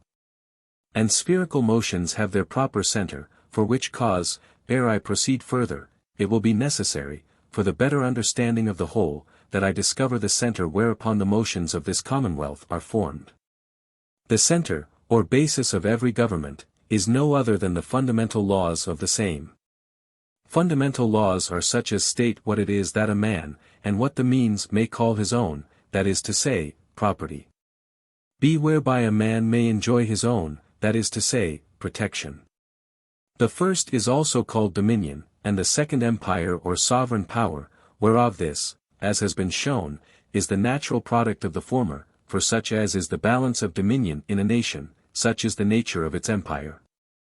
Wherefore the fundamental laws of Oceana, or the center of this Commonwealth, are the agrarian and the ballot, the agrarian by the balance of dominion preserving equality in the root, and the ballot by an equal rotation conveying it into the branch, or exercise of sovereign power, as, to begin with the former, appears by the 13th order, constituting the agrarian laws of Oceana, Marpesia, and Panoplia. Whereby it is ordained, first, for all such lands as are lying and being within the proper territories of Oceana, that every man who is at present possessed, or shall hereafter be possessed, of an estate in land exceeding the revenue of £2,000 a year, and having more than one son, shall leave his lands either equally divided among them, in case the lands amount to above £2,000 a year to each, or so near equally, in case they come under. That the greater part or portion of the same remaining to the eldest exceed not the value of £2,000 revenue.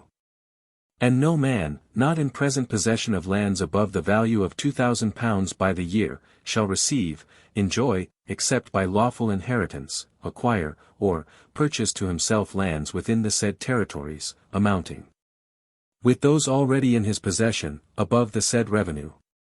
And if a man has a daughter or daughters, except she be an heiress or they be heiresses, he shall not leave or give to any one of them in marriage, or otherwise, for her portion, above the value of £1,500 in lands, goods, and moneys.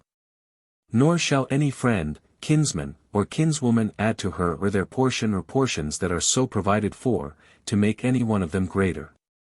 Nor shall any man demand or have more in marriage with any woman. Nevertheless an heiress shall enjoy her lawful inheritance, and a widow, whatsoever the bounty or affection of her husband shall bequeath to her, to be divided in the first generation, wherein it is divisible according as has been shown. Secondly, for lands lying and being within the territories of Marpesia, the agrarian shall hold in all parts as it is established in Oceana, except only in the standard or proportion of estates in land, which shall be set for Marpesia, at £500. And thirdly, for Panoplia, the agrarian shall hold in all parts, as in Oceana. And whosoever possessing above the proportion allowed by these laws, shall be lawfully convicted of the same, shall forfeit the overplus to the use of the state. Agrarian laws of all others have ever been the greatest bugbears, and so in the institution were these, at which time it was ridiculous to see how strange a fear appeared in everybody of that which, being good for all, could hurt nobody. But instead of the proof of this order, I shall out of those many debates that happened ere it could be passed, insert two speeches that were made at the Council of Legislators, the first by the Right Honourable Philotas de Garbo, a young man, being heir apparent to a very noble family, and one of the councillors, who expressed himself as follows. May it please your Highness, my Lord Archon of Oceana. If I did not, to my capacity, know from how profound a councillor I dissent, it would certainly be no hard task to make it as light as the day. First, that an agrarian is altogether unnecessary, secondly, that it is dangerous to a commonwealth. Thirdly, that it is insufficient to keep out monarchy, fourthly, that it ruins families, fifthly, that it destroys industry. And last of all, that though it were indeed of any good use, it will be a matter of such difficulty to introduce in this nation, and so to settle that it may be lasting, as is altogether invincible. First, that an agrarian is unnecessary to a commonwealth. What clearer testimony can there be than that the commonwealths which are our contemporaries, Venice, to which your Highness gives the upper hand of all antiquity, being one, have no such thing. And there can be no reason why they have it not, seeing it is in the sovereign power at any time to establish such an order, but that they need it not. Wherefore no wonder if Aristotle, who pretends to be a good commonwealth's man, has long since derided Phaleas, to whom it was attributed by the Greeks, for his invention. Secondly, that an agrarian is dangerous to a commonwealth is affirmed upon no slight authority, seeing Machiavel is positive that it was the dissension which happened about the agrarian that caused the destruction of Rome. Nor do I think that it did much better in Lacedaemon, as I shall show anon. Thirdly, that it is insufficient to keep out monarchy cannot without impiety be denied, the Holy Scriptures bearing witness that the Commonwealth of Israel, notwithstanding her agrarian, submitted her neck to the arbitrary yoke of her princes. Fourthly, therefore, to come to my next assertion, that it is destructive to families, this also is so apparent, that it needs pity rather than proof. Why, alas, do you bind a nobility, which no generation shall deny to have been the first that freely sacrificed their blood to the ancient liberties of this people, on an unholy altar? Why are the people taught that their liberty, which, except our noble ancestors have been born, must have long since been buried, cannot now be born except we be buried? A commonwealth should have the innocence of the dove. Let us leave this purchase of her birth to the serpent, which eats itself out of the womb of its mother. Fifthly, but it may be said, perhaps, that we are fallen from our first love, become proud and idle. It is certain, my lords, that the hand of God is not upon us for nothing. But take heed how you admit of such assaults and sallies upon men's estates, as may slacken the nerve of labor, and give others also reason to believe that their sweat is vain. Or else, whatsoever be pretended, your agrarian, which is my fifth assertion, must indeed destroy industry. For, that so it did in Lacedaemon is most apparent, as also that it could do no otherwise, where every man having his 40 quarters of barley, with wine proportionable, supplied him out of his own lot by his laborer or helot. And being confined in that to the scantling above which he might not live, there was not any such thing as a trade, or other art, except that of war, in exercise. Wherefore a Spartan, if he were not in arms, must sit and play with his angers, whence ensued perpetual war, and, the estate of the city being as little capable of increase as that of the citizens, her inevitable ruin. Now what better ends you can propose to yourselves in the like ways, I do not so well see as I perceive that there may be worse. For Lacedaemon yet was free from civil war, but if you employ your citizens no better than she did, I cannot promise you that you shall fare so well, because they are still desirous of war that hope that it may be profitable to them. And the strongest security you can give of peace, is to make it gainful. Otherwise men will rather choose that whereby they may break your laws, than that whereby your laws may break them. Which I speak not so much in relation to the nobility or such as would be holding, as to the people or them that would be getting. The passion in these being so much the stronger, as a man's felicity is weaker in the fruition of things, than in their prosecution and increase.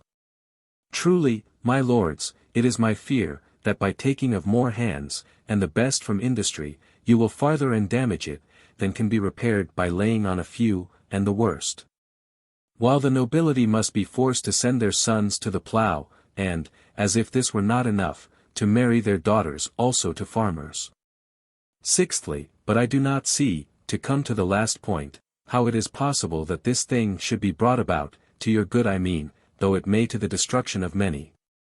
For that the agrarian of Israel, or that of Lacedaemon, might stand, is no such miracle.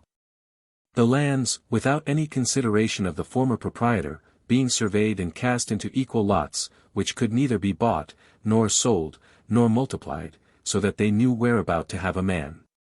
But in this nation no such division can be introduced, the lands being already in the hands of proprietors, and such whose estates lie very rarely together, but mixed one with another being also of tenures in nature so different. That as there is no experience that an agrarian was ever introduced in such a case, so there is no appearance how or reason why it should, but that which is against reason and experience is impossible. The case of my lord Philotas was the most concerned in the whole nation, for he had 4 younger brothers, his father being yet living, to whom he was heir of £10,000 a year. Wherefore being a man both of good parts and esteem, his words wrought both upon men's reason and passions, and had borne a stroke at the head of the business, if my lord Archon had not interposed the buckler in this oration. My lords, the legislators of Oceana, my lord Philotas has made a thing which is easy to seem hard. If the thanks were due to his eloquence, it would be worthy of less praise than that he owes it to his merit. And the love he has most deservedly purchased of all men, nor is it rationally to be feared that he who is so much beforehand in his private, should be in arrear in his public, capacity. Wherefore, my lord's tenderness throughout his speech arising from no other principle than his solicitude lest the agrarian should be hurtful to his country, it is no less than my duty to give the best satisfaction I am able to so good a patriot. Taking every one of his doubts in the order proposed. And first, whereas my lord, upon observation of the modern commonwealths, is of opinion that an agrarian is not necessary, it must be confessed that at the first sight of them there is some appearance favoring his assertion. But upon accidents of no precedent to us. For the commonwealths of Switzerland and Holland, I mean of those leagues, being situated in countries not alluring the inhabitants to wantonness, but obliging them to universal industry, have an implicit agrarian in the nature of them, and being not obnoxious to a growing nobility, which, as long as their former monarchies had spread the wing over them, could either not at all be hatched, or was soon broken, are of no example to us, whose experience in this point has been to the contrary. But what if even in these governments there be indeed an explicit agrarian? For when the law commands an equal or near equal distribution of a man's estate in land among his children, as it is done in those countries, a nobility cannot grow. And so there needs no agrarian, or rather there is one. And for the growth of the nobility in Venice, if so it be, for Machiavel observes in that republic, as a cause of it, a great mediocrity of estates, it is not a point that she is to fear, but might study. Seeing she consists of nothing else but nobility, by which, whatever their estates suck from the people, especially if it comes equally, is digested into the better blood of that commonwealth, which is all, or the greatest benefit they can have by accumulation. For how unequal soever you will have them to be in their incomes, they have officers of the pomp, to bring them equal in expenses, or at least in the ostentation or show of them. And so unless the advantage of an estate consists more in the measure than in the use of it, the authority of Venice does but enforce our agrarian, nor shall a man evade or elude the prudence of it, by the authority of any other commonwealth. For if a commonwealth has been introduced at once, as those of Israel and Lacedaemon, you are certain to find her underlaid with this as the main foundation. Nor, if she is obliged more to fortune than prudence, has she raised her head without musing upon this matter, as appears by that of Athens, which through her defect in this point, says Aristotle, introduced her ostracism. As most of the democracies of Greece. But, not to restrain a fundamental of such latitude to any one kind of government, do we not yet see that if there be a sole landlord of a vast territory, he is the Turk? That if a few landlords overbalance a populous country, they have store of servants? That if a people be in an equal balance, they can have no lords? That no government can otherwise be erected, than upon some one of these foundations? That no one of these foundations, each being else apt to change into some other, can give any security to the government, unless it be fixed? That through the want of this fixation, potent monarchy and commonwealths have fallen upon the heads of the people, and accompanied their own sad ruins with vast effusions of innocent blood? Let the fame, as was the merit of the ancient nobility of this nation, be equal to or above what has been already said, or can be spoken, yet have we seen not only their glory but that of a throne, the most indulgent to and least invasive for so many ages upon the liberty of a people that the world has known, through the mere want of fixing her foot by a proportionable agrarian upon her proper foundation. To have fallen with such horror as has been a spectacle of astonishment to the whole earth.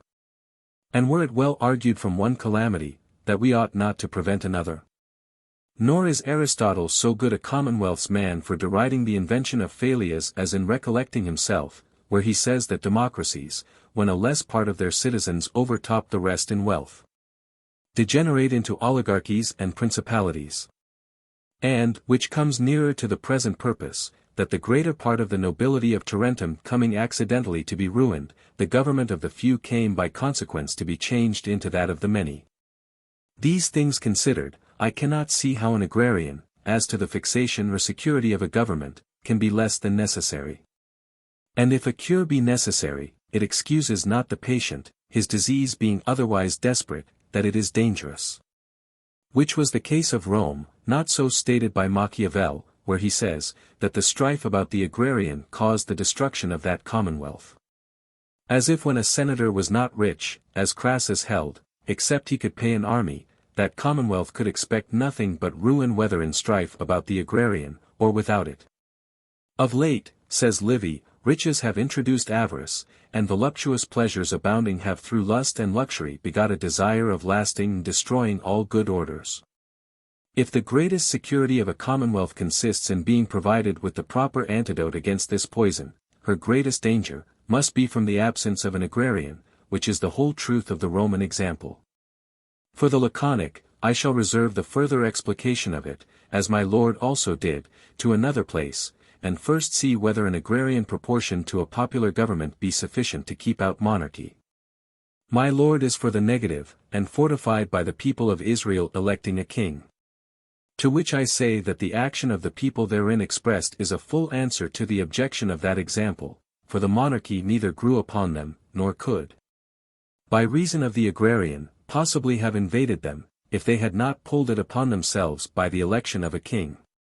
Which being an accident, the like whereof is not to be found in any other people so planted, nor in this till, as it is manifest, they were given up by God to infatuation, for says he to Samuel, they have not rejected thee, but they have rejected me, that I should not reign over them, has something in it which is apparent, by what went before, to have been besides the course of nature, and by what followed.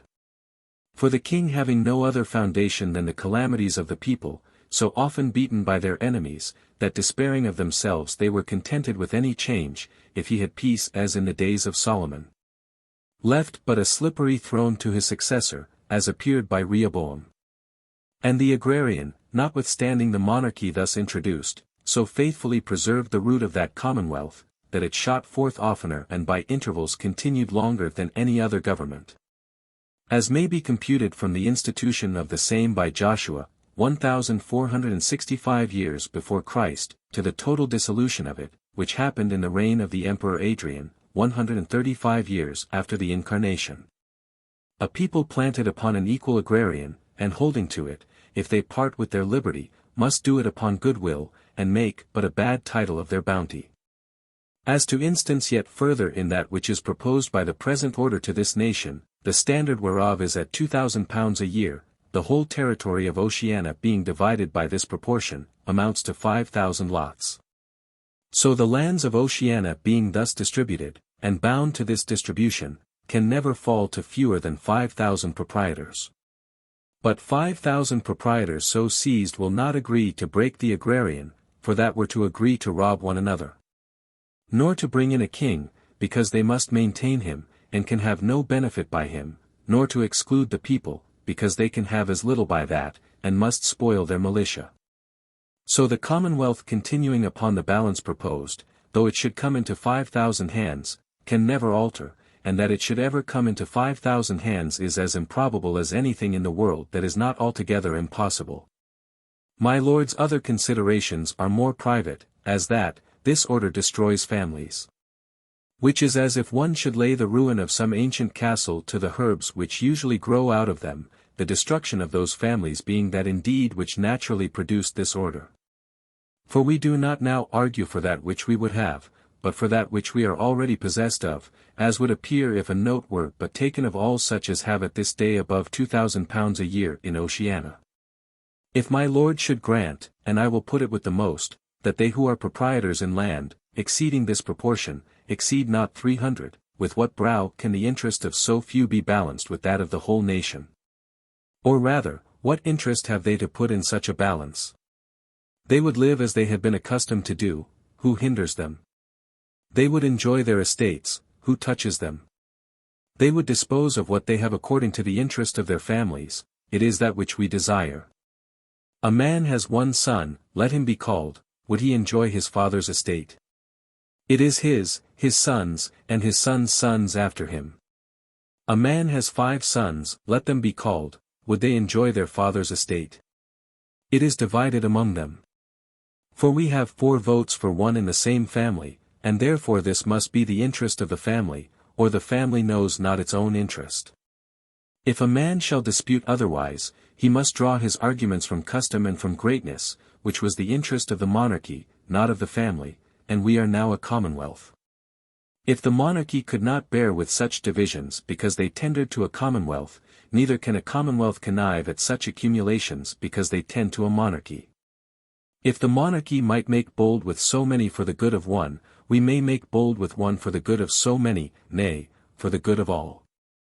My lords, it comes into my mind, that which upon occasion of the variety of parties enumerated in our late civil wars, was said by a friend of mine coming home from his travels, about the latter end of these troubles.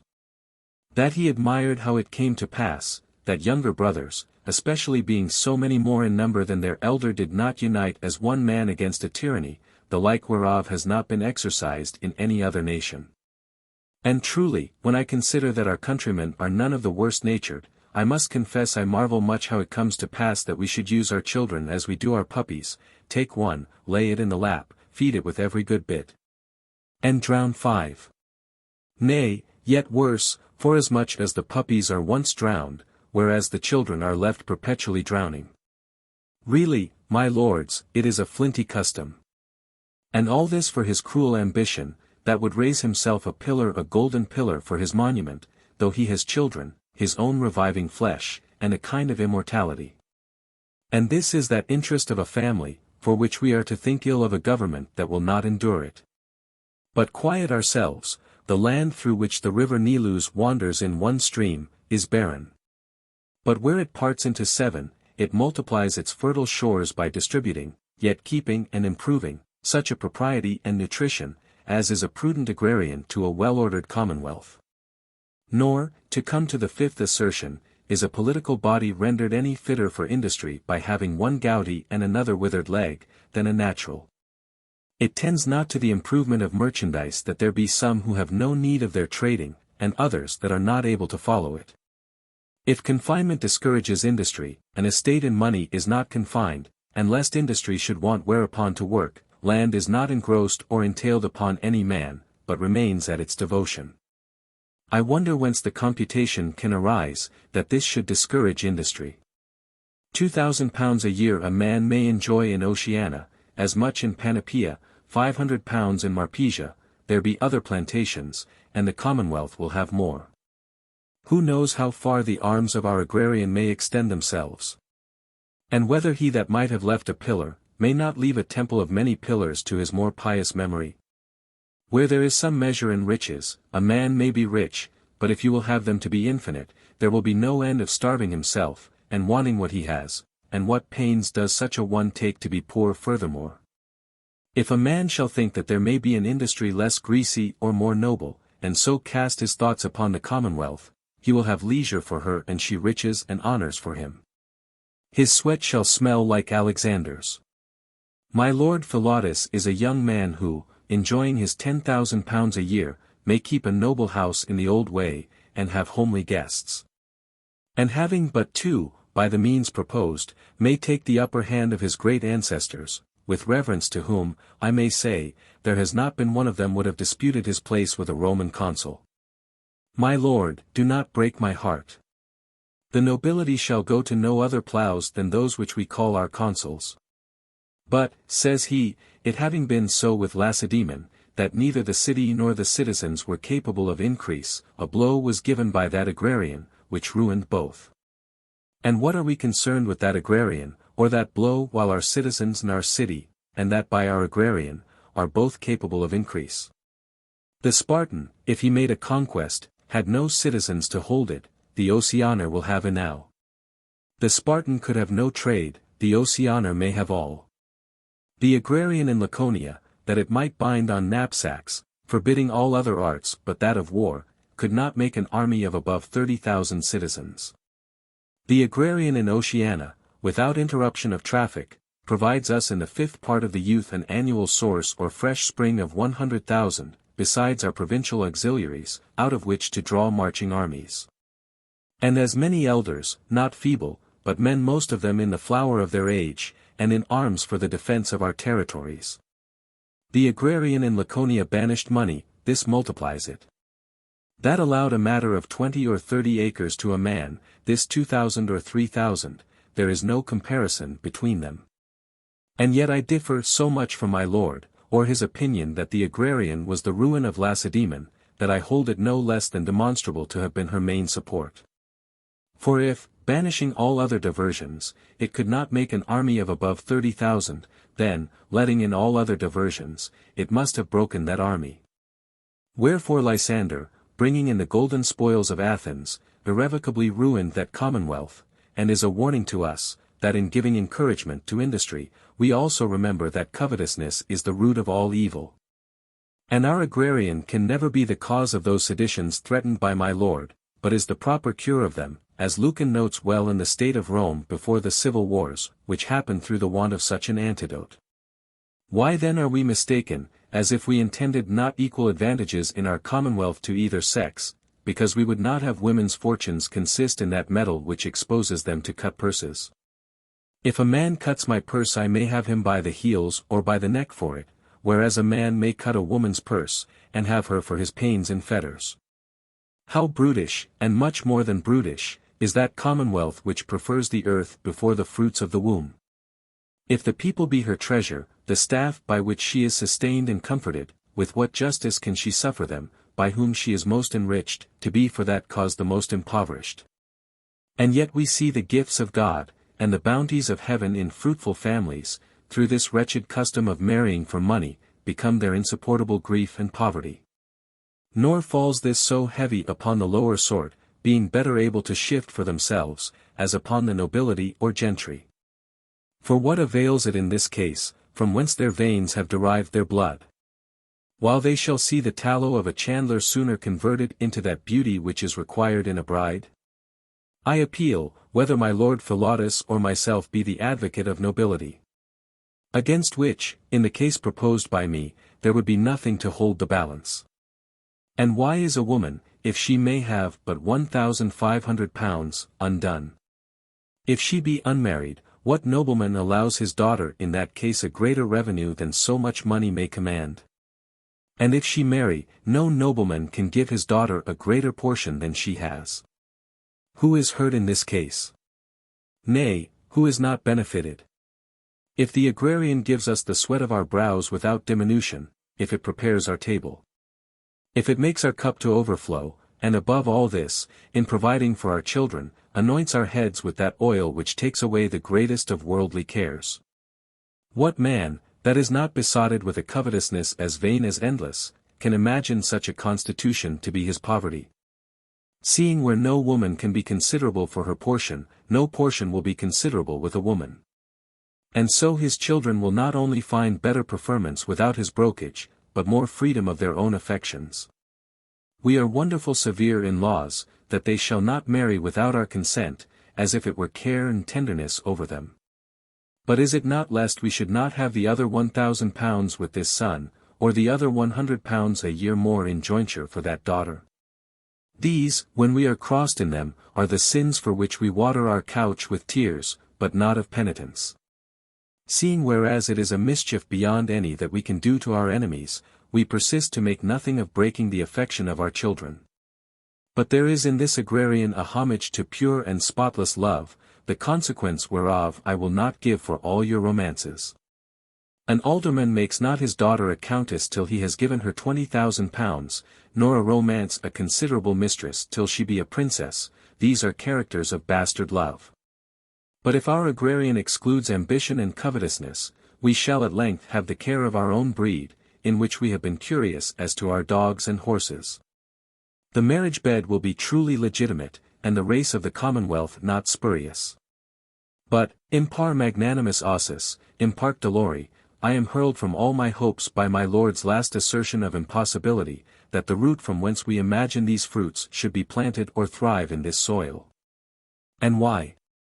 Because of the mixture of estates and variety of tenures. Nevertheless, there is yet extant in the exchequer an old survey of the whole nation, wherefore such a thing is not impossible. Now if a new survey were taken at the present rates, and the law made that no man should hold hereafter above so much land as is valued therein at £2,000 a year, it would amount to a good and sufficient agrarian. It is true that there would remain some difficulty in the different kind of rents, and that it is a matter requiring not only more leisure than we have, but an authority which may be better able to bow men to a more general consent than is to be wrought out of them by such as are in our capacity. Wherefore as to the manner, it is necessary that we refer it to the Parliament, but as to the matter, they cannot otherwise fix their government upon the right balance. I shall conclude with a few words to some parts of the order, which my Lord has omitted. As first to the consequences of the agrarian to be settled in Marpesia, which irreparably breaks the aristocracy of that nation. Being of such a nature, as standing, it is not possible that you should govern. For while the people of that country are little better than the cattle of the nobility, you must not wonder if, according as these can make their markets with foreign princes, you find those to be driven upon your grounds. And if you be so tender, now you have it in your power, as not to hold a hand upon them that may prevent the slaughter which must otherwise ensue in like cases, the blood will lie at your door. But in holding such a hand upon them, you may settle the agrarian, and in settling the agrarian, you give that people not only liberty, but lands, which makes your protection necessary to their security, and their contribution due to your protection, as to their own safety. For the agrarian of Panoplia, it allowing such proportions of so good land, men that conceive themselves straitened by this in Oceana, will begin there to let themselves forth, where every citizen will in time have his villa. And there is no question, but the improvement of that country by this means must be far greater than it has been in the best of former times. I have no more to say, but that in those ancient and heroic ages, when men thought that to be necessary which was virtuous, the nobility of Athens, having the people so much engaged in their debt that there remained no other question among these than which of those should be king, no sooner heard Solon speak than they quitted their debts, and restored the Commonwealth, which ever after held a solemn and annual feast called the Sesacthia, or Recision, in memory of that action. Nor is this example the Phoenix. For at the institution by Lycurgus, the nobility having estates, as ours here, in the lands of Laconia, upon no other valuable consideration than the commonwealth proposed by him, threw them up to be parcelled by his agrarian. But now when no man is desired to throw up a farthing of his money, or a shovelful of his earth, and that all we can do is but to make a virtue of necessity, we are disputing whether we should have peace or war. For peace you cannot have without some government, nor any government without the proper balance. Wherefore if you will not fix this which you have, the rest is blood, for without blood you can bring in no other. By these speeches made at the institution of the agrarian you may perceive what were the grounds of it. The next is the 14th order, constituting the ballot of Venice, as it is fitted by several alterations, and appointed to every assembly, to be the constant and only way of giving suffrage in this commonwealth. According to the following scheme. I shall endeavor by the following figure to demonstrate the manner of the Venetian ballot, a thing as difficult in discourse or writing, as facile in practice, according to the use of it in Oceana. The whole figure represents the Senate, containing, as to the house or form of sitting, a square and a half, the tribunal at the upper end being ascended by 4 steps. On the uppermost of these sit the magistrates that constitute the signorii of the commonwealth, that is to say, A. the strategist, B. the orator, C. the 3 commissioners of the Great Seal, D. the 3 commissioners of the treasury, whereof one, E. exercises for the present the office of a censor at the middle urn, F. to the 2 upper steps of the tribunal answer G, the 2 long benches next the wall on each side of the house, the outwardmost of which are equal in height to the uppermost step, and the innermost equal in height to the next. Of these 4 benches consists the first seal. As the second seat consists in like manner of those 4 benches H, which being next the floor, are equal in height to the 2 nethermost steps of the throne. So the whole house is distributed into 2 seats, each consisting of 4 benches. This distribution causes not only the greater conveniency, as will be shown, to the senators in the exercise of their function at the ballot, but a greater grace to the aspect of the Senate.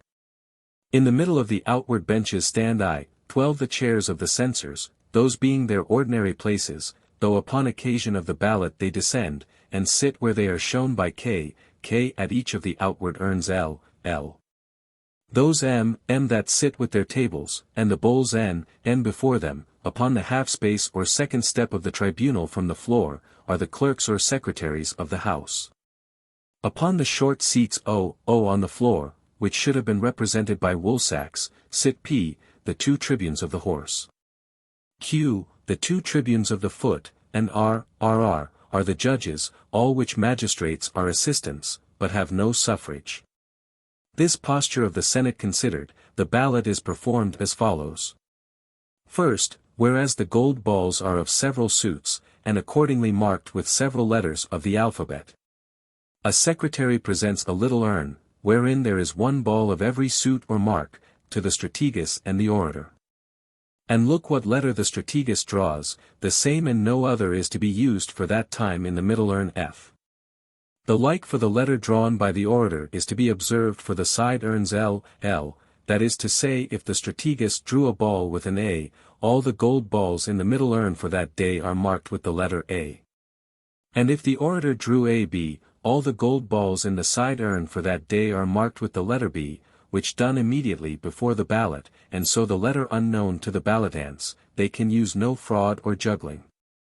Otherwise a man might carry a gold ball in his hand, and seem to have drawn it out of an urn.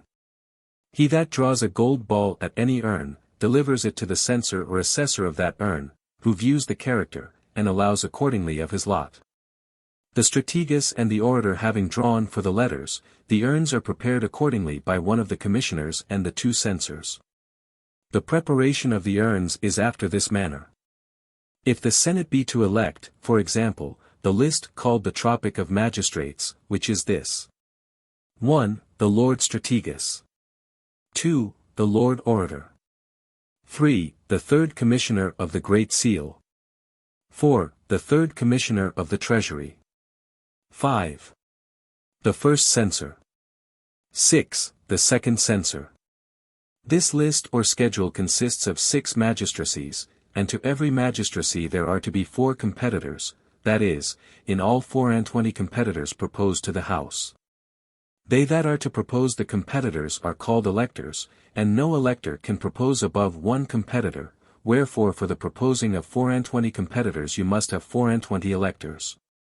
And whereas the ballot consists of a lot and of a suffrage, the lot is for no other use than for the designation of electors, and he that draws a gold ball at the middle urn is an elector. Now, as to have 24 competitors proposed, you must have 24 electors made, so to have 24 electors made by lot, you must have 24 gold balls in the middle urn. And these, because otherwise it would be no lot, mixed with a competent number of blanks, or silver balls. Wherefore to the 24 gold balls cast 26 silver ones, and those, reckoning the blanks with the prizes, make 50 balls in the middle urn. This done, because no man can come to the middle urn that has not first drawn a gold ball at one of the side urns, and to be sure that the prizes or gold balls in this urn be all drawn, there must come to it 50 persons. Therefore there must be in each of the side urns 25 gold balls, which in both come to 50. And to the end that every senator may have his lot, the gold balls in the side urns are to be made up with blanks equal to the number of the ballotants at either urn. For example, the House consisting of 300 senators, there must be in each of the side urns 125 blanks and 25 prizes, which come in both the side urns to 300 balls. This is the whole mystery of preparing the urns, which the censors having skill to do accordingly, the rest of the ballot, whether the parties balloting understand it or not must of necessary consequence come right. And they can neither be out, nor fall into any confusion in the exercise of this art. But the ballot, as I said, is of 2 parts, lot and suffrage, or the proposition and result. The lot determines who shall propose the competitors. And the result of the Senate, which of the competitors shall be the magistrates. The whole, to begin with the lot, proceeds in this manner. The first secretary with an audible voice reads first the list of the magistrates to be chosen for the day, then the oath for fair election, at which the senators hold up their hands.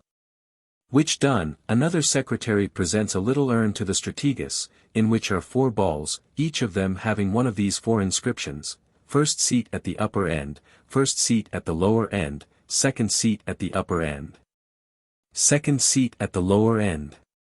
And look which of them the strategist draws, the secretary pronouncing the inscription with a loud voice, the seat so called comes accordingly to the urns. This in the figure is the second seat at the upper end. The manner of their coming to the side urns is in double files, that being 2 holes in the cover of each side urn, by which means 2 may draw at once. The senators therefore S are coming from the upper end of their seats H to the side urns L. The senators T are drawing. The senator V has drawn a gold ball at his side urn, and is going to the middle urn F, where the senator W, having done the like at the other side urn, is already drawing. But the senators X having drawn blanks at their side urns, and thrown them into the bowls while standing at the feet of the urns, are marching by the lower end into their seats again. The senator having done the like at the middle urn, is also throwing his blank into the bowl B and marching to his seat again, for a man by a prize at a side urn gains no more than right to come to the middle urn, where, if he draws a blank, his fortune at the side urn comes to nothing at all. Wherefore he also returns to his place. But the senator C has had a prize at the middle urn, where the commissioner, having viewed his ball, and found the mark to be right, he marches up the steps to the seat of the electors, which is the form D set across the tribunal, where he places himself, according as he was drawn, with the other electors E drawn before him. These are not to look back, but sit with their faces toward the seignory or state, till their number amount to that of the magistrates to be that day chosen, which for the present, as was shown, are 6, wherefore 6 electors being made. They are reckoned according as they were drawn, first, second, third, fourth, fifth, sixth, in their order, and the first 6 that are chosen are the first order of electors. The first order of electors being made, are conducted by a secretary, with a copy of the list to be chosen, out of the Senate, and into a committee or council chamber, being neither suffered by the way, nor in their room, till the ballot be ended, to have conference with any but themselves. Wherefore the secretary, having given them their oath that they shall make election according to the law and their conscience, delivers them the list, and seats himself at the lower end of the table with his pen and paper, while another secretary keeps the door. By such time as the first order of electors are thus seated, the second order of electors is drawn, who, with a second copy of the same list, are conducted into another committee chamber, by other secretaries performing the same office with the former. The like exactly is done by the third and by the fourth orders, or hands, as the Venetians call them, of electors, by which means you have the 24 electors divided according to the 4 copies of the same list, by 6, into 4 hands or orders. And every one of these orders names one competitor to every magistracy in the list, that is to say, the first elector names to the first magistracy, the second elector to the second magistracy, and so forth. But though the electors, as has been shown, are chosen by mere lot, yet the competitors by them named are not chosen by any lot, but by the suffrage of the whole order. For example, the first elector in the first order proposes a name to be strategis, which name is balloted by himself and the other 5 electors, and if the names so balloted attain not to above half the suffrages, it is laid aside.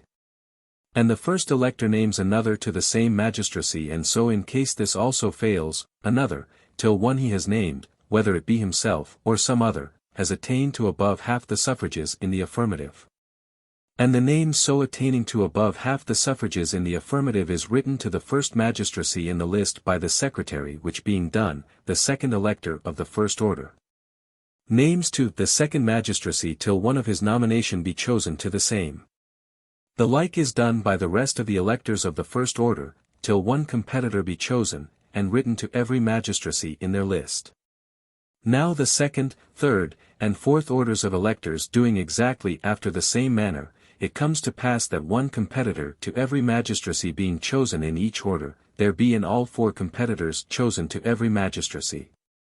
If any controversy arises in an order of electors, one of the censors, these being at this game the groom porters, is advertised by the secretary who brings him in, and the electors disputing are bound to acquiesce in his sentence. For which cause it is that the censors do not ballot at the urns, the seignory also abstains, lest it should deform the house, wherefore the blanks in the side urns are by so many the fewer. And so much for the lot, which is of the greater art but less consequence, because it concerns proposition only, but all, except the tribunes and the judges, which being but assistants have no suffrage, are to ballot at the result. To which I now come.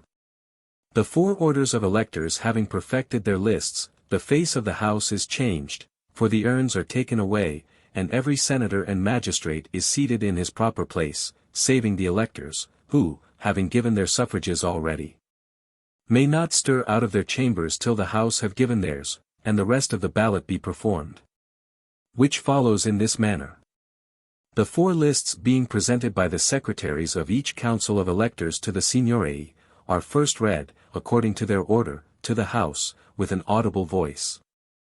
And then the competitors are put to the ballot or suffrage of the whole Senate in this manner: a name to be strategis in the first order, whereupon 8 ballotins, or pages, such as are expressed by the figures F and F.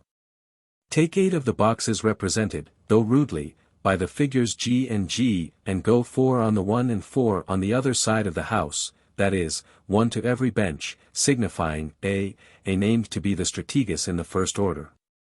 And every magistrate or senator, beginning by the strategis and the orator first, holds up a little pellet of linen, as the box passes, between his finger and his thumb, that men may see he has but one, and then puts it into the same. The box consisting in the inner part of 2 boxes, being painted on the outside white and green, to distinguish the affirmative from the negative side, is so made that when your hand is in it, no man can see to which of the sides you put the suffrage, nor hear to which it falls, because the pellet being linen, makes no noise. The strategis and the orator having begun, all the rest do the like. The ballotins having thus gathered the suffrages, bring them before the Signory, in whose presence the outward boxes being opened, they take out the inner boxes, whereof the affirmative is white, and the negative green. And pour the white in the bowl N on the right hand, which is white also, and the green into the bowl N on the left, which is also green. These bowls or basins, better represented at the lower end of the figure by H, I, being upon this occasion set before the tables of the secretaries at the upper end N, the white on the right hand, and the green on the left. The secretaries on each side number the balls, by which, if they find that the affirmatives amount not to above 1/2, they write not the name that was balloted, but if they amount to above 1/2, they write it, adding the number of above half the suffrages to which it attained. The first name being written, or laid aside, the next that is put is BB named to be strategis in the second order, the third CC, named to be strategis in the third order. The fourth DD, named to be strategis in the fourth order, and he of these 4 competitors that has most above half in the affirmative, is the magistrate. Or if none of them attain to above half, the nomination for that magistracy is to be repeated by such new electors as shall be chosen at the next ballot. And so, as is exemplified in the first magistracy, proceeds the ballot of the rest. First in the first, then in the second, and so in the third and fourth orders. Now whereas it may happen that AA, for example, being named strategis in the first order, may also be named to the same or some one or more other magistracies in one or more of the other orders. His name is first balloted where it is first written, that is to the more worthy magistracy, whereof if he misses, he is balloted as it comes in course for the next, and so for the rest, if he misses of that, as often as he is named. And because to be named twice, or oftener, whether to the same or some other magistracy, is the stronger recommendation, the note must not fail to be given upon the name, at the proposition in this manner, AA named to be strategis in the first.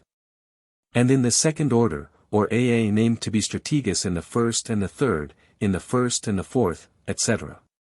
But if he be named to the same magistracy in the first, second, third, and fourth orders, he can have no competitor, wherefore attaining to above half the suffrages, he is the magistrate. Or thus, AA named to be strategis in the first, to be censor in the second, to be orator in the third, and to be commissioner of the seal in the fourth order, or the like in more or fewer orders, in which cases if he misses of the first magistracy, he is balloted to the second. If he misses of the second, to the third, and if he misses of the third, to the fourth. The ballot not finished before sunset, though the election of the magistrates already chosen be good, voids the election of such competitors as being chosen are not yet furnished with magistracies. As if they had never been named, for this is no juggling box, but an art that must see the sun, and the ballot for the remaining magistracies is to be repeated the next day by new orders of electors. And such competitors as by them shall be elected. And so in the like manner, if of all the names proposed to the same magistracy, no one of them attains to above half the suffrages in the affirmative. The senatorian ballot of Oceana being thus described, those of the parish, of the 100, and of the tribe, being so little different, that in this they are all contained, and by this may be easily understood, are yet fully described. And made plain enough before in the 5th, 6th, 7th, 8th, 9th, and 10th orders. This, therefore, is the general order, whence those branches of the ballot, some whereof you have already seen, are derived, which, with those that follow, were all read and debated in this place at the institution. When my Lord Epaminondas de Garola, being one of the councillors, and having no further patience, though the rulers were composed by the agent of this Commonwealth, residing for that purpose at Venice, than to hear the direction for the parishes, stood up and made way for himself in this manner. May it please your Highness, my Lord Archon. Under correction of Mr. Peregrine, spy, our very learned agent and intelligencer, I have seen the world a little, Venice, and, as gentlemen are permitted to do, the great council balloting. And truly I must needs say, that it is for a dumb show the goodliest that I ever beheld with my eyes. You should have some would take it ill, as if the noble Venetians thought themselves too good to speak to strangers, but they observed them not so narrowly.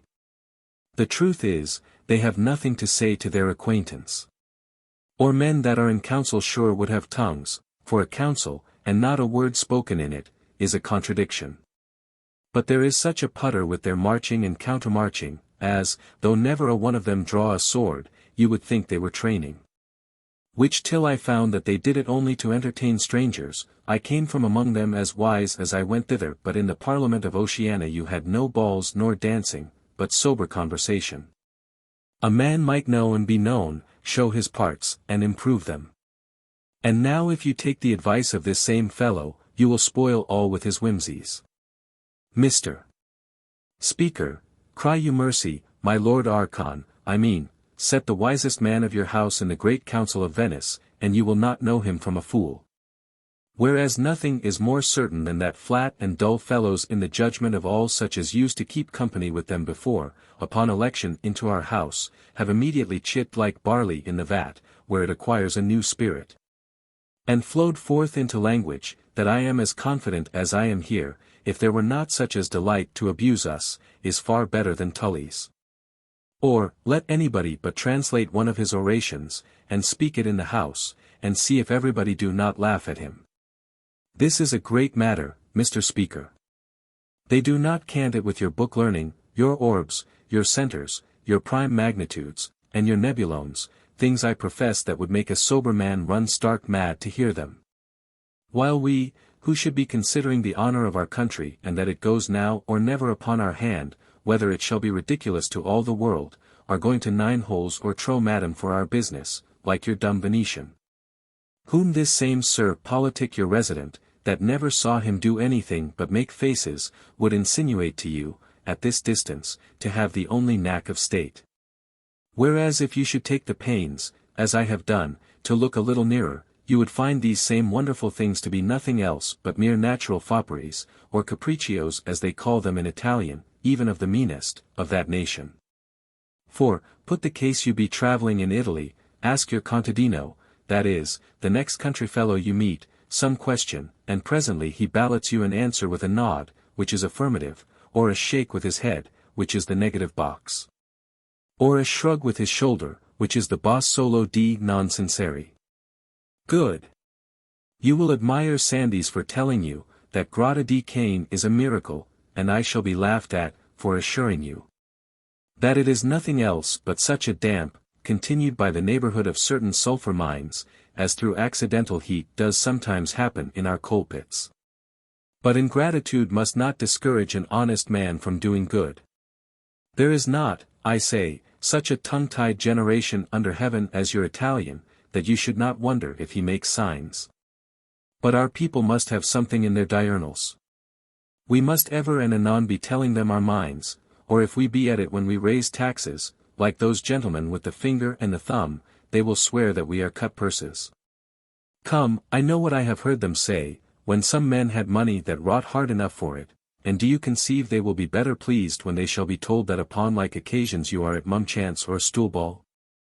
I do not speak for myself, for though I shall always acknowledge that I got more by 1 year sitting in the house than by my 3 years' travels, it was not of that kind.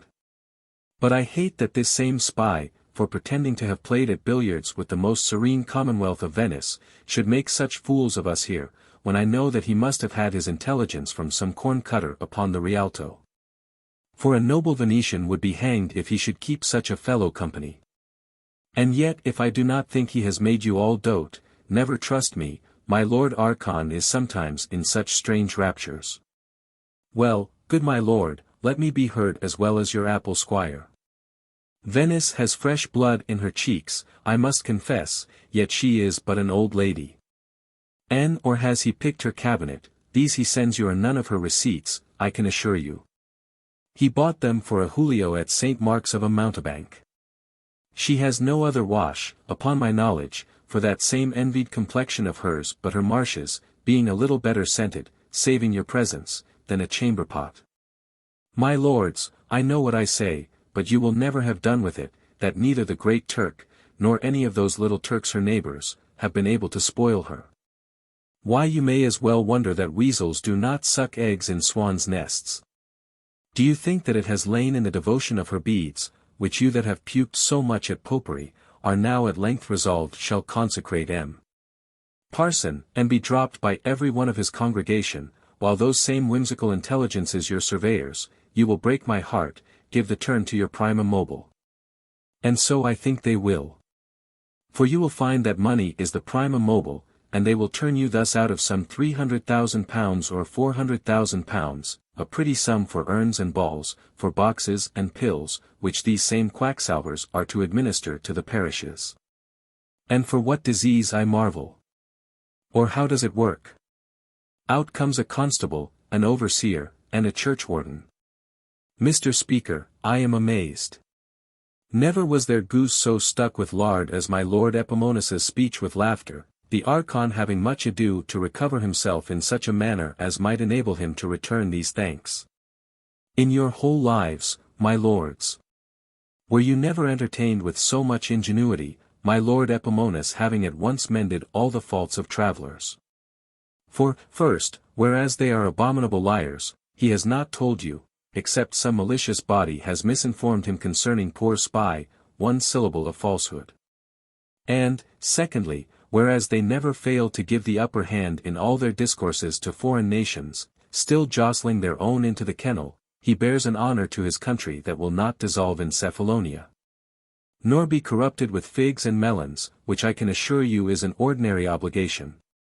And therefore hold it a matter of public concern that we be to no occasion of quenching my lord's affections, nor is there any such great matter between us, but, in my opinion, might be easily reconciled.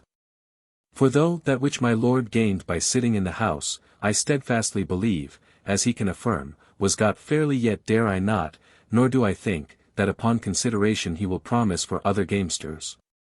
Especially when they were at it so high, as he intimates not only to have been in use, but to be like enough to come about again.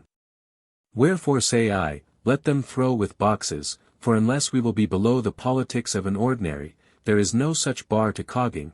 It is known to his lordship that our game is most at a throw, and that every cast of our dice is in our suffrages. Nor will he deny that partiality in a suffrage is downright cogging. If the Venetian boxes be the most sovereign of all remedies against this same cogging, is it not a strange thing that they should be thrown first into the fire by a fair gamester? Men are naturally subject to all kinds of passions. Some you have that are not able to withstand the brow of an enemy, and others that make nothing of this, are less proof against that of a friend. So that if your suffrage be barefaced, I dare say you shall not have one fair cast in 20. But whatever a man's fortune be at the box, he neither knows whom to thank, nor whom to challenge. Wherefore, that my lord may have a charitable opinion of the choice affection which I confess to have, above all other beauties, for that of incomparable Venice, there is in this way of suffrage no less than a demonstration that it is the most pure. And the purity of the suffrage in a popular government is the health, if not the life of it, seeing the soul is not otherwise breathed into the sovereign power than by the suffrage of the people. Wherefore no wonder if Postellus be of opinion that this use of the ball is the very same with that of the bean in Athens, or that others, by the text concerning Eldad and Medad, derive it from the Commonwealth of Israel. There is another thing, though not so material to us, that my lord will excuse me if I be not willing to yield, which is, that Venice subsists only by her situation. It is true that a man in time of war may be more secure from his enemies by being in a citadel, but not from his diseases. Wherefore the first cause, if he lives long, is his good constitution, without which his citadel were to little purpose, and it is not otherwise with Venice. With this speech of the Archon I conclude the proof of the agrarian and the ballot, being the fundamental laws of this Commonwealth, and come now from the centre to the circumferences or orbs, whereof some have been already shown. As how the parishes annually pour themselves into the hundreds into the tribes, and the tribes into the galaxies, the annual galaxy of every tribe consisting of 2 knights and 7 deputies, whereof the knights constitute the Senate. The deputies, the prerogative tribe, commonly called the people, and the Senate and people constitute the sovereign power or Parliament of Oceana. Whereof to show what the Parliament is, I must first open the Senate, and then the prerogative tribe.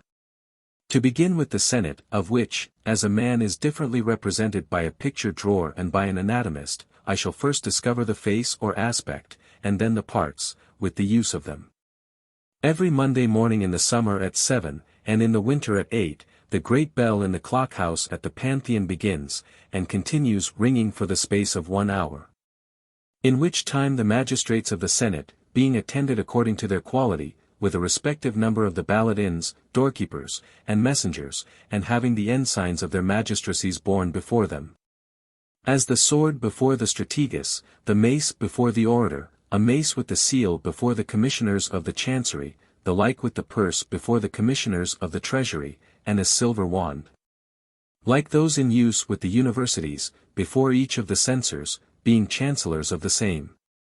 These, with the knights, in all 300, assemble in the house or hall of the Senate. The house or hall of the Senate being situated in the Pantheon or Palace of Justice, is a room consisting of a square and a half. In the middle of the lower end is the door, at the upper end hangs a rich state overshadowing the greater part of a large throne, or half-pace of 2 stages. The first ascended by 2 steps from the floor, and the second about the middle rising 2 steps higher. Upon this stand 2 chairs, in that on the right hand sits the strategist, in the other the orator adorned with scarlet robes, after the fashion that was used by the dukes in the aristocracy. At the right end of the upper stage stand 3 chairs, in which the 3 commissioners of the seal are placed, and at the other end sit the 3 commissioners of the treasury, every one in a robe or habit like that of the earls. Of these magistrates of this upper stage consists the signory. At either end of the lower stage stands a little table, to which the secretaries of the Senate are set with their tufted sleeves in the habit of civil lawyers. To the 4 steps, whereby the 2 stages of the throne are ascended, answer 4 long benches, which successively deriving from every one of the steps, continue their respective height, and extend themselves by the side walls toward the lower end of the house, every bench being divided by numeral characters into the 37 parts or places. Upon the upper benches sit the censors in the robes of barons, the first in the middle of the right-hand bench, and the second directly opposite to him on the other side. Upon the rest of the benches sit the knights, who, if they be called to the urns, distributing themselves by the figures, come in equal files, either by the first seat, which consists of the 2 upper benches on either side, or by the second seat, consisting of the 2 lower benches on either side, beginning also at the upper or at the lower ends of the same, according to the lot whereby they are called. For which end the benches are open, and ascended at either end with easy stairs and large passages. The rest of the ballot is conformable to that of the tribe. The censors of the house sitting at the side urn, and the youngest magistrate of the signory at the middle, the urns being placed before the throne, and prepared according to the number of the magistrates to be at that time chosen by the rules already given to the censors of the tribes. But before the benches of the knights on either side stands one being shorter, and at the upper end of this sit the 2 tribunes of the horse. At the upper end of the other the 2 tribunes of the foot in their arms, the rest of the benches being covered by the judges of the land in their robes. But these magistrates have no suffrage, nor the tribunes, though they derive their presence in the Senate from the Romans, nor the judges, though they derive theirs from the ancient Senate of Oceana. Every Monday this assembly sits of course. At other times, if there be occasion, any magistrate of the house, by giving order for the bell, or by his lictor or ensign-bearer, calls a senate. And every magistrate or knight during his session has the title, place, and honor of a duke, earl, baron, or knight respectively in every one that has borne the same magistracy by his third session. Has his respective place and title during the term of his life, which is all the honor conferred by this Commonwealth, except upon the master of the ceremonies, the master of the horse, and the king of the heralds, who are knights by their places. And thus you have the face of the Senate, in which there is scarce any feature that is not Roman or Venetian. Nor do the horns of the crescent extend themselves much unlike those of the Sanhedrim, on either hand of the prince, and of the father of that Senate. But upon beauty, in which every man has his fancy, we will not otherwise philosophize than to remember that there is something more than decency in the robe of a judge, that would not be well spared from the bench. And that the gravest magistrate to whom you can commit the sword of justice, will find a quickness in the spurs of honor, which, if they be not laid to virtue, will lay themselves to that which may rout a commonwealth. To come from the face of the Senate to the constitution and use of the parts, it is contained in the peculiar orders. And the orders which are peculiar to the Senate, are either of election or instruction. Elections in the Senate are of three sorts: annual, biennial, and extraordinary. Annual elections are performed by the schedule called the tropic. And the tropic consists of two parts, the one containing the magistrates, and the other the councils to be yearly elected.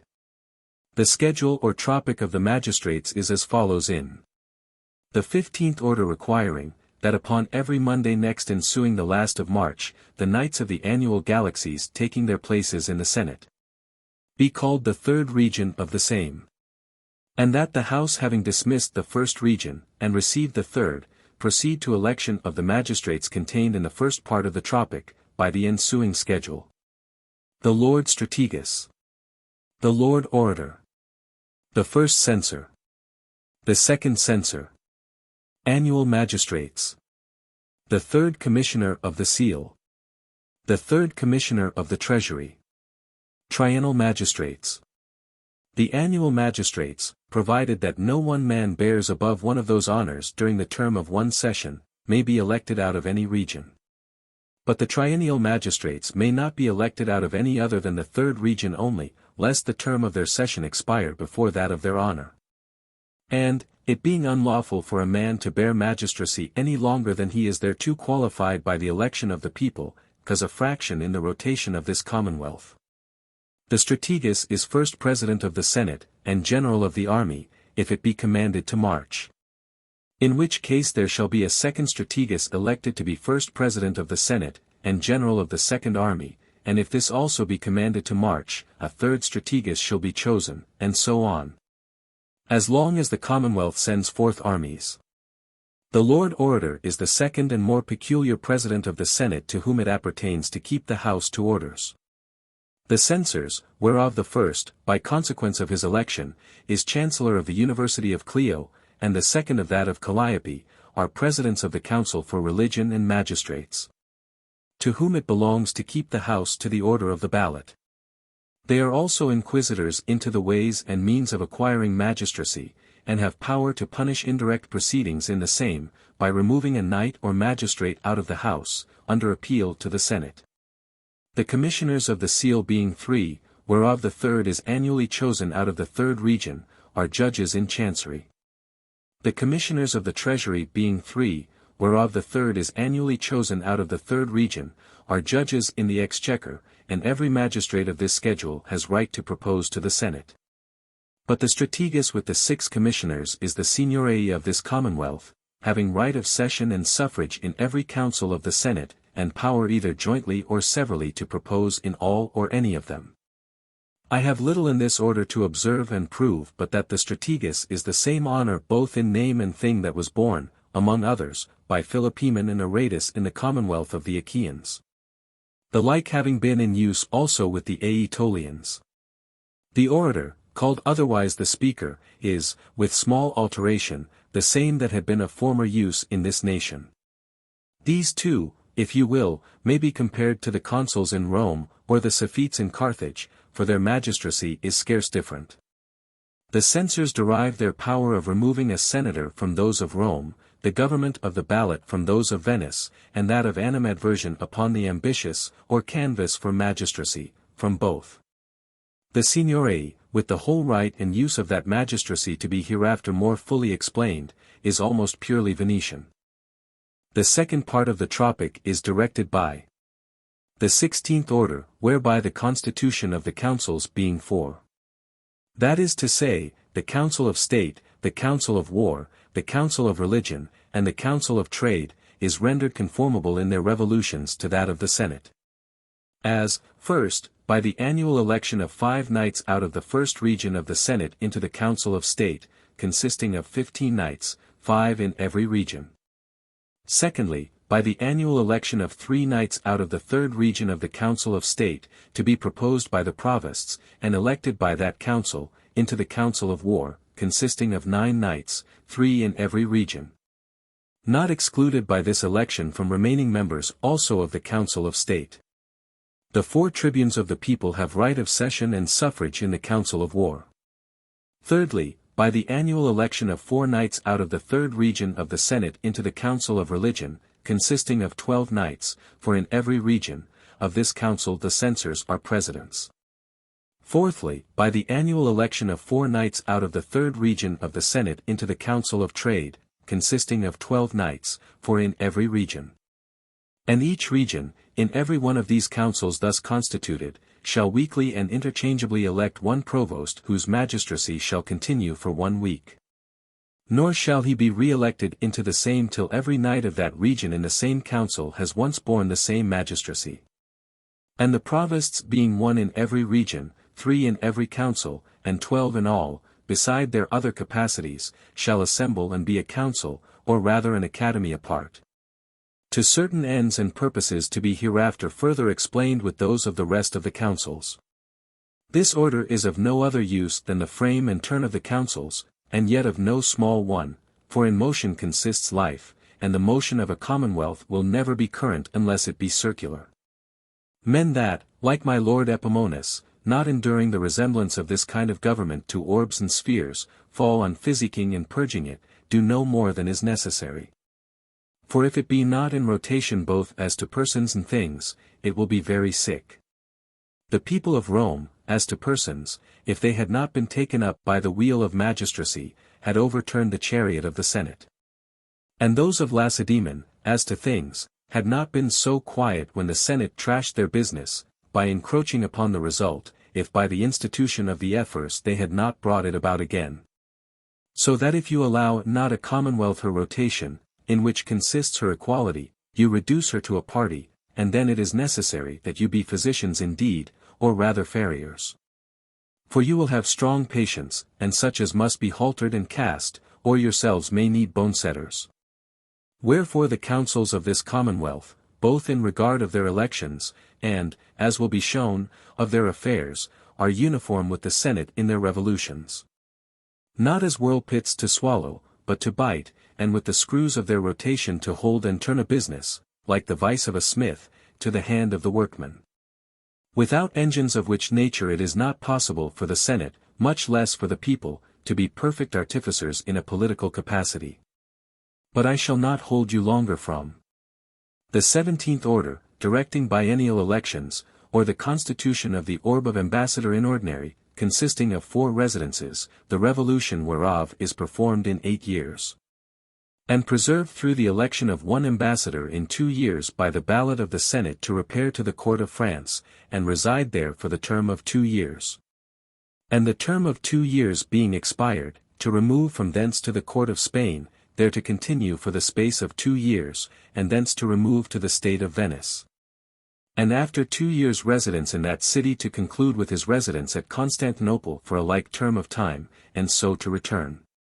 A knight of the Senate, or a deputy of the prerogative, may not be elected ambassador in ordinary, because a knight or deputy so chosen must either lose his session, which would cause an unevenness in the motion of this commonwealth, or accumulate magistracy, which agrees not with equality of the same. Nor may any man be elected into this capacity that is above 35 years of age, lest the Commonwealth lose the charge of his education, by being deprived at his return of the fruit of it. Or else enjoy it not long through the defects of nature. This order is the perspective of the Commonwealth, whereby she foresees danger, or the traffic, whereby she receives every 2 years the return of a statesman enriched with 8 years' experience from the prime marts of negotiation in Europe. And so much for the elections in the Senate that are ordinary. Such as are extraordinary follow in the 18th order, appointing all elections upon emergent occasions, except that of the dictator, to be made by the scrutiny. Or that kind of election whereby a council comes to be a 5th order of electors. For example, if there be occasion of an ambassador extraordinary, the provosts of the Council of State, or any 2 of them, shall propose to the same, till one competitor be chosen by that council. And the council having chosen a competitor, shall bring his name into the Senate, which in the usual way shall choose for more competitors to the same magistracy.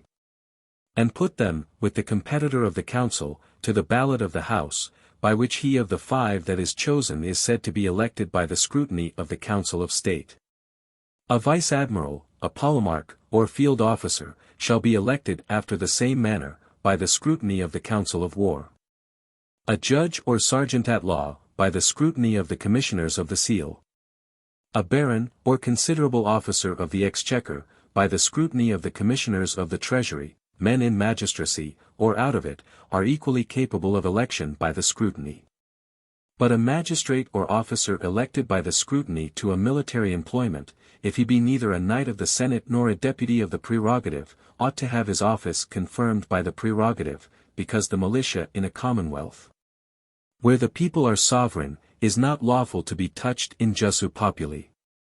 The Romans were so curious that, though their consuls were elected in the centuriate assemblies, they might not touch the militia, except they were confirmed in the parochial assemblies. For a magistrate not receiving his power from the people, takes it from them, and to take away their power is to take away their liberty.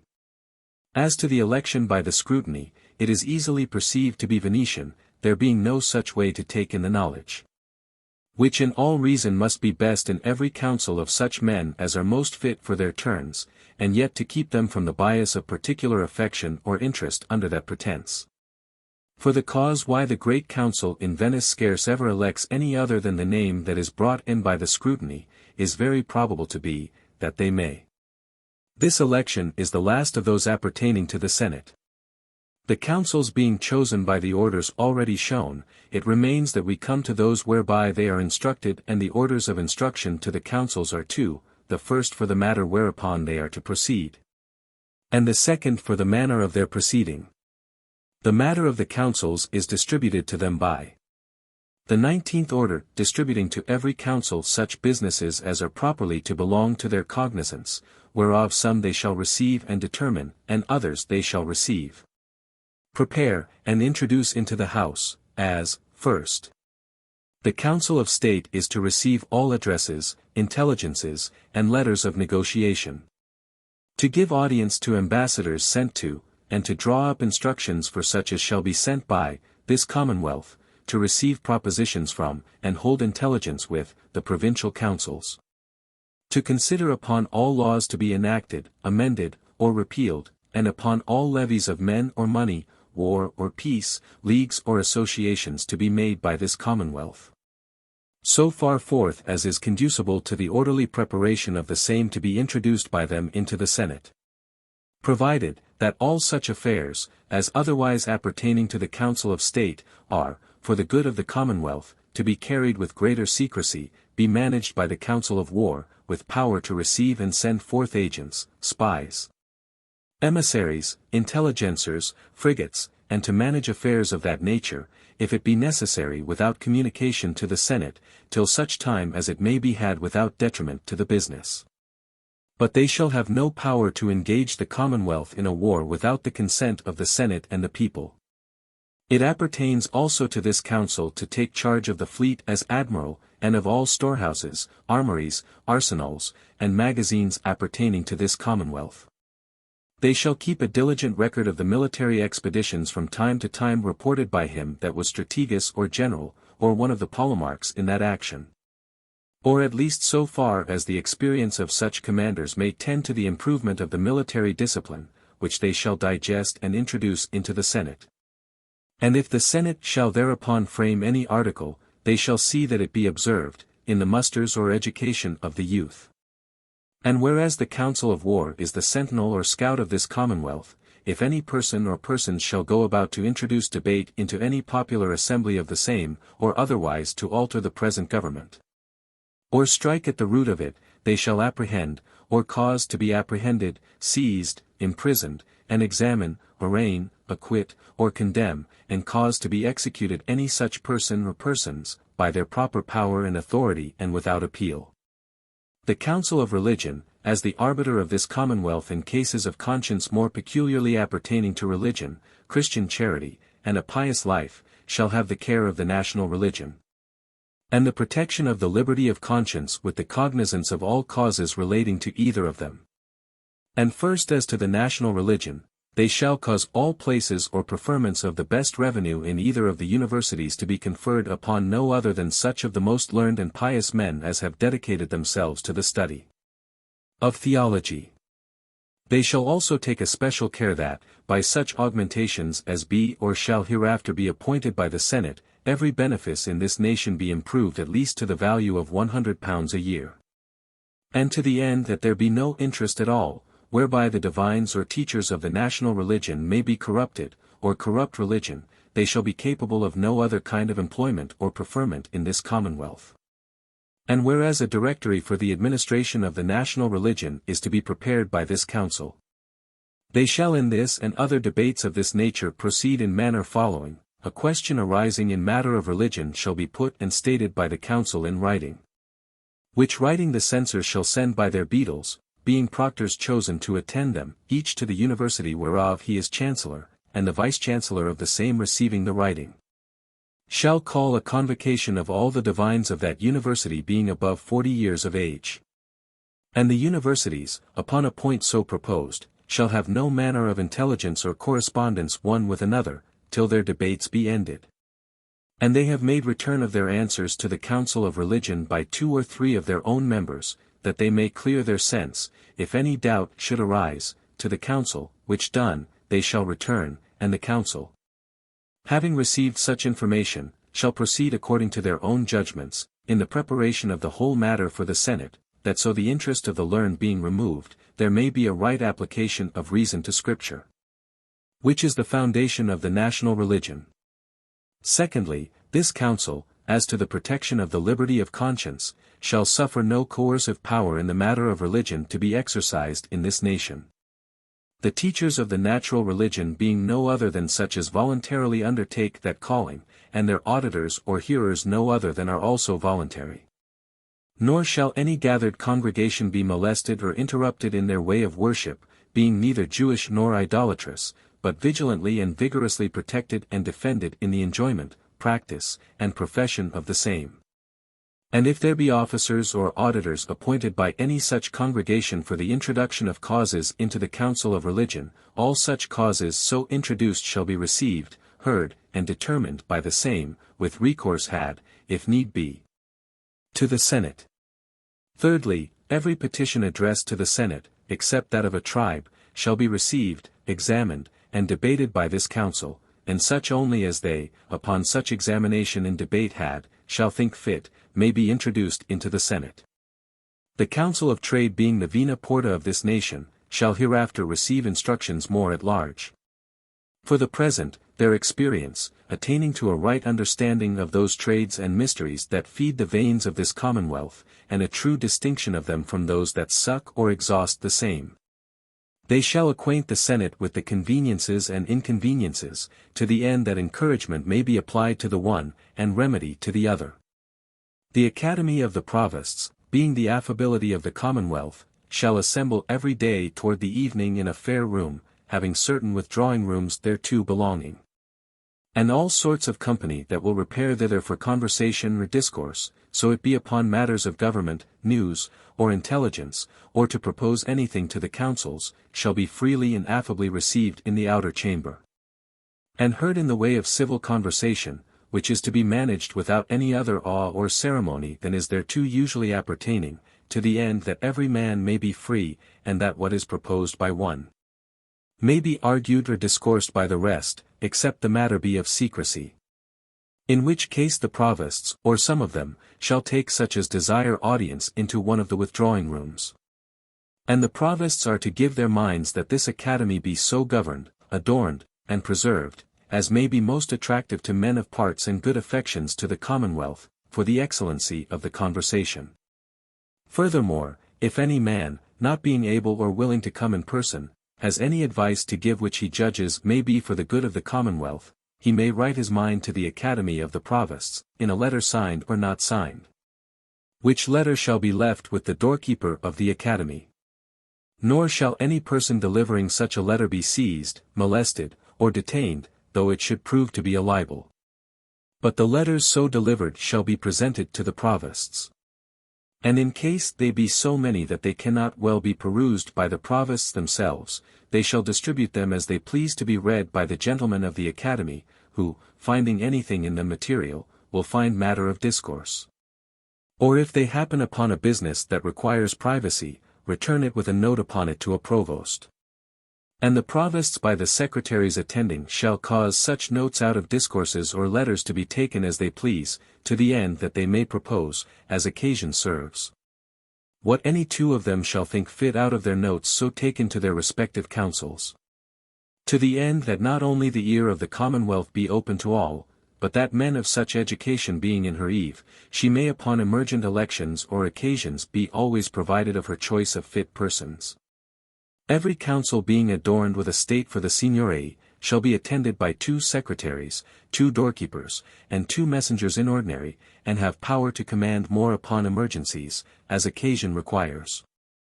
And the Academy shall be attended with 2 secretaries, 2 messengers, and 2 doorkeepers, this with the other councils being provided with their further conveniences at the charge of the state.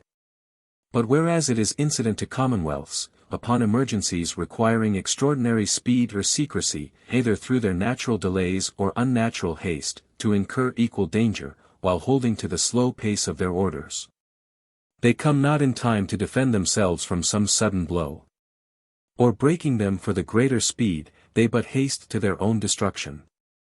If the Senate shall at any time make election of 9 knights extraordinary, to be added to the council of war, as a juncta for the term of 3 months, the council of war with the juncta so added, is for the term of the same dictator of Oceana, having power to levy men and money, to make war and peace, as also to enact laws, which shall be good for the space of 1 year, if they be not sooner repealed by the Senate and the people, and for no longer time, except they be confirmed by the Senate and the people. And the whole administration of the Commonwealth for the term of the said 3 months shall be in the dictator, provided that the dictator shall have no power to do anything that tends not to his proper end and institution, but all to the preservation of the Commonwealth as it is established, and for the sudden restitution of the same to the natural channel and common course of government. And all acts, orders, decrees, or laws of the council of war with the Genota being thus created, shall be signed. Dictator Oceani.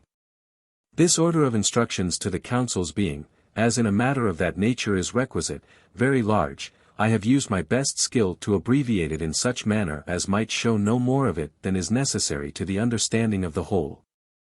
Though as to the parts, or further duties of the councils, I have omitted many things of singular use in a commonwealth.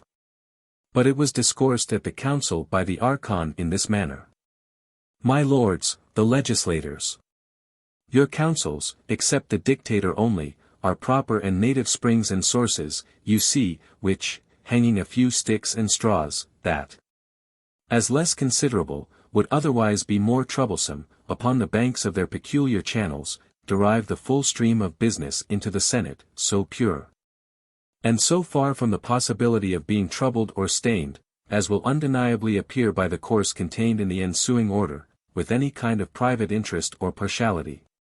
That it shall never be possible for any assembly hearkening to the advice or information of this or that worthy member, either instructed upon his pillow, or while he was making himself ready, or by the petition or ticket which he received at the door, to have half the security in his faith, or advantage by his wisdom. Such a senate or council being, through the uncertainty of the winds, like a wave of the sea. Nor shall it otherwise mend the matter by flowing up into dry ditches, or referring businesses to be better examined by committees, than to go further about with it to less purpose, if it does not ebb back again with the more mud in it. For in a case referred to an occasional committee, of which any member that is desirous may get himself named, and to which nobody will come but either for the sake of his friend or his own interest, it fares little better as to the information of the Senate, than if it had been referred to the parties. Wherefore the Athenians being distributed into 4 tribes, out of which by equal numbers they annually chose 400 men, called the Senate of the Bean, because the ballot at their election was performed by the use of beans. Divided them by 50s into 8 parts. And every 50 in their turn, for 1/8 part of the year, was a council apart called the Prytanes. The Prytanes in their distinct council receiving all comers, and giving ear to every man that had anything to propose concerning the Commonwealth, had power to debate and prepare all the businesses that were to be introduced into the Senate. The Achaeans had 10 selected magistrates called the Demiurgs, constituting a council apart called the Synarchy, which, with the Strategus, prepared all the business that was introduced into their Senate. But both the Senate of the Athenians, and that of the Achaeans, would have wondered if a man had told them that they were to receive all comers and discourses, to the end that they might refer them afterward to the Prytanes or the Synarchy.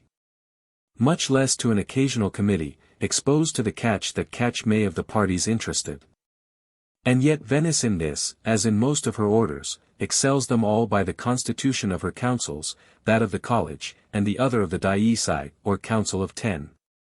The course of the college is exactly described in the ensuing order, and for that of the Dieci, it so little differs from what it has bestowed upon our dictator, that I need not make any particular description of it. But to dictatorian power in general, and the use of it, because it must needs be of difficult digestion to such as, puking still at ancient prudence, show themselves to be in the nursery of motherwit, it is no less than necessary to say something. And, first, in a commonwealth that is not wrought up, or perfected, this power will be of very frequent, if not continual, use. Wherefore it is said more than once, upon defects of the government, in the book of Judges, that in those days there was no king in Israel. Nor has the translator, though for no king, he should have said, no judge, abused you so much. Seeing that the dictator, and such was the judge of Israel, or the dictatorian power being in a single person, so little differs from monarchy, which followed in that. That from the same cause there has been no other effect in any commonwealth, as in Rome was manifest by Sylla and Caesar, who to make themselves absolute or sovereign, had no more to do than to prolong their magistracy. For the dictatorian power was reputed divine, and therefore irresistible. Nevertheless, so it is, that without this power, which is so dangerous, and subject to introduce monarchy, a commonwealth cannot be safe from falling into the like dissolution. Unless you have an expedient in this case of your own, and bound up by your providence from recoiling. Expedients in some cases you must not only have, but be beholden for them to such whom you must trust at a pinch, when you have not leisure to stand with them for security, which will be 1,000 times more dangerous. And there can never be a commonwealth otherwise than by the order in debate wrought up to that perfection. But this necessity must sometimes happen in regard of her natural slowness and openness, and the suddenness of assaults that may be made upon her, as also the secrecy which in some cases may be of absolute necessity to her affairs. Whence Machiavel concludes it positively, that a commonwealth unprovided of such a refuge, must fall to ruin, for her course is either broken by the blow in one of those cases, or by herself, while it startles her out of her orders. And indeed a commonwealth is like a greyhound, which, having once coasted, will never after run fair, but grow slothful. And when it comes to make a common practice of taking nearer ways than its orders, it is dissolved, for the being of a commonwealth consists in its orders. Wherefore at this list you will be exposed to danger, if you have not provided beforehand for the safety of your resort in the like cases, nor is it sufficient that your resort be safe, unless it be as secret and quick. For if it be slow or open, your former inconveniences are not remedied. Now for our imitation in this part, there is nothing in experience like that of the Council of 10 in Venice. The benefit whereof would be too long to be shown in the whole piece, and therefore I shall take but a pattern out of Gennadi. In the war, says he, which the Venetians had with Florence in Casentin, the Florentines, finding a necessity in their affairs far from any other inclination in themselves to ask their peace, sent ambassadors about it to Venice. Where they were no sooner heard, than the bargain was struck up by the Council of 10, and everybody admiring, seeing this Commonwealth stood upon the higher ground, what should be the reason of such haste. The Council upon the return of the ambassadors imparted letters to the Senate, whereby it appeared that the Turks had newly launched a formidable fleet against their state, which, had it been understood by the Florentines, it was well enough known they would have made no peace. Wherefore the service of the 10 was highly applauded by the Senate, and celebrated by the Venetians. Whereby may appear not only in part what use there is of dictatorian power in that government, but that it is assumed at the discretion of that council. Whereas in this of Oceana it is not otherwise entrusted than when the Senate, in the election of 9 knights extraordinary, gives at once the commission, and takes security in a balance, added to the council of war. Though securer before by the tribunes of the people than that of Venice, which yet never incurred jealousy. For if the younger nobility have been often girding at it, that happened not so much through the apprehension of danger in it to the Commonwealth, as through the awe of it upon themselves. Wherefore the graver have doubtlessly shown their prudence in the law whereby the magistracy of these councillors being to last till their successors be created, the council is established. The instructions of the councils for their matter being shown, it remains that I show the instructions for the manner of their proceeding, as they follow in the 20th order. Containing the method of debates to be observed by the magistrates and the council successively in order to a decree of the Senate. The magistrates of the Signory, as councillors of this Commonwealth, shall take into their consideration all matters of state or of government. And, having right to propose in any council, may, any one or more of them, propose what business he or they please in that council to which it most properly belongs. And, that the councils may be held to their duty, the said magistrates are superintendents and inspectors of the same, with right to propose to the Senate. The censors have equal power with these magistrates, but in relation to the council of religion only. Any 2 of the 3 provosts in every council may propose to, and are the more peculiar proposers of, the same council. To the end that there be not only an inspection and superintendency of business in general, but that every work be also committed to a peculiar hand. Any one or more of the magistrates, or any 2 of the provosts respectively having proposed, the council shall debate the business so proposed, to which they of the 3rd region that are willing shall speak first in their order. They of the 2nd, next, and they of the 1st, last. And the opinions of those that proposed or spoke, as they shall be thought the most considerable by the council, shall be taken by the secretary of the same in writing, and each of them signed with the name of the author.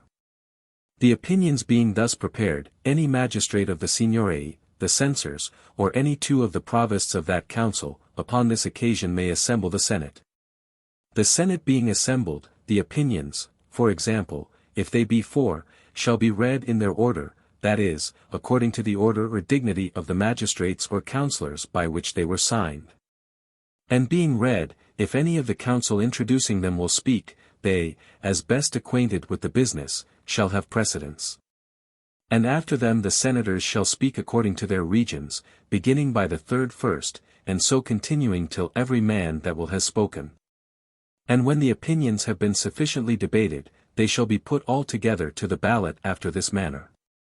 4 secretaries, carrying each of them one of the opinions in one hand, with a white box in the other.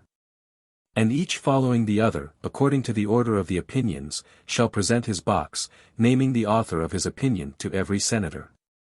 And 1 secretary or ballotin with a green box shall follow the 4 white ones, and 1 secretary or ballotin with a red box shall follow the green one, and every senator shall put 1 ball into some one of these 6 boxes. The suffrage being gathered and opened before the Signory, if the red box or non-sincere had above half the suffrages, the opinions shall be all cast out, for the major part of the House is not clear in the business. If no one of the 4 opinions had above half the suffrages in the affirmative, that which had fewest shall be cast out, and the other 3 shall be balloted again. If no one of the 3 had above half, that which had fewest shall be cast out, and the other 2 shall ballot again. If neither of the 2 had above half, that which had fewest shall be cast out, and the remaining opinion shall be balloted again. And if the remaining opinion has not above half, it shall also be cast out. But the first of the opinions that arrives at most above half in the affirmative, is the decree of the Senate. The opinions being all of them cast out by the non-sincere, may be reviewed, if occasion permits, by the council, and brought in again. If they be cast out by the negative, the case being of advice only. The House approves not, and there is an end of it, the case being necessary, and admitting delay, the council is to think again upon the business, and to bring in new opinions.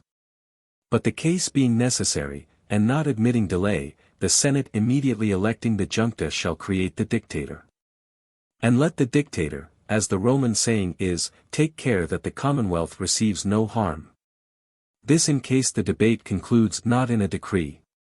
But if a decree be passed, it is either in matter of state or government according to law enacted already, and then it is good without going any further, or it is in matter of law to be enacted, repealed, or amended. And then the decree of the Senate, especially if it be for a war, or for a levy of men or money, is invalid, without the result of the Commonwealth, which is in the prerogative tribe, or representative of the people. The Senate having prepared a decree to be proposed to the people, shall appoint their proposers, and no other may propose for the Senate to the people but the magistrates of the House. That is to say, the 3 commissioners of the seal, or any 2 of them, the 3 of the treasury, or any 2 of them, or the 2 censors. The Senate having appointed their proposers, shall require of the tribunes a muster of the people at a set time and place, and the tribunes or any 2 of them having mustered the people accordingly. The proposers shall propose the sense or decree of the Senate by clauses to the people. And that which is proposed by the authority of the Senate, and resolved by the command of the people, is the law of Oceana. To this order, implicitly containing the sum very near of the whole civil part of the Commonwealth, my Lord Archon spoke thus in council. My dear lords, there is a saying, that a man must cut his coat according to his cloth. When I consider what God has allowed or furnished to our present work, I am amazed.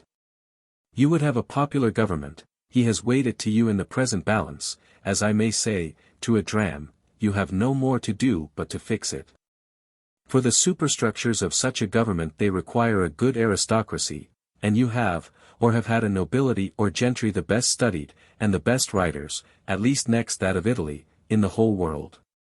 Nor have they been inferior, when so exercised, in the leading of armies. But the people are the main body of a commonwealth.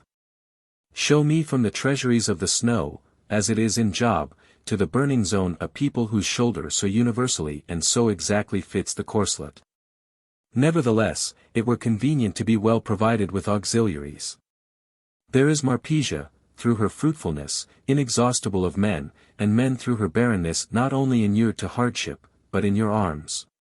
It may be said that Venice, excepting only that she takes not in the people, is the most incomparable situation of a commonwealth. You are Venice, taking in your people and your auxiliaries too. My lords, the children of Israel were makers of brick before they were builders of a commonwealth, but our brick is made, our mortar tempered, the cedars of Lebanon are hewed and squared to our hands. Has this been the work of man? Or is it in man to withstand this work? Shall he that contends with the Almighty instruct him? He that reproves God, let him answer it. For our parts, everything is so laid that when we come to have use of it, it is the next at hand. And unless we can conceive that God and nature do anything in vain, there is no more for us to do but to dispatch. The peace which we have reached to us in the foregoing orders, is the aristocracy. Athens, as has been shown, was plainly lost through the want of a good aristocracy. But the sufficiency of an aristocracy goes demonstrably upon the hand of the nobility or gentry. For that the politics can be mastered without study, or that the people can have leisure to study, is a vain imagination. And what kind of aristocracy divines and lawyers would make, let their incurable running upon their own narrow bias and their perpetual invectives against Machiavel, though in some places justly reprovable, yet the only politician and incomparable patron of the people, serve for instruction. I will stand no more to the judgment of lawyers and divines in this work, than to that of so many other tradesmen. But if this model chances to wander abroad, I recommend it to the Roman speculativi, the most complete gentlemen of this age, for their censure. Or with my Lord Epaminondas his leave, send 300 or 400 copies to your agent at Venice to be presented to the magistrates there. And when they have considered them, to be proposed to the debate of the Senate, the most competent judges under heaven, who, though they have great affairs, will not refuse to return you the oracle of their ballot. The counsellors of princes I will not trust, they are but journeymen.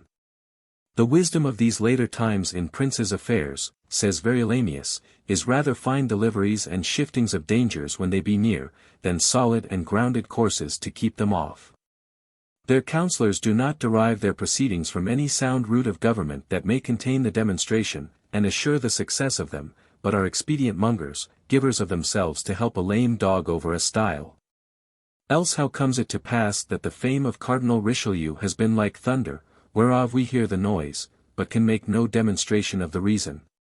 But to return, if neither the people, nor divines and lawyers, can be the aristocracy of a nation, there remains only the nobility. In which style, to avoid further repetition, I shall understand the gentry also, as the French do by the word noblesse. Now to treat of the nobility in such sort as may be less obnoxious to mistake, it will be convenient, and answerable to the present occasion, that I divide my discourse into 4 parts. The first, treating of nobility, and the kinds of it. The second, of their capacity of the Senate. The third, of the divers kinds of senates. The fourth, of the Senate, according to the foregoing orders. Nobility may be defined diverse ways. For it is either ancient riches, or ancient virtue, or a title conferred by a prince or a commonwealth. Nobility of the first kind may be subdivided into 2 others, such as hold an overbalance in dominion or property to the whole people, or such as hold not an overbalance, in the former case, a nobility, such was the Gothic. Of which sufficient has been spoken, is incompatible with popular government. For to popular government it is essential that power should be in the people, but the overbalance of a nobility in dominion draws the power to themselves. Wherefore in this sense it is that Machiavel is to be understood, where he says, that these are pernicious in a commonwealth. And of France, Spain, and Italy, that they are nations which for this cause are the corruption of the world, for otherwise nobility may, according to his definition, which is, that they are such as live upon their own revenues in plenty, without engagement either to the tilling of their lands, or other work for their livelihood, hold an underbalance to the people. In which case they are not only safe, but necessary to the natural mixture of a well-ordered commonwealth. For how else can you have a commonwealth that is not altogether mechanic? Or what comparison is there of such commonwealths as are, or come nearest to mechanic, for example, Athens, Switzerland, Holland, to Lacedaemon, Rome, and Venice, plumed with their aristocracies?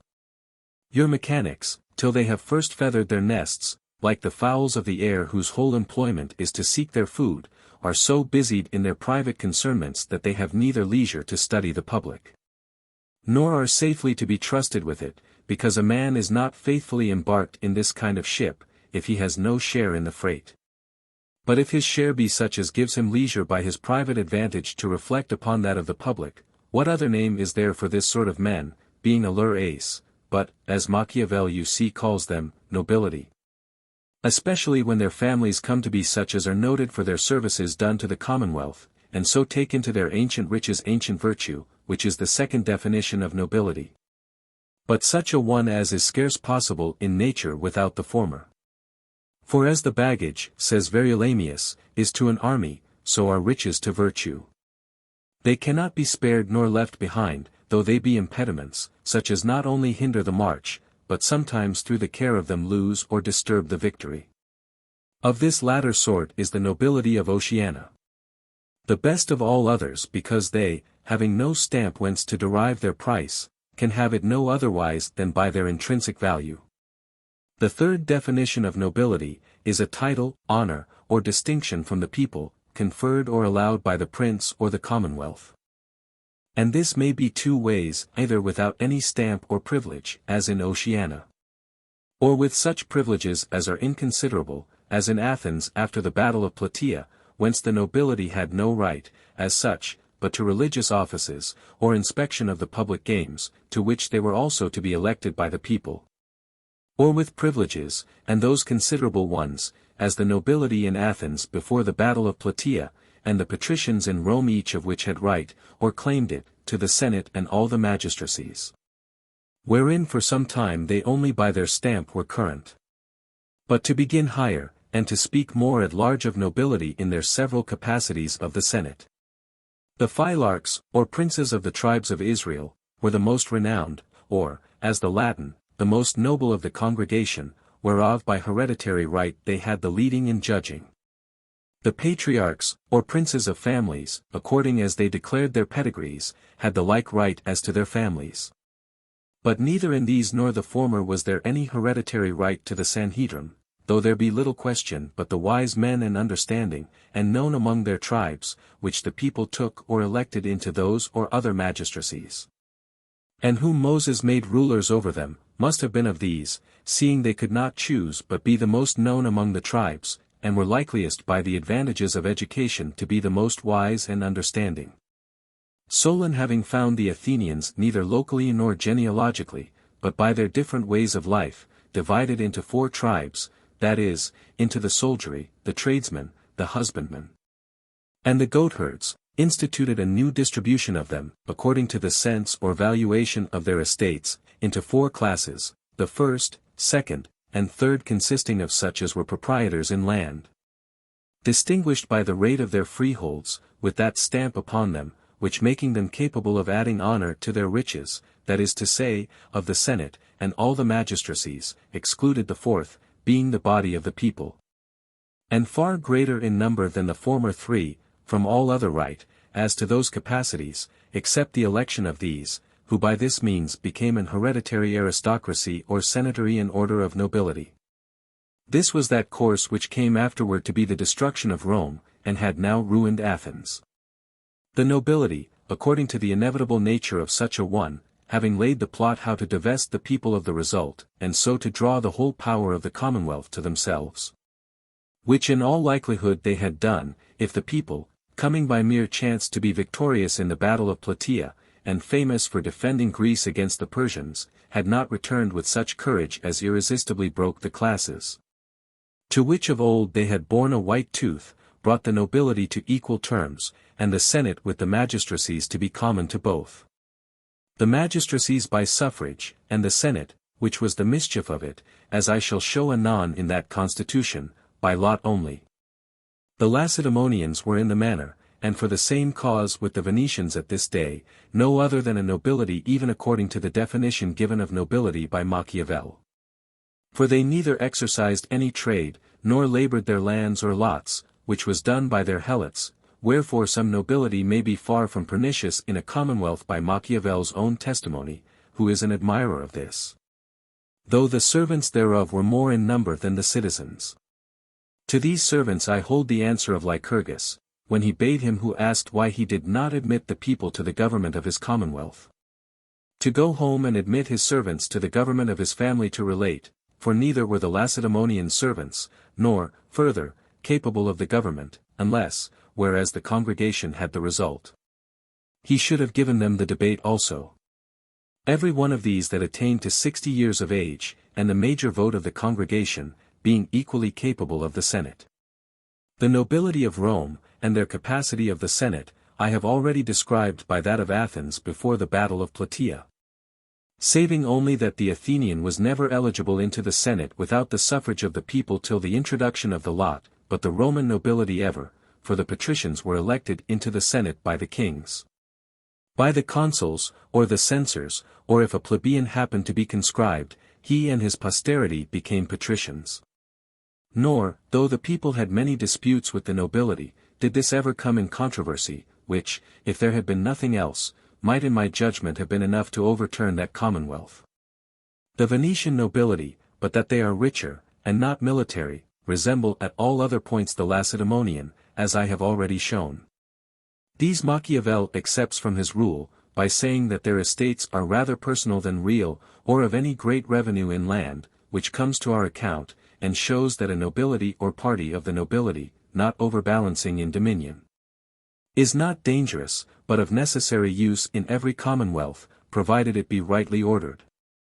For if it be so ordered as was that of Rome, though they do not overbalance at the beginning, as they did not there, it will not be long ere they do, as is clear both in reason and experience toward the latter end.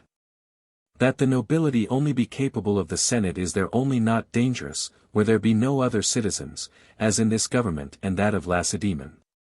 The nobility of Holland and Switzerland, though but few, have privileges not only distinct from the people, but so great that in some sovereignties they have a negative voice. An example which I am far from commending, being such as, if those governments were not cantonized, divided, and subdivided into many petty sovereignties that balance one another, and in which the nobility, except they had a prince at the head of them, can never join to make work, would be the most dangerous that ever was, but the Gothic, of which it favors.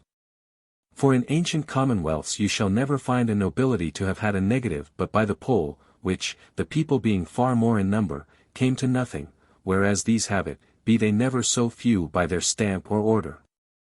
Ours of Oceana have nothing else but their education and their leisure for the public, furnished by their ease and competent riches, and their intrinsic value, which, according as it comes to hold weight in the judgment or suffrage of the people, is their only way to honor and preferment.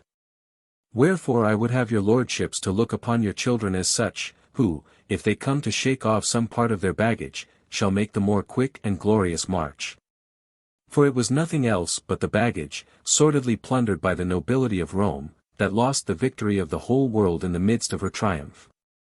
Having followed the nobility thus close, they bring us, according to their natural course and divers kinds, to the divers constitutions of the Senate. That of Israel, as was shown by my right noble Lord Phosphorus de Og, in the opening of the Commonwealth, consisted of 70 elders, elected at first by the people. But whereas they were for life, they ever after, though without any divine precept for it, substituted their successors by ordination, which ceremony was most usually performed by imposition of hands. And by this means a commonwealth of as popular institution as can be found became, as it is accounted by Josephus, aristocratical. From this ordination derives that which was introduced by the apostles into the Christian Church. For which cause I think it is that the Presbyterians would have the government of the Church to be aristocratical, though the apostles, to the end, as I conceive, that they might give no occasion to such a mistake. But show that they intended the government of the Church to be popular, ordained elders, as has been shown, by the holding up of hands, or free suffrage of the people, in every congregation or ecclesia, for that is the word in the original, being borrowed from the civil congregations of the people in Athens and Lacedaemon, which were so called. And the word for holding up of hands in the text is also the very same, which signified the suffrage of the people in Athens, chirotonant, for the suffrage of the Athenians was given per chirotonian, says Emmius.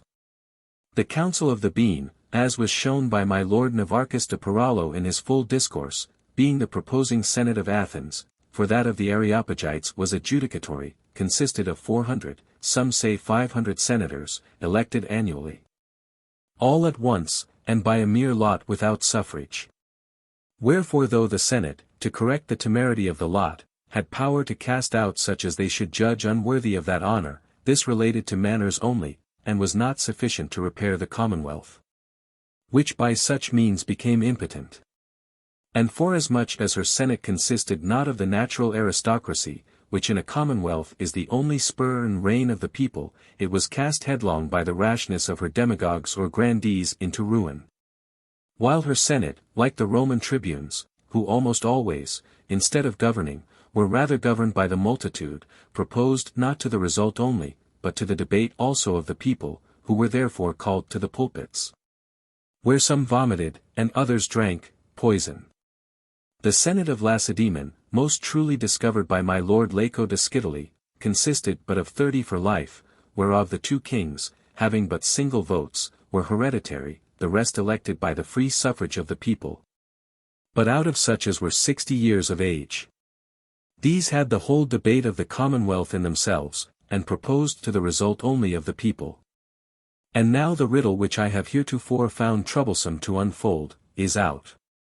That is to say, why Athens and Lacedaemon, consisting each of the Senate and the people, the one should be held a democracy, and the other an aristocracy, or laudable oligarchy, as it is termed by Isocrates.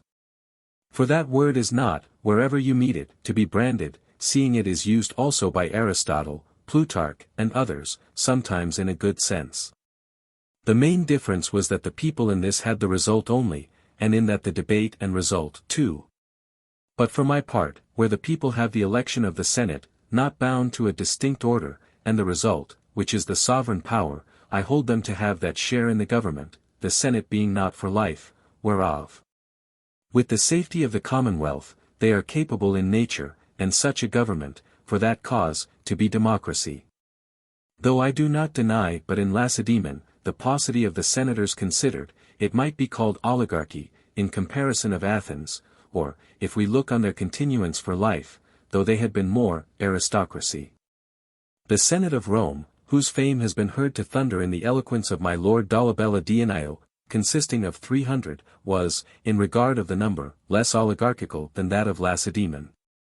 But more in regard of the patricians, who, having an hereditary capacity of the same, were not elected to that honor by the people, but, being conscribed by the censors, enjoyed it for life.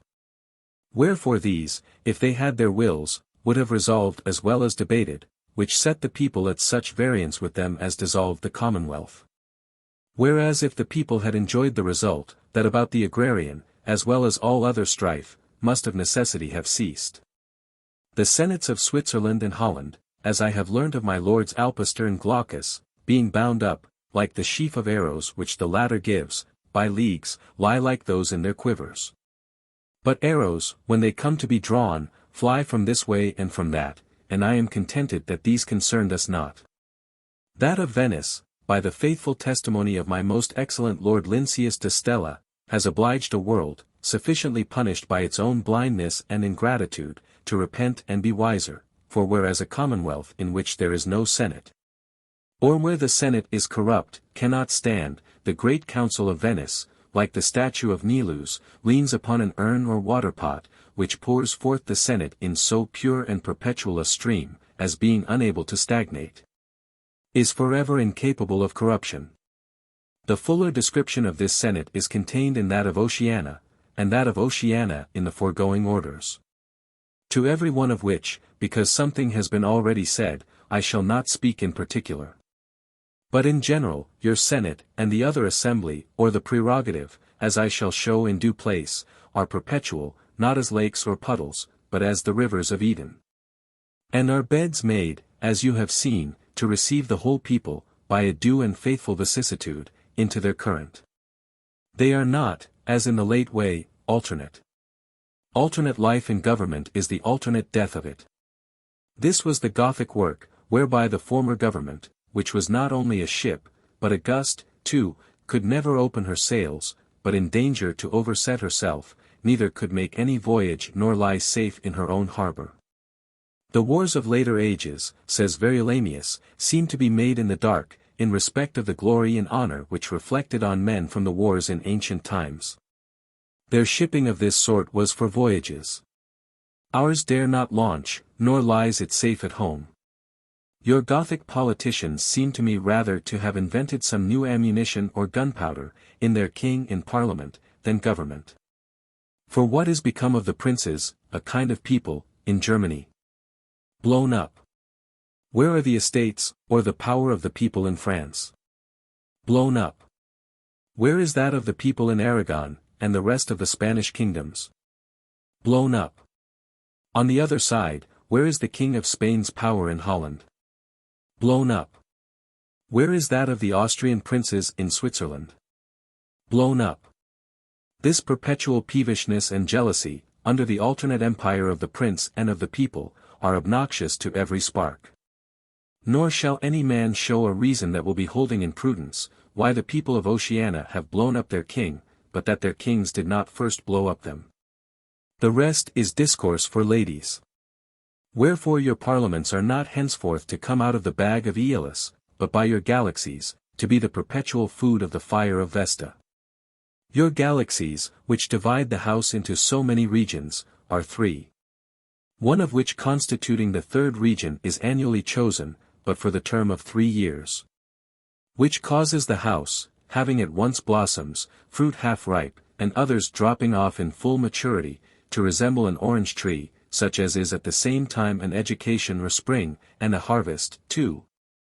For the people have made a very ill choice in the man, who is not easily capable of the perfect knowledge in 1 year of the Senatorian orders. Which knowledge, allowing him for the first to have been a novice, brings him the 2nd year to practice, and time enough. For at this rate you must always have 200 knowing men in the government. And thus the vicissitude of your senators is not perceivable in the steadiness and perpetuity of your senate, which, like that of Venice, being always changing, is forever the same. And though other politicians have not so well imitated their pattern, there is nothing more obvious in nature, seeing a man who wears the same flesh but a short time, is nevertheless the same man, and of the same genius. And whence is this but from the constancy of nature, in holding a man to her orders? Wherefore keep also to your orders. But this is a mean request, your orders will be worth little if they do not hold you to them, wherefore embark. They are like a ship, if you be once aboard, you do not carry them, but they you, and see how Venice stands to her tackling, you will no more forsake them than you will leap into the sea. But they are very many and difficult. O my lords, what seaman casts away his card because it has 24 points of the compass? And yet those are very near as many and as difficult as the orders in the whole circumference of your commonwealth. Consider, how have we been tossed with every wind of doctrine, lost by the glib tongues of your demagogues and grandees in our own havens. A company of fiddlers that have disturbed your rest for your groat. 2,000 pounds to one, 3,000 pounds a year to another, has been nothing. And for what? Is there one of them that yet knows what a commonwealth is? And are you yet afraid of such a government in which these shall not dare to scrape for fear of the statute? Themistocles could not fiddle, but could make of a small city a great commonwealth. These have fiddled, and for your money, till they have brought a great commonwealth to a small city. It grieves me, while I consider how, and from what causes, imaginary difficulties will be aggravated, that the foregoing orders are not capable of any greater clearness in discourse or writing. But if a man should make a book, describing every trick and passage, it would fare no otherwise with a game at cards, and this is no more, if a man plays upon the square. There is a great difference, says Verulamius, between a cunning man and a wise man, between a demagogue and a legislator, not only in point of honesty, but in point of ability, as there be that can pack the cards, and yet cannot play well. So there be some that are good in canvasses and fractions, that are otherwise weak men. Allow me but these orders, and let them come with their cards in their sleeves, or pack if they can. Again, says he, it is one thing to understand persons, and another to understand matters. For many are perfect in men's humors that are not greatly capable of the real part of business, which is the constitution of one that has studied men more than books. But there is nothing more hurtful in a state than that cunning men should pass for wise. His words are an oracle. As Dionysius, when he could no longer exercise his tyranny among men, turned schoolmaster, that he might exercise it among boys. Allow me but these orders, and your grandees, so well skilled in the baits and palates of men, shall turn rat-catchers.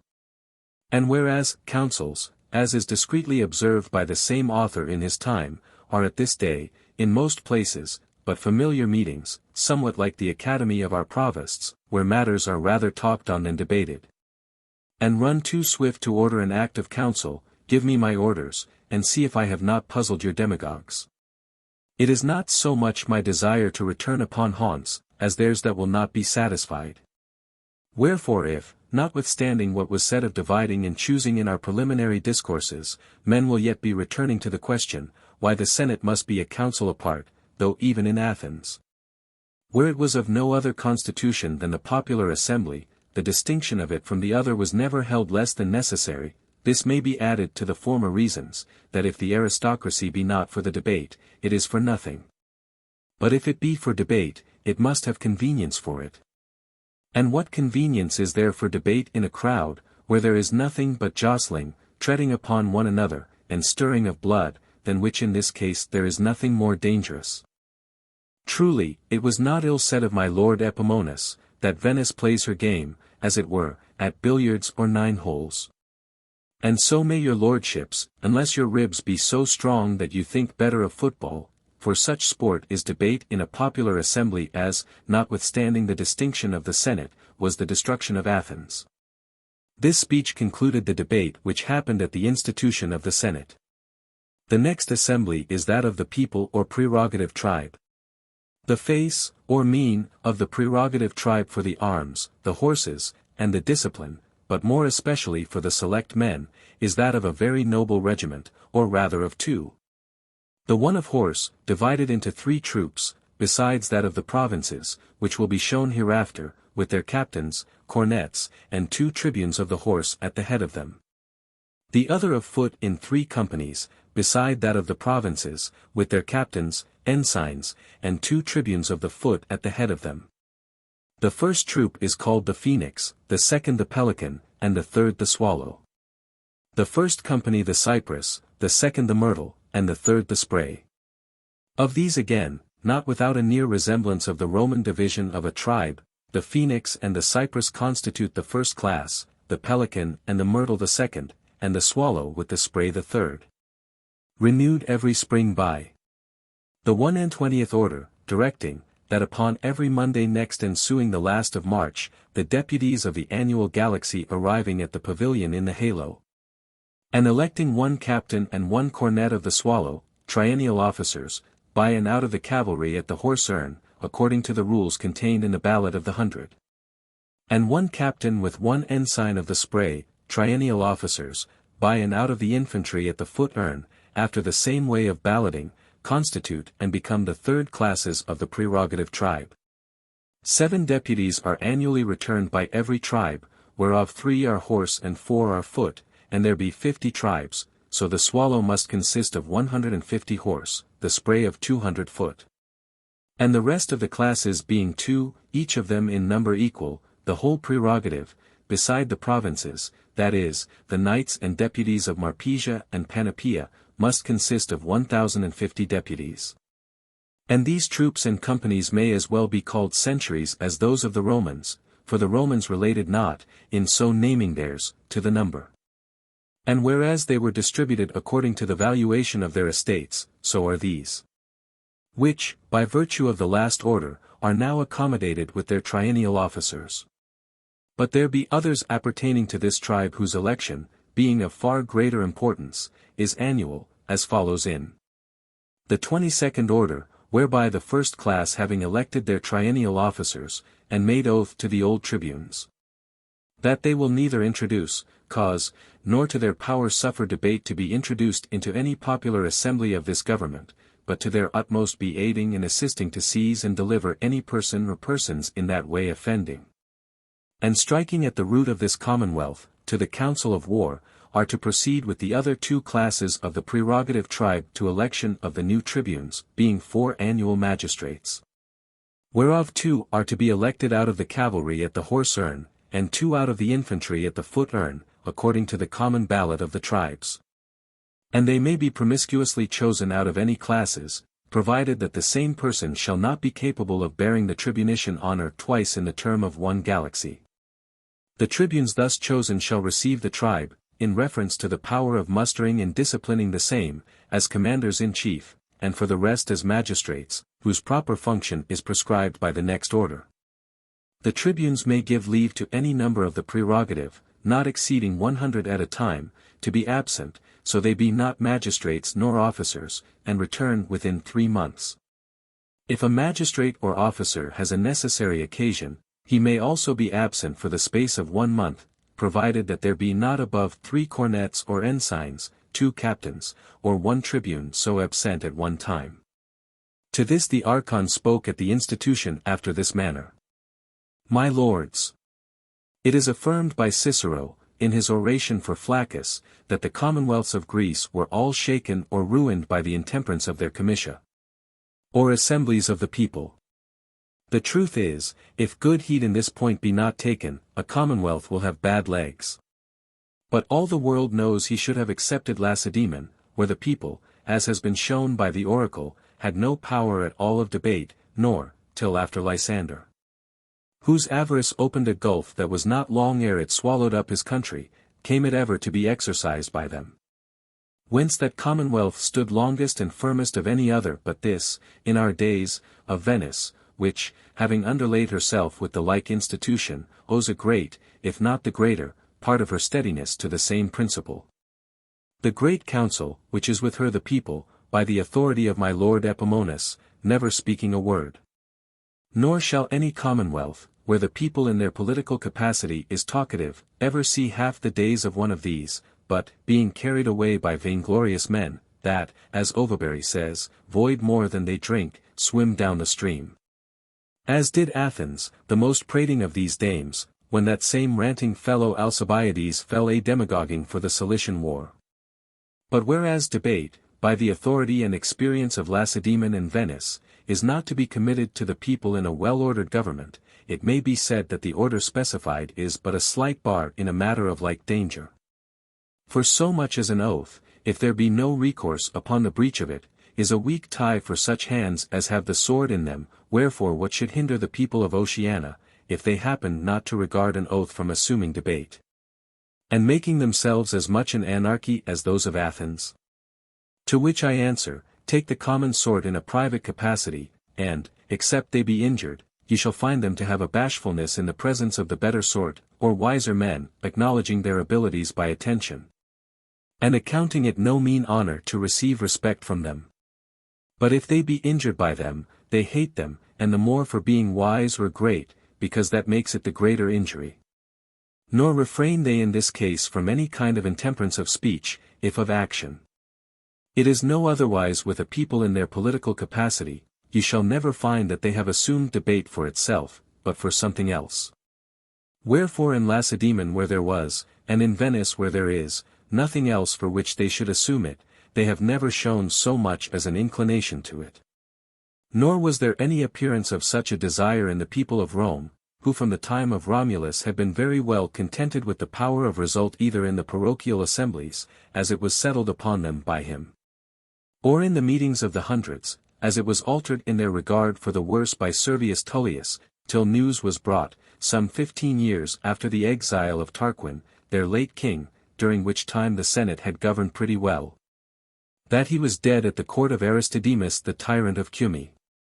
Whereupon the patricians, or nobility, began to let out the hitherto dissembled venom which is inherent in the root of oligarchy and fell immediately upon injuring the people beyond all moderation. For whereas the people had served both gallantly and contentedly in arms upon their own charges, and, though joint purchasers by their swords of the conquered lands, had not participated in the same to above 2 acres a man, the rest being secretly usurped by the patricians, they, through the meanness of their support and the greatness of their expense, being generally indebted, no sooner returned home with victory to lay down their arms, than they were snatched up by their creditors, the nobility, to cram jails. Whereupon, but with the greatest modesty that was ever known in the like case, they first fell upon debate, affirming that they were oppressed and captivated at home, while abroad they fought for liberty in empire, and that the freedom of the common people was safer in time of war than peace, among their enemies than their fellow citizens. It is true that when they could not get the Senate, through fear, as was pretended by the patricians, to assemble and take their grievances into consideration, they grew so much the warmer, that it was glad to meet. Where Appius Claudius, a fierce spirit, was of opinion that recourse should be had to consular power, whereby some of the brands of sedition being taken off, the flame might be extinguished. Servilius, being of another temper, thought it better and safer to try if the people might be bowed than broken. But this debate was interrupted by tumultuous news of the near approach of the Volsci, a case in which the Senate had no recourse but to the people, who, contrary to their former custom upon the like occasions, would not stir a foot, but fell a laughing, and saying, Let them fight that have something to fight for. The Senate that had purses, and could not sing so well before the thief, being in a great perplexity, found no possible way out of it but to beseech Servilius, one of a genius well known to be popular, that he would accept of the consulship, and make some such use of it as might be helpful to the patrician interest. Servilius, accepting of the offer, and making use of his interest with the people, persuaded them to hope well of the good intention of the fathers, whom it would little beseem to be forced to those things which would lose their grace, and that in view of the enemy, if they came not freely. And withal published an edict, that no man should withhold a citizen of Rome by imprisonment from giving his name, for that was the way, as I shall have opportunity hereafter to show more at large, whereby they drew out their armies. Nor to seize or sell any man's goods or children that were in the camp. Whereupon the people with a mighty concourse immediately took arms, marched forth, and, which to them was as easy as to be put into the humor, and that, as appears in this place, was not hard, totally defeated the Volsci first. Then the Sabines, for the neighboring nations, hoping to have had a good bargain of the discord in Rome, were up in arms on all sides, and after the Sabines the Aurunci. Whence returning, victorious in 3 battles, they expected no less than that the Senate would have made good their words, when Appius Claudius, the other consul, of his innate pride, and that he might frustrate the faith of his colleague, caused the soldiers, who being set at liberty, had behaved themselves with such valor, to be restored at their return to their creditors and their jails. Great resort upon this was made by the people to Servilius, showing him their wounds, calling him to witness how they had behaved themselves, and minding him of his promise. Poor Servilius was sorry, but so overawed with the headiness of his colleague, and the obstinacy of the whole faction of the nobility, that, not daring to do anything either way, he lost both parties, the fathers conceiving that he was ambitious, and the people that he was false. While the consul Claudius, continuing to countenance such as daily seized and imprisoned some of the indebted people, had still new and dangerous controversies with them, insomuch that the Commonwealth was torn with horrid division. And the people, because they found it not so safe or so effectual in public, minded nothing but laying their heads together in private conventicles. For this Aulus Virginius and Titus Vitusius, the new consuls, were reproved by the Senate as slothful, and upbraided with the virtue of Appius Claudius. Whereupon the consuls, having desired the Senate that they might know their pleasure, showed afterward their readiness to obey it, by summoning the people according to command, and requiring names whereby to draw forth an army for diversion. But no man would answer. Report hereof being made to the Senate, the younger sort of the fathers grew so hot with the consuls that they desired them to abdicate the magistracy, which they had not the courage to defend. The consuls, though they conceived themselves to be roughly handled, made this soft answer.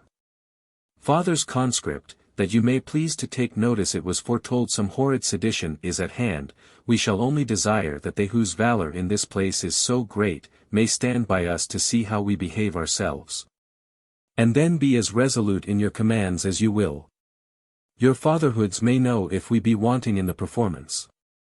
At this some of the hot young noblemen returned with the consuls to the tribunal, before which the people were yet standing.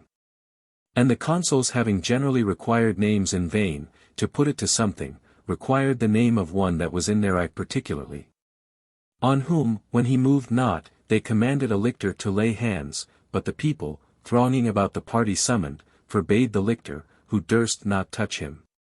At which the Hotspurs that came with the consuls, enraged by the affront, descended from the throne to the aid of the lictor, from whom in so doing they turned the indignation of the people upon themselves with such heat that the consuls interposing, thought fit, by remitting the assembly, to appease the tumult, in which, nevertheless, there had been nothing but noise.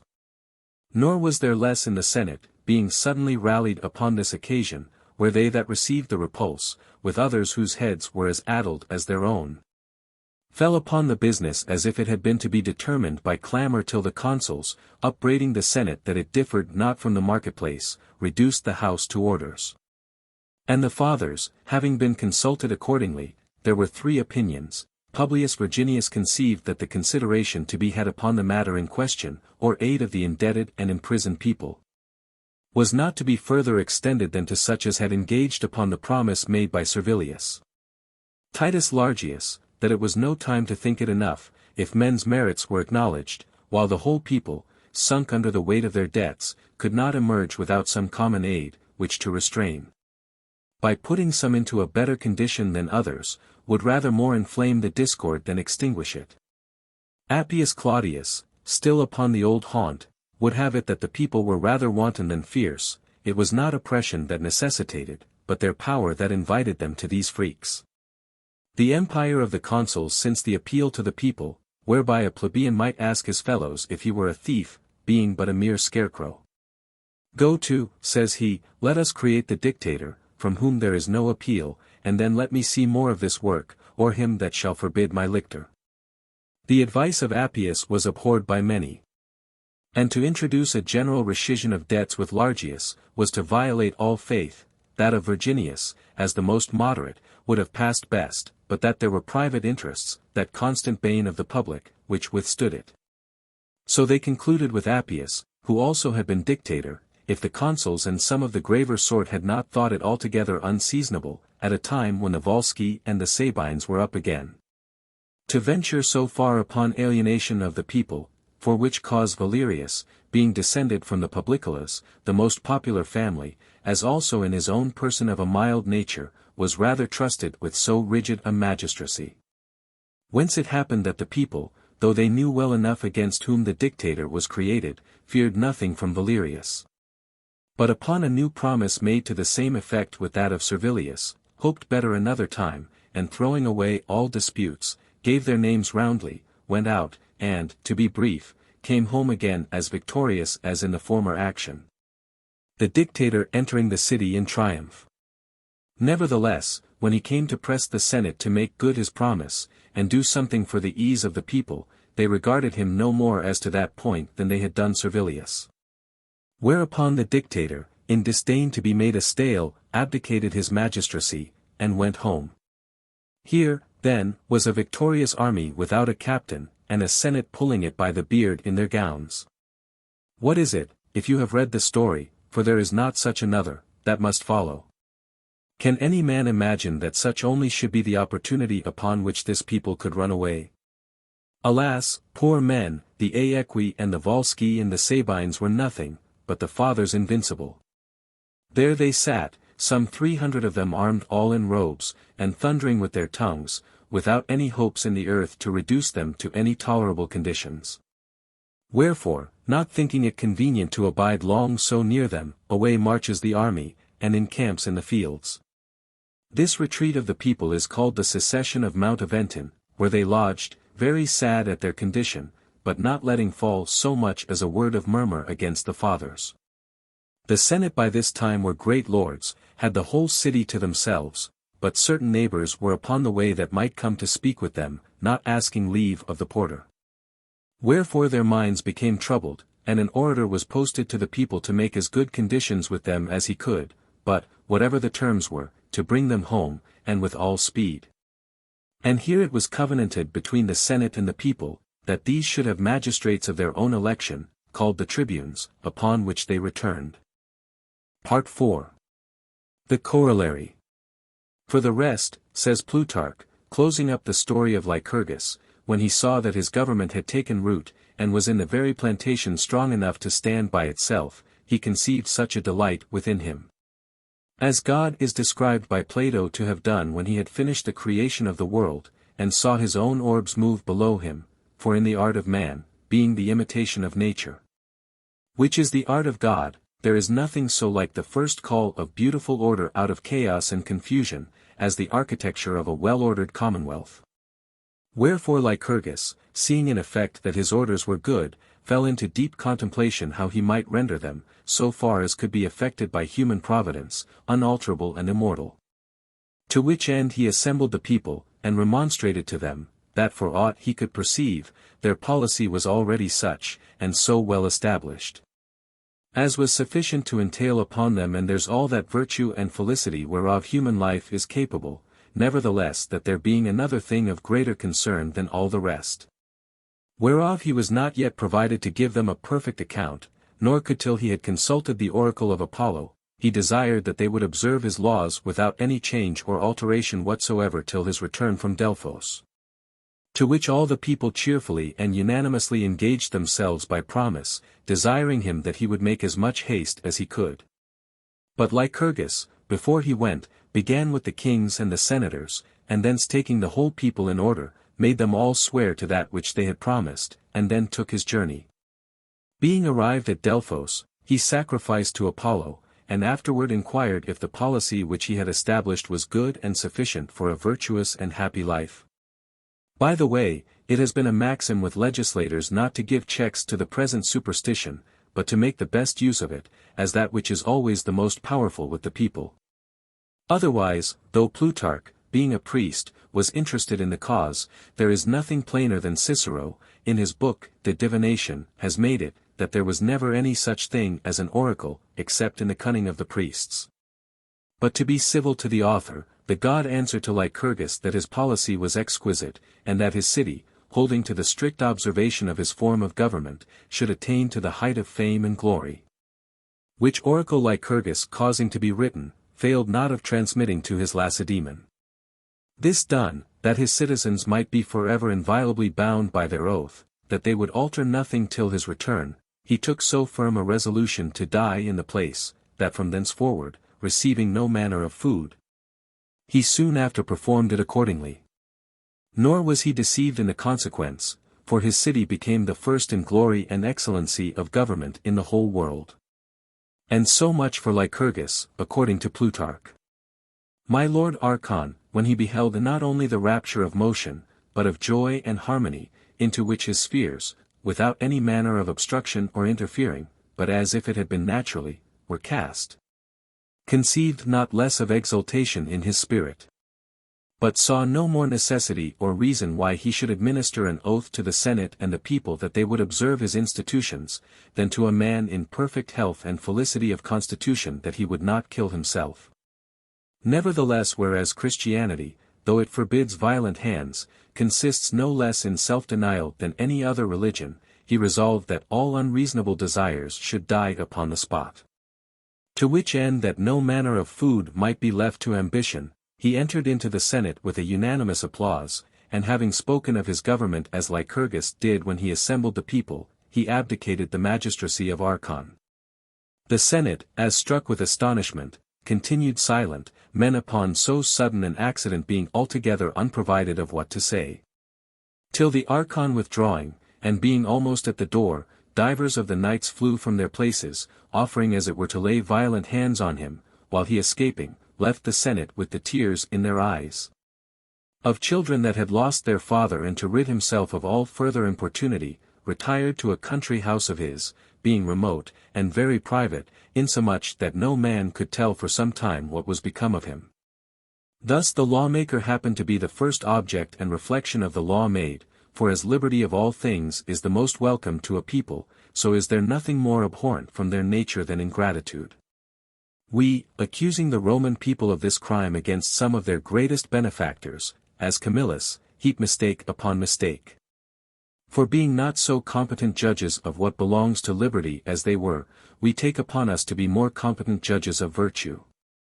And whereas virtue, for being a vulgar thing among them, was of no less rate than jewels are with such as were the most, we are selling this precious stone, which we have ignorantly raked out of the Roman ruins, at such a rate as the Switzers did that which they took in the baggage of Charles of Burgundy. For that Camillus had stood more firm against the ruin of Rome than her capital, was acknowledged, but on the other side, that he stood as firm for the patricians against the liberty of the people, was as plain.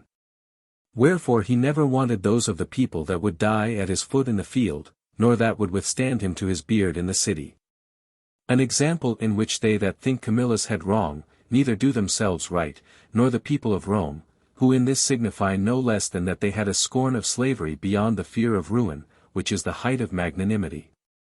The like might be shown by other examples objected against this and other popular governments, as in the banishment of Aristides the Just from Athens, by the ostracism, which, first, was no punishment, nor ever understood for so much as a disparagement, but tended only to the security of the Commonwealth, through the removal of a citizen, whose riches or power with a party was suspected, out of harm's way for the space of 10 years, neither to the diminution of his estate or honor.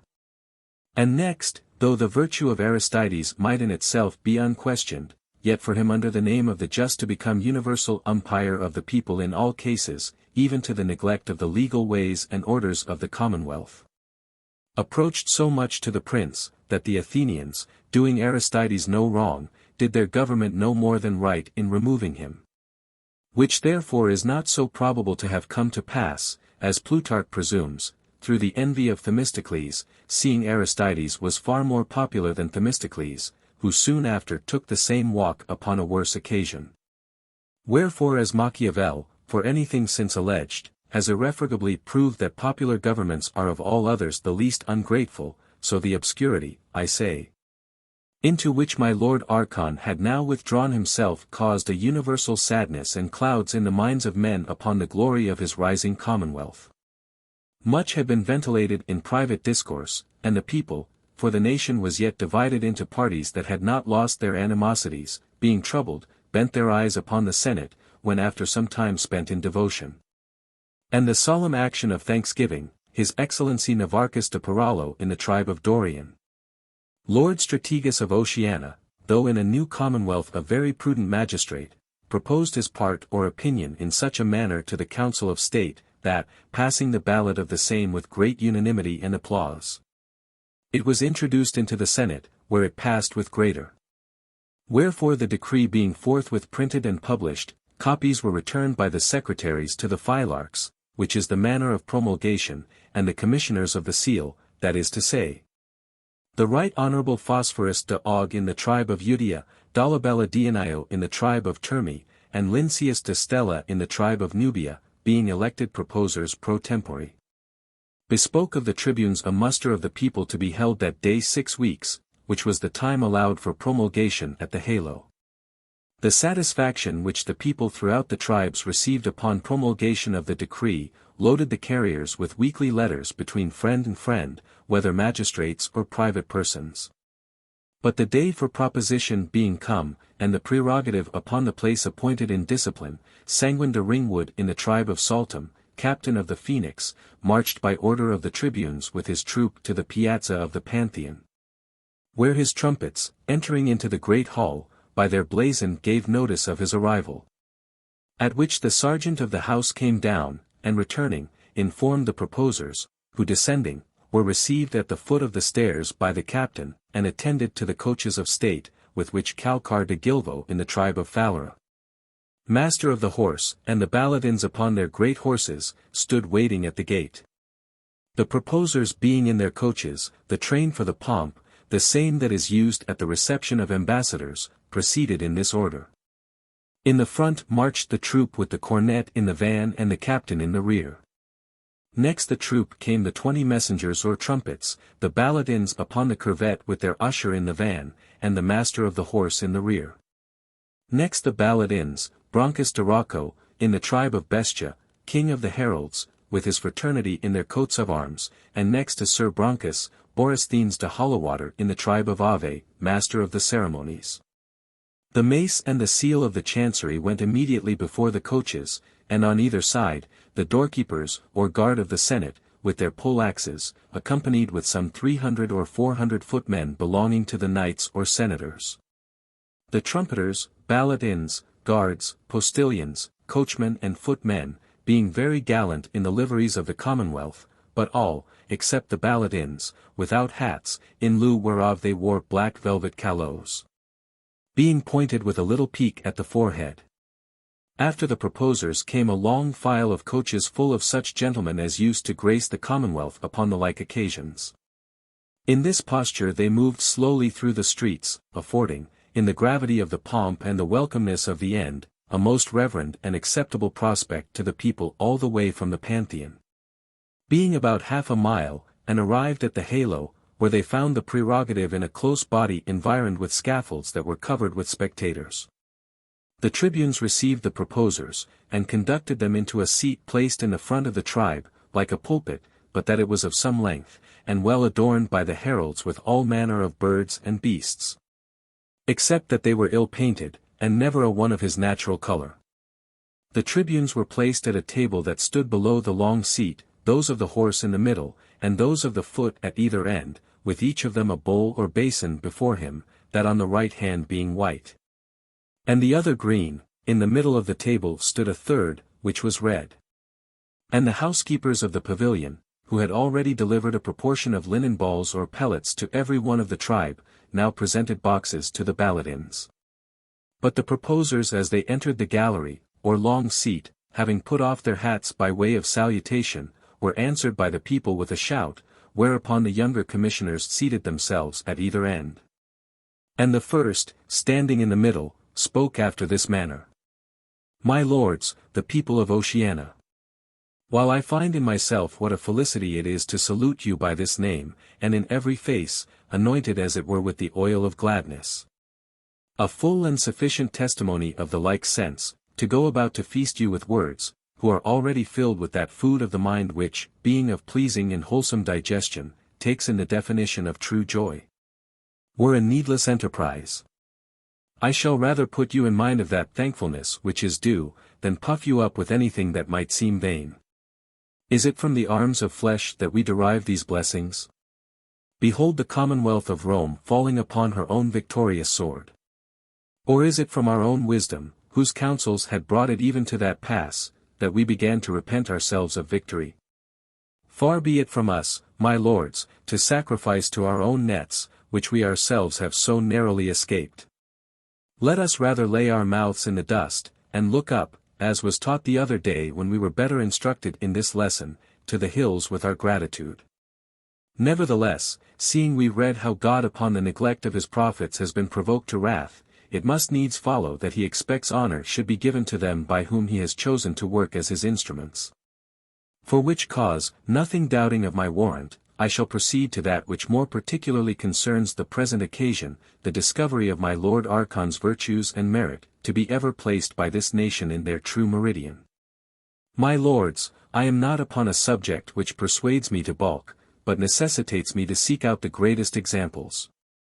To begin with Alexander, erecting trophies common to his sword and the pestilence, to what good of mankind did he infect the air with his heap of carcasses?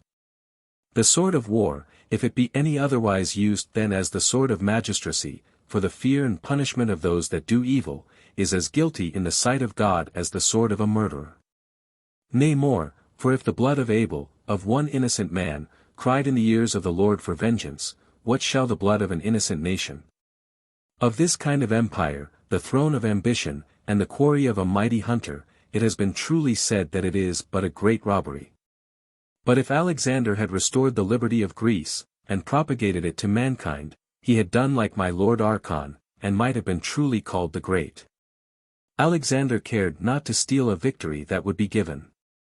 But my Lord Archon has torn away a victory which had been stolen, while we went tamely yielding up obedience to a nation reaping in our fields, whose fields he has subjected to our empire, and nailed them with his victorious sword to their native Caucasus.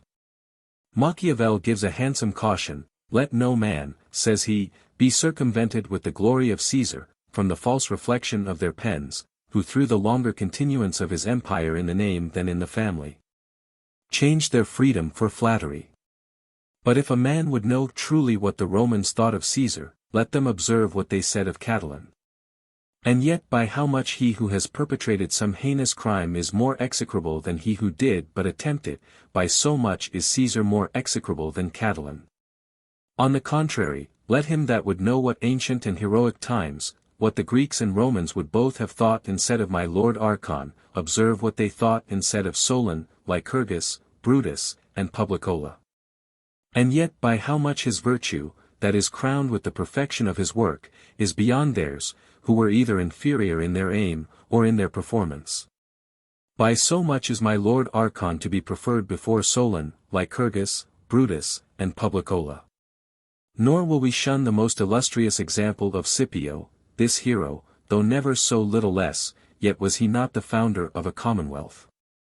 And for the rest, allowing his virtue to have been of the most untainted ray, in what did it outshine this of my Lord Archon? But if dazzling the eyes of the magistrates it overawed liberty, Rome might be allowed some excuse that she did not like it, and I, if I admit not of this comparison, for where is my Lord Archon? Is there a genius, how free soever, which in his presence would not find itself to be under power? He is shrunk into clouds, he seeks obscurity in a nation that sees by his light. He is impatient of his own glory, lest it should stand between you and your liberty. Liberty! What is even that, if we may not be grateful? And if we may, we have none, for who has anything that he does not owe? My lords, there be some hard conditions of virtue. If this debt were exacted, it were not due, whereas being cancelled, we are all entered into bonds. On the other side, if we make such a payment as will not stand with a free people, we do not enrich my Lord Archon, but rob him of his whole estate immense glory. These particulars had in due deliberation and mature debate, according to the order of this Commonwealth, it is proposed by authority of the Senate, to you my lords the people of Oceana. I. That the dignity and office of Archon, or Protector of the Commonwealth of Oceana, be and are hereby conferred, by the Senate and the people of Oceana, upon the most illustrious Prince and sole Legislator of this Commonwealth, Alphaeus Megaleator. Pater Patrio, whom God preserve, for the term of his natural life, yet remaining of the ancient. 2. That £350,000 per annum revenue, be estate upon the said illustrious Prince, or Lord Archon, for the said term, and to the proper and peculiar use of his Highness. 3. That the Lord Archon have the reception of all foreign ambassadors, by and with the Council of State, according to the orders of this Commonwealth. 4. That the Lord Archon have a standing army of 12,000 defrayed upon a monthly tax, during the term of 3 years, for the protection of this Commonwealth against dissenting parties, to be governed, directed, and commanded by and with the advice of the Council of War, according to the orders of this Commonwealth. V. That this Commonwealth make no distinction of persons or parties, but every man being elected and sworn, according to the orders of the same, be equally capable of magistracy, or not elected, be equally capable of liberty, and the enjoyment of his estate free from all other than common taxes. 6. That a man putting a distinction upon himself, refusing oath upon election, or declaring himself of a party not conformable to the civil government, may within any time of his the 3 years standing of the army transport himself and his estate, without molestation or impediment, into any other nation. 7.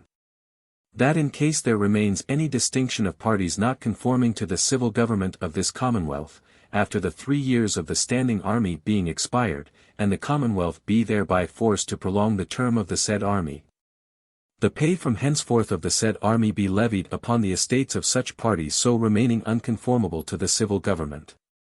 The proposer having ended his oration, the trumpet sounded. And the tribunes of the horse being mounted to view the ballot, caused the tribe, which thronging up to the speech, came almost round the gallery, to retreat about 20 paces, when Lynceus de Stella, receiving the propositions, repaired with Broncus de Rocco the herald, to a little scaffold erected in the middle of the tribe, where he seated himself, the herald standing bare upon his right hand. The balladins, having their boxes ready, stood before the gallery, and at the command of the tribunes marched, one to every troop on horseback, and one to every company on foot, each of them being followed by other children that bore red boxes. Now this is putting the question whether the question should be put. And the suffrage being very suddenly returned to the tribunes at the table, and numbered in the view of the proposers, the votes were all in the affirmative, whereupon the red or doubtful boxes were laid aside, it appearing that the tribe, whether for the negative or affirmative, was clear in the matter. Wherefore the herald began from the scaffold in the middle of the tribe, to pronounce the first proposition, and the balladins marching with the negative or affirmative only, Broncus, with his voice like thunder, continued to repeat the proposition over and over again, so long as it was in balloting. The like was done for every clause, till the ballot was finished, and the tribunes assembling, had signed the points, that is to say, the number of every suffrage, as it was taken by the secretary upon the tail of the tribunes. And in the sight of the proposers. For this may not be omitted, it is the pulse of the people. Now whereas it appertains to the tribunes to report the suffrage of the people to the Senate, they cast the lot for this office with 3 silver balls and 1 gold one. And it fell upon the right worshipful Argus de Crookhorn, in the tribe of Pascua, first tribune of the foot. Argus, being a good sufficient man in his own country, was yet of the mind that he should make but a bad spokesman, and therefore became something blank at his luck, till his colleagues persuaded him that it was no such great matter. If he could but read, having his paper before him. The proposers, taking coach, received a volley upon the field, and returned in the same order, save that, being accompanied with the tribunes, they were also attended by the whole prerogative to the piazza of the Pantheon, where, with another volley, they took their leaves. Argus, who had not thought upon his wife and children all the way, went very gravely up, and everyone being seated, the Senate by their silence seemed to call for the report, which Argus, standing up, delivered in this wise. Right honorable lords and fathers assembled in Parliament. So it is, that it has fallen to my lot to report to your excellencies in the votes of the people, taken upon the 3d instant. In the first year of this Commonwealth, at the Halo. The Right Honorable Phosphorus de Og in the tribe of Eudia, Dolabella Dionio in the tribe of Termi, and Lynceus de Stella in the tribe of Nubia, Lords Commissioners of the Great Seal of Oceana, and proposers pro temporibus. Together with my brethren the tribunes, and myself being present. Wherefore these are to certify to your fatherhoods, that the said votes of the people were as follows, that is to say. To the first proposition, nemine contradicent. To the second, nemine contradicent. To the third, the like. To the fourth, 211, above half. To the fifth, 201, above half. To the sixth, 150, above half, in the affirmative. To the seventh, nemine contradicent again, and so forth. My lords, it is a language that is out of my prayers, and if I be out at it, no harm. But as concerning my Lord Archon, as I was saying, these are to signify to you the true-heartedness and goodwill which are in the people. Seeing by joining with you, as one man, they confess that all they have to give is too little for his highness. For truly fathers, if he who is able to do harm, and does none, may well be called honest. What shall we say to my Lord Archon's highness, who having had it in his power to have done us the greatest mischief that ever befell a poor nation, so willing to trust such as they thought well of, has done us so much good, as we should never have known how to do ourselves. Which was so sweetly delivered by my Lord Chancellor Phosphorus to the people, that I dare say there was never a one of them could forbear to do as I do, and, it please your fatherhoods, they be tears of joy. I, my Lord Archon shall walk the streets, if it be for his ease I mean, with a switch, while the people run after him and pray for him, he shall not wet his foot, they will strew flowers in his way. He shall sit higher in their hearts, and in the judgment of all good men, than the kings that go upstairs to their seats, and one of these had as good pull 2 or 3 of his fellows out of their great chairs as wrong him or meddle with him. He has 200,000 or 300,000 men, that when you say the word, shall sell themselves to their shirts for him, and die at his foot. His pillow is of down, and his grave shall be as soft, over which they that are alive shall wring their hands. And to come to your fatherhoods, most truly so called, as being the loving parents of the people, truly you do not know what a feeling they have of your kindness, seeing you are so bound up, that if there comes any harm, they may thank themselves. And, alas! Poor souls, they see that they are given to be of so many minds, that though they always mean well, yet if there comes any good, they may thank them that teach them better. Wherefore there was never such a thing as this invented, they do verily believe that it is no other than the same which they always had in their very heads, if they could have but told how to bring it out. As now for a sample, my lords the proposers had no sooner said your minds, than they found it to be that which heart could wish. And your fatherhoods may comfort yourselves, that there is not a people in the world more willing to learn what is for their own good, nor more apt to see it, when you have showed it them. Wherefore they do love you as they do their own selves.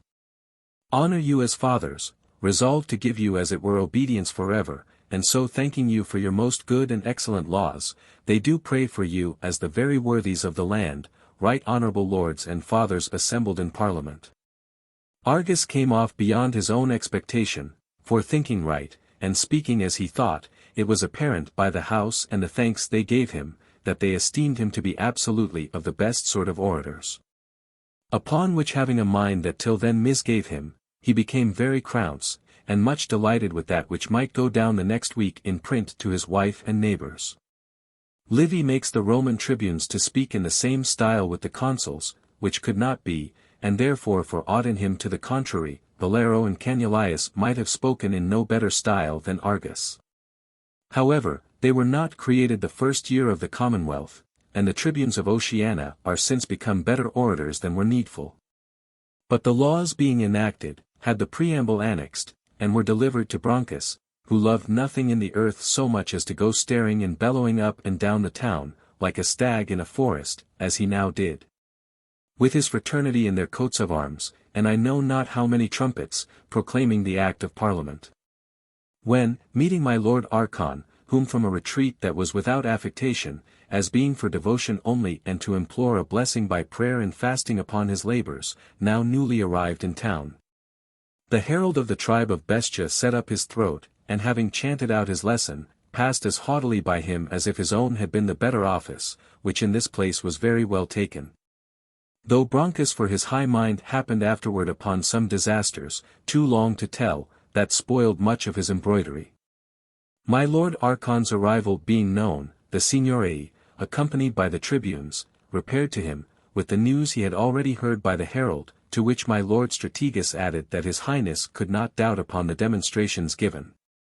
But the minds of men were firm in the opinion that he could be no seeker of himself in the way of earthly pomp and glory, and that the gratitude of the Senate and the people could not therefore be understood to have any such reflection upon him. But so it was, that in regard of dangers abroad, and parties at home, they durst not trust themselves without a standing army, nor a standing army in any man's hands but those of his Highness. The Archon made answer, that he ever expected this would be the sense of the Senate and the people, and this being their sense, he should have been sorry they had made choice of any other than himself for a standing general. First, because it could not have been more to their own safety, and secondly because so long as they should have need of a standing army, his work was, not done, that he would not dispute against the judgment of the Senate and the people. Nor ought that to be. Nevertheless, he made little doubt but experience would show every party their own interest in this government, and that better improved than they could expect from any other. That men's animosities should overbalance their interest for any time was impossible, that humour could never be lasting, nor through the constitution of the government of any effect at the first charge. For supposing the worst, and that the people had chosen no other into the Senate and the prerogative than royalists, a matter of 1,400 men must have taken their oaths at their election. With an intention to go quite contrary not only to their oaths so taken, but to their own interest. For being a state in the sovereign power, they must have decreed it from themselves, such an example for which there was never any experience, nor can there be any reason, or holding it. It must have done in their hands as well every whit as in any other.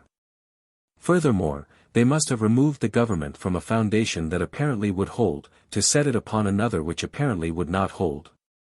Which things if they could not come to pass, the Senate and the people consisting wholly of royalists, much less by a parcel of them elected. But if the fear of the Senate and of the people derived from a party without, such a one as would not be elected, nor engage themselves to the Commonwealth by an oath. This again must be so large as would go quite contrary to their own interest, they being as free and as fully estate in their liberty as any other, or so narrow that they could do no hurt, while the people being in arms. And at the beck of the Strategus, every tribe would at any time make a better army than such a party. And there being no parties at home, fears from abroad would vanish. But seeing it was otherwise determined by the Senate and the people, the best course was to take that which they held the safest, in which, with his humble thanks for their great bounty, he was resolved to serve them with all duty and obedience. A very short time after the royalists, now equal citizens, made good the archon's judgment, there being no other that found anything near so great a sweet in the government. For he who has not been acquainted with affliction, says Seneca, knows but half the things of this world. Moreover they saw plainly, that to restore the ancient government they must cast up their estates into the hands of 300 men.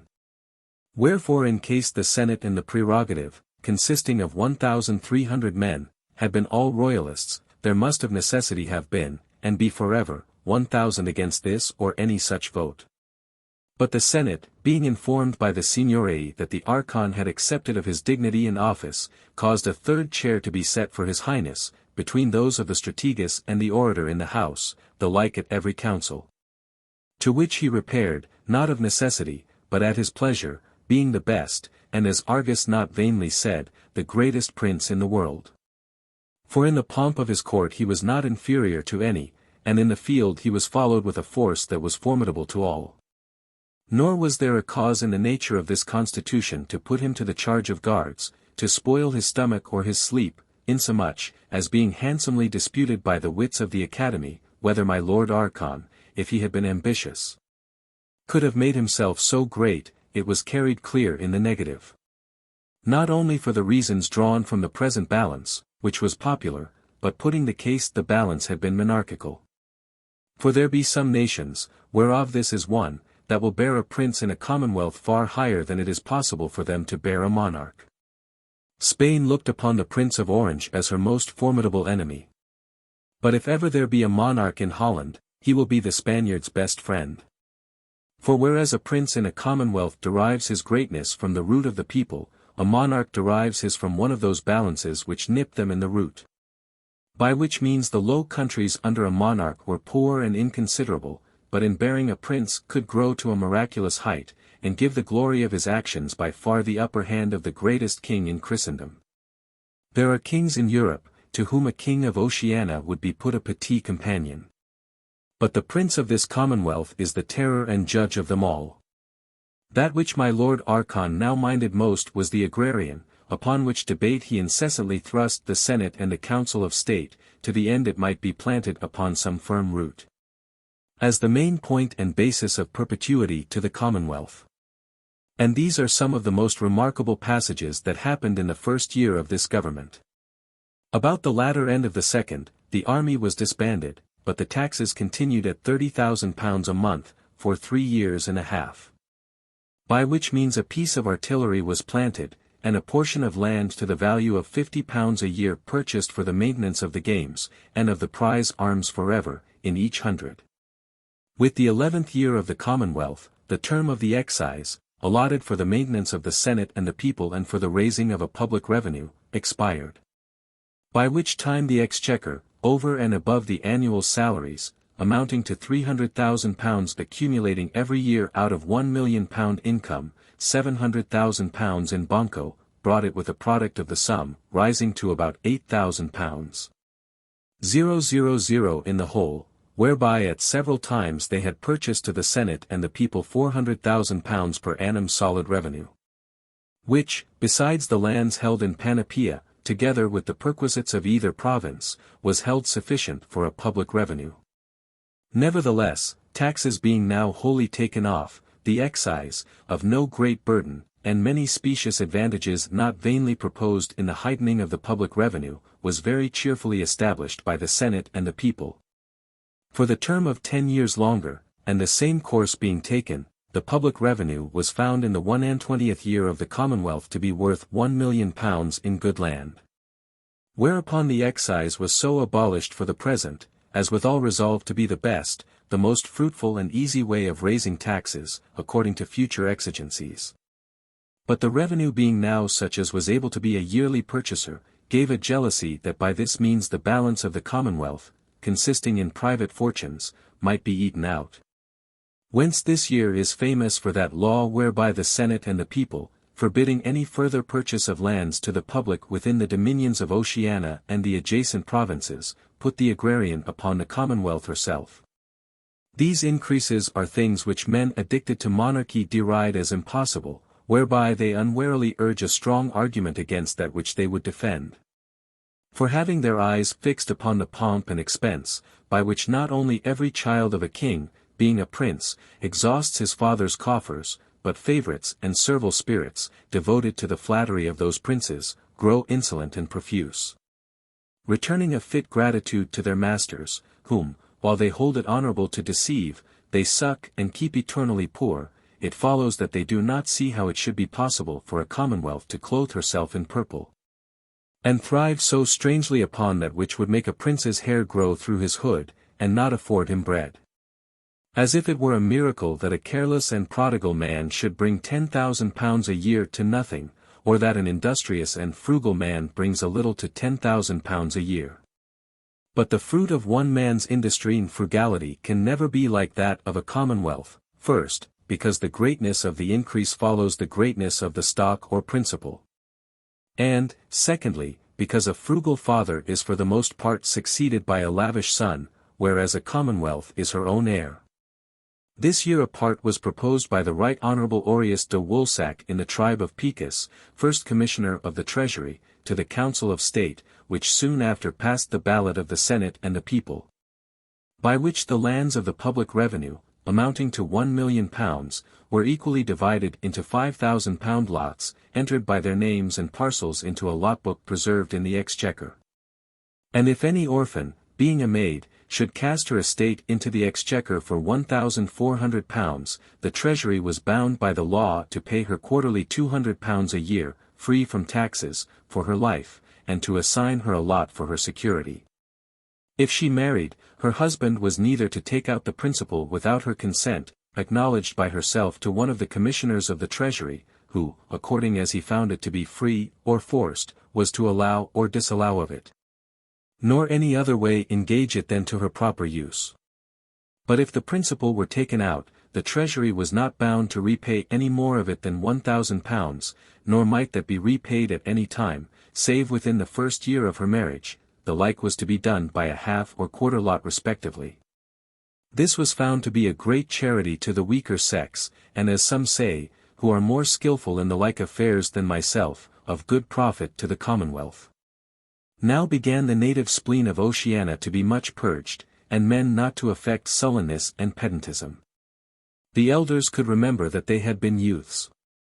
Wit and gallantry were so far from being thought crimes in themselves, that care was taken to preserve their innocence.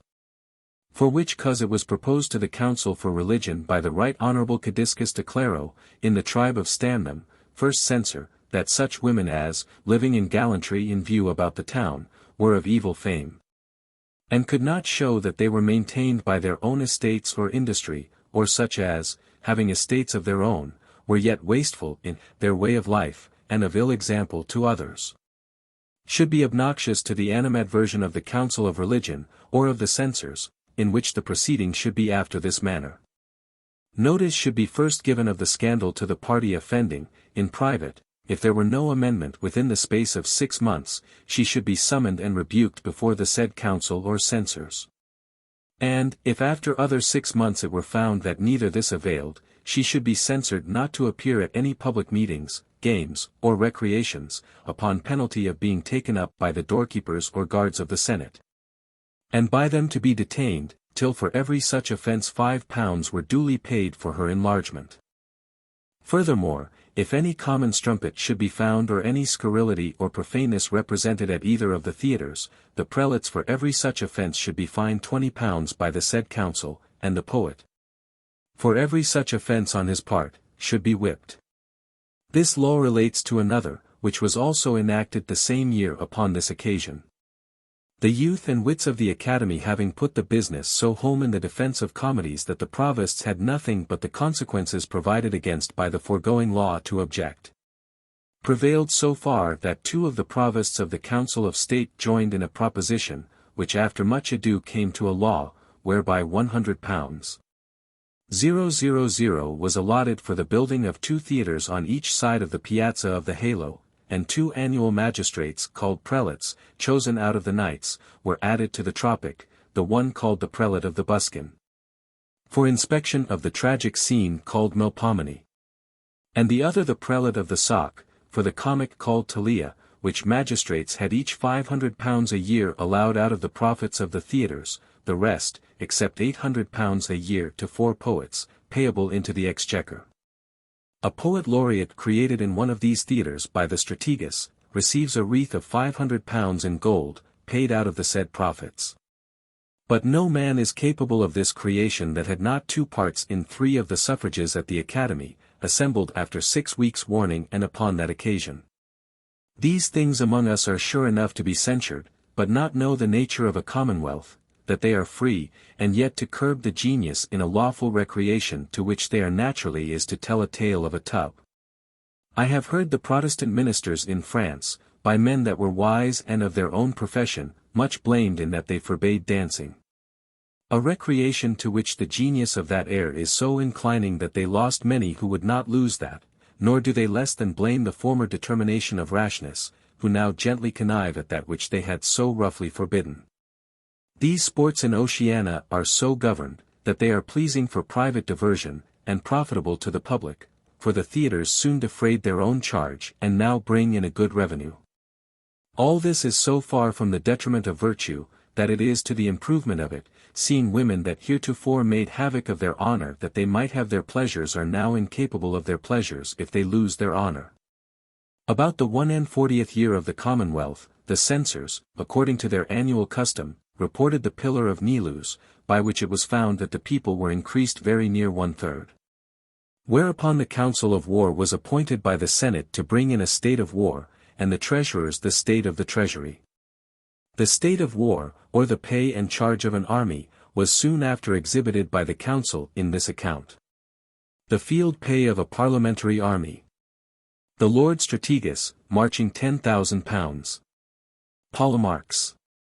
General of the Horse. 2,000. Lieutenant General.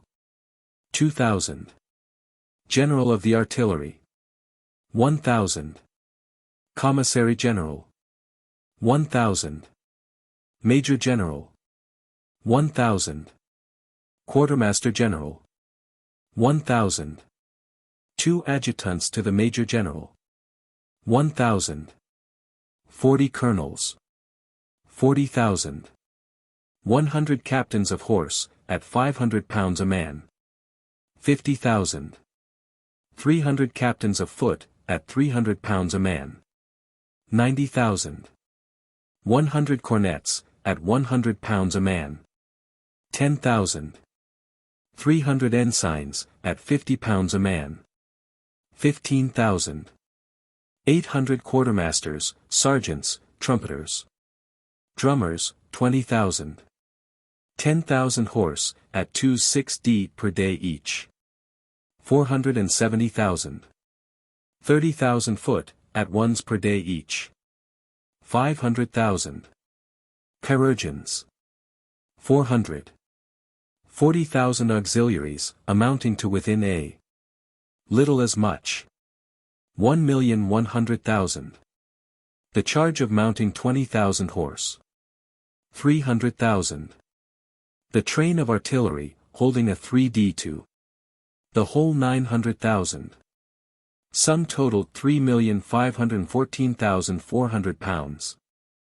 Arms and ammunition are not reckoned, as those which are furnished out of the store or arsenal of emporium, nor wastage. As that which goes upon the account of the fleet, maintained by the customs. Which customs, through the care of the Council for Trade and Growth of Traffic, were long since improved to about £1,000,000 revenue. The House being thus informed of a state of war, the Commissioners brought in the state of the Treasury this present year, being the 140th of the Commonwealth. Received from the 120th of the Commonwealth. By £700. 000 a year in bank, with the product of the sum. Rising. £16,000,000. Expended from the 120th of this Commonwealth. Imprimis, for the addition of arms for 100,000 men to the Arsenal, or Tower of Emporium. £1,000,000. For the storing of the same with artillery. 300,000. For the storing of the same with ammunition. 200,000. For beautifying the cities, parks, gardens, public walks, and places for recreation of emporium and hiera, with public buildings, aqueducts, statues, and fountains, etc. 1,500,000. Extraordinary embassies. 150,000. Sum. £3,150,000. Remaining in the treasury, the salaries of the exchequer being defalked. £12 million. By comparison of which accounts, if a war with an army of 80,000 men were to be made by the penny, yet was the Commonwealth able to maintain such a one above 3 years without levying a tax. But it is against all experience, sense, and reason that such an army should not be soon broken, or make a great progress, in either of which cases, the charge ceases. Or rather, if a right course be taken in the latter, profit comes in, for the Romans had no other considerable way but victory whereby to fill their treasury, which nevertheless was seldom empty. Alexander did not consult his purse upon his design for Persia. It is observed by Machiavel, that Livy, arguing what the event and reason must have been had that king invaded Rome, and diligently measuring what on each side was necessary to such a war, never speaks a word of money. No man imagines that the Gauls, Goths, Vandals, Huns, Lombards, Saxons, Normans, made their inroads or conquests by the strength of the purse. And if it be thought enough, according to the dialect of our age, to say in answer to these things that those times are past and gone, what money did the late Gustavus, the most victorious of modern princes, bring out of Sweden with him into Germany? An army that goes upon a golden leg will be as lame as if it were a wooden one. But proper forces have nerves and muscles in them, such for which, having £4 million or £5 million, a sum easy enough, with a revenue like this of Oceana, to be had at any time in readiness, you need never, or very rarely, charge the people with taxes. What influence the Commonwealth by such arms has had upon the world, I leave to historians, whose custom it has been of old to be as diligent observers of foreign actions as careless of those domestic revolutions which, less pleasant it may be, as not partaking so much of the romance, are to statesmen of far greater profit. And this fault, if it be not mine, is so much more frequent with modern writers, as has caused me to undertake this work. On which, to give my own judgment, it is performed as much above the time I have been about it, as below the dignity of the matter. But I cannot depart out of this country till I have taken leave of my Lord Archon, a prince of immense felicity, who having built as high with his counsels as he digged deep with his sword, had now seen 50 years measured with his own unerring orbs. Timoleon, such a hater of tyrants that, not able to persuade his brother Timophanes to relinquish the tyranny of Corinth, he slew him, was afterward elected by the people, the Sicilians groaning to them from under the like burden, to be sent to their relief, whereupon Teleclides, the man at that time of most authority in the Commonwealth of Corinth, stood up, and giving an exhortation to Timoleon, how he should behave himself in this expedition, told him that if he restored the Sicilians to liberty, it would be acknowledged that he destroyed a tyrant. If otherwise, he must expect to hear he had murdered a king. Timoleon, taking his leave with a very small provision for so great a design, pursued it with a courage not inferior to, and a felicity beyond, any that had been known to that day in mortal flesh.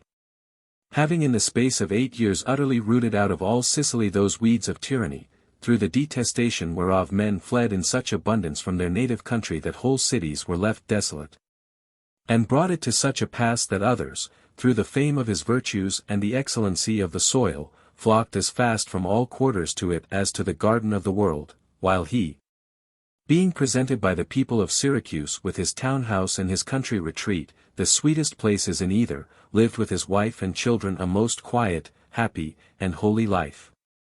For he attributed no part of his success to himself, but all to the blessing and providence of the gods.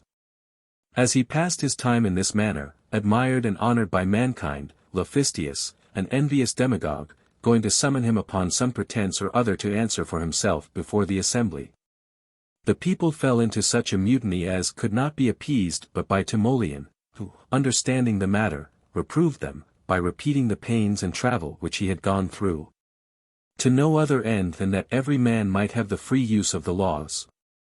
Wherefore when Demonidas, another demagogue, had brought the same design about again, and blamed him impertinently to the people for things which he did when he was general, Timoleon answered nothing, but raising up his hands, gave the gods thanks for their return to his frequent prayers, that he might but live to see the Syracusans so free, that they could question whom they pleased.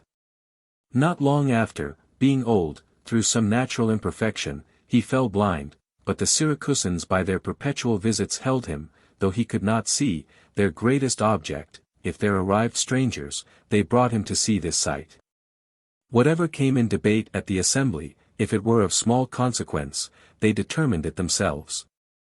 But if of importance, they always sent for Timoleon, who, being brought by his servants in a chair, and set in the middle of the theatre, there ever followed a great shout, after which some time was allowed for the benedictions of the people. And then the matter proposed, when Timoleon had spoken to it, was put to the suffrage. Which given, his servants bore him back in his chair, accompanied by the people clapping their hands, and making all expressions of joy and applause, till, leaving him at his house, they returned to the dispatch of their business. And this was the life of Timoleon, till he died of age, and dropped like a mature fruit, while the eyes of the people were as the showers of autumn. The life and death of my lord Archon, but that he had his senses to the last, and that his character, as not the restorer, but the founder of a commonwealth, was greater, are so exactly the same.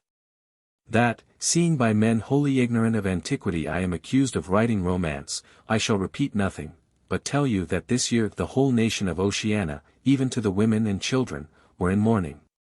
Where so great or sad a funeral pomp had never been seen or known. Some time after the performance of the obsequies a colossus, mounted on a brazen horse of excellent fabric, was erected in the piazza of the Pantheon. Engraved with this inscription on the eastern side of the pedestal. His name is as precious ointment. And on the wester with the following. Grata Patria. Piet perpetui memori. D. Alphaus Megaliter. Lord Archon. And sole legislator. Of Oceana. Pater Patrii. Invincible in the field the greatest of captains. Inviolable in his faith the best of princes. Unfeigned in his zeal the happiest of legislators. Immortal in his fame the most sincere of Christians. Who setting the kingdoms of earth at liberty, took the kingdom of the heavens by violence. Anno Itat. Suo 116. Hujus Re Pub. 50. Description of Oceana. Oceana is saluted by the panegyrist after this manner, O the most blessed and fortunate of all countries, Oceana. How deservedly has nature with the bounties of heaven and earth endued thee. Thy ever-fruitful womb not closed with ice nor dissolved by the raging star. Where Ceres and Bacchus are perpetual twins, thy woods are not the harbor of devouring beasts, nor thy continual verdure the ambush of serpents, but the food of innumerable herds and flocks presenting thee, their shepherdess. With distended dugs or golden fleeces. The wings of thy night involve thee not in the horror of darkness, but have still some white feather, and thy day is, that for which we esteem life, the longest. But this ecstasy of Pliny, as is observed by Burtius, seems to allude as well to Marpesia and Panopia, now provinces of this commonwealth, as to Oceana itself. To speak of the people in each of these countries. This of Oceana, for so soft a one, is the most martial in the whole world. Let states that aim at greatness, says Verulamius, take heed how their nobility and gentlemen multiply too fast, for that makes the common subject grow to be a peasant and base swain driven out of heart, and in effect but a gentleman's laborer. Just as you may see in coppice woods, if you leave the staddles too thick, you shall never have clean underwood, but shrubs and bushes, so in countries, if the gentlemen be too many, the commons will be base. And you will bring it to that at last, that not the 100th pole will be fit for a helmet, specially as to the infantry, which is the nerve of an army, and so there will be great population and little strength. This of which I speak has been nowhere better seen than by comparing of Oceana and France, whereof Oceana, though far less in territory and population, has been nevertheless an overmatch, in regard the middle people of Oceania make good sodders, which the peasants in France do not.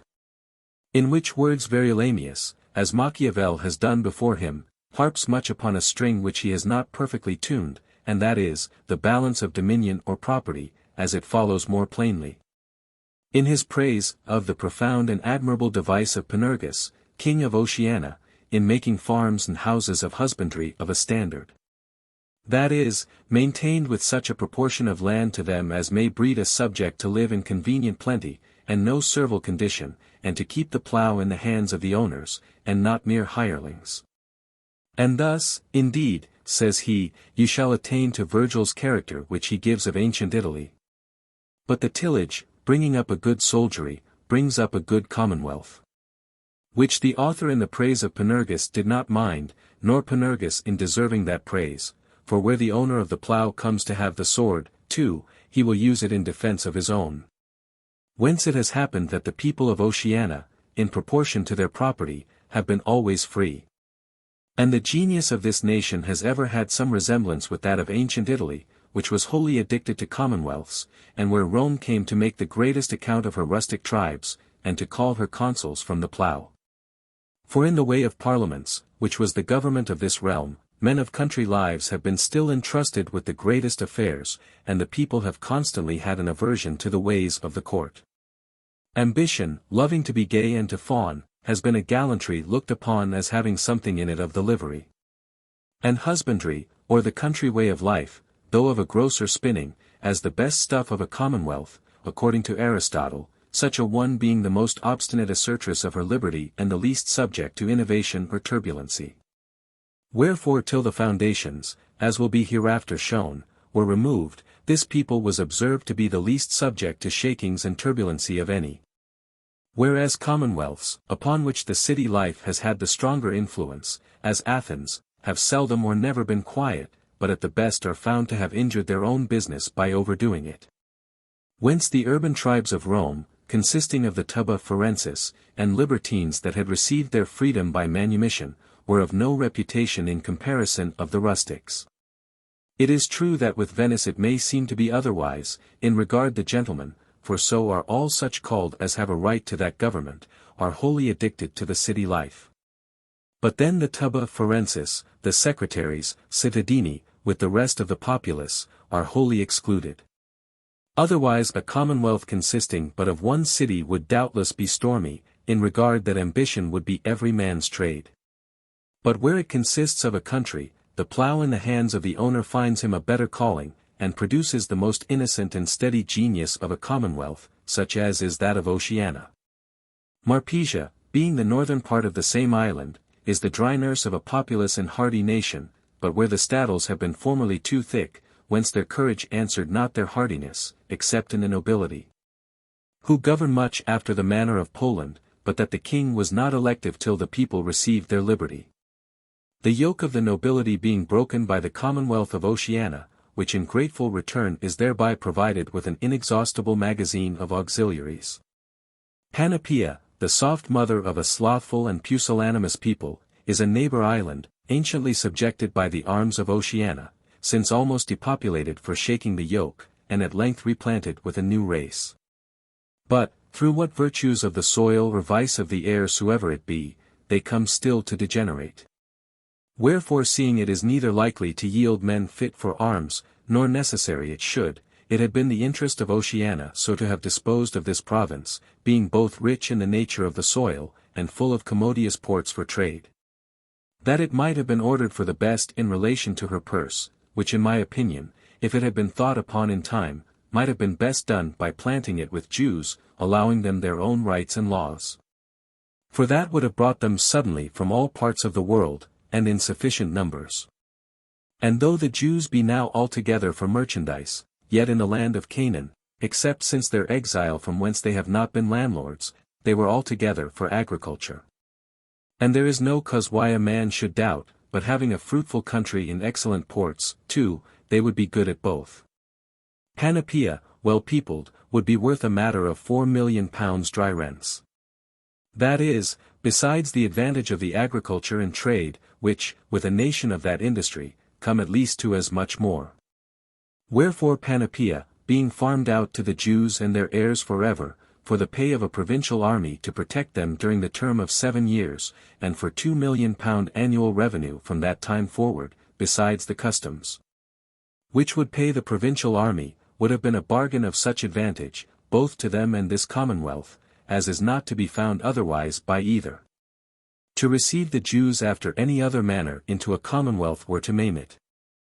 For they of all nations never incorporate, but taking up the room of a limb, are of no use office to the body, while they suck the nourishment which would sustain a natural and useful member.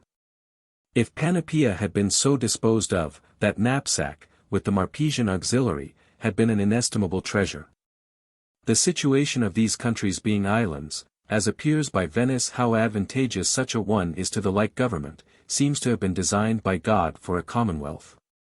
And yet that, through the straitness of the place and defect of proper arms, can be no more than a commonwealth for preservation. Whereas this, reduced to the like government, is a commonwealth for increase, and upon the mightiest foundation that any has been laid from the beginning of the world to this day. Illam arcta capiens Neptunus compit stringit. Hanc autumn glosses captus complectator ulnis. The sea gives law to the growth of Venice, but the growth of Oceana gives law to the sea. These countries, having been anciently distinct and hostile kingdoms, came by Morpheus the Marpesian, who succeeded by hereditary right to the crown of Oceana, not only to be joined under one head, but to be cast, as it were by a charm, into that profound sleep which, broken at length by the trumpet of civil war, has produced those effects that have given occasion to the preceding discourse, divided into 4 parts.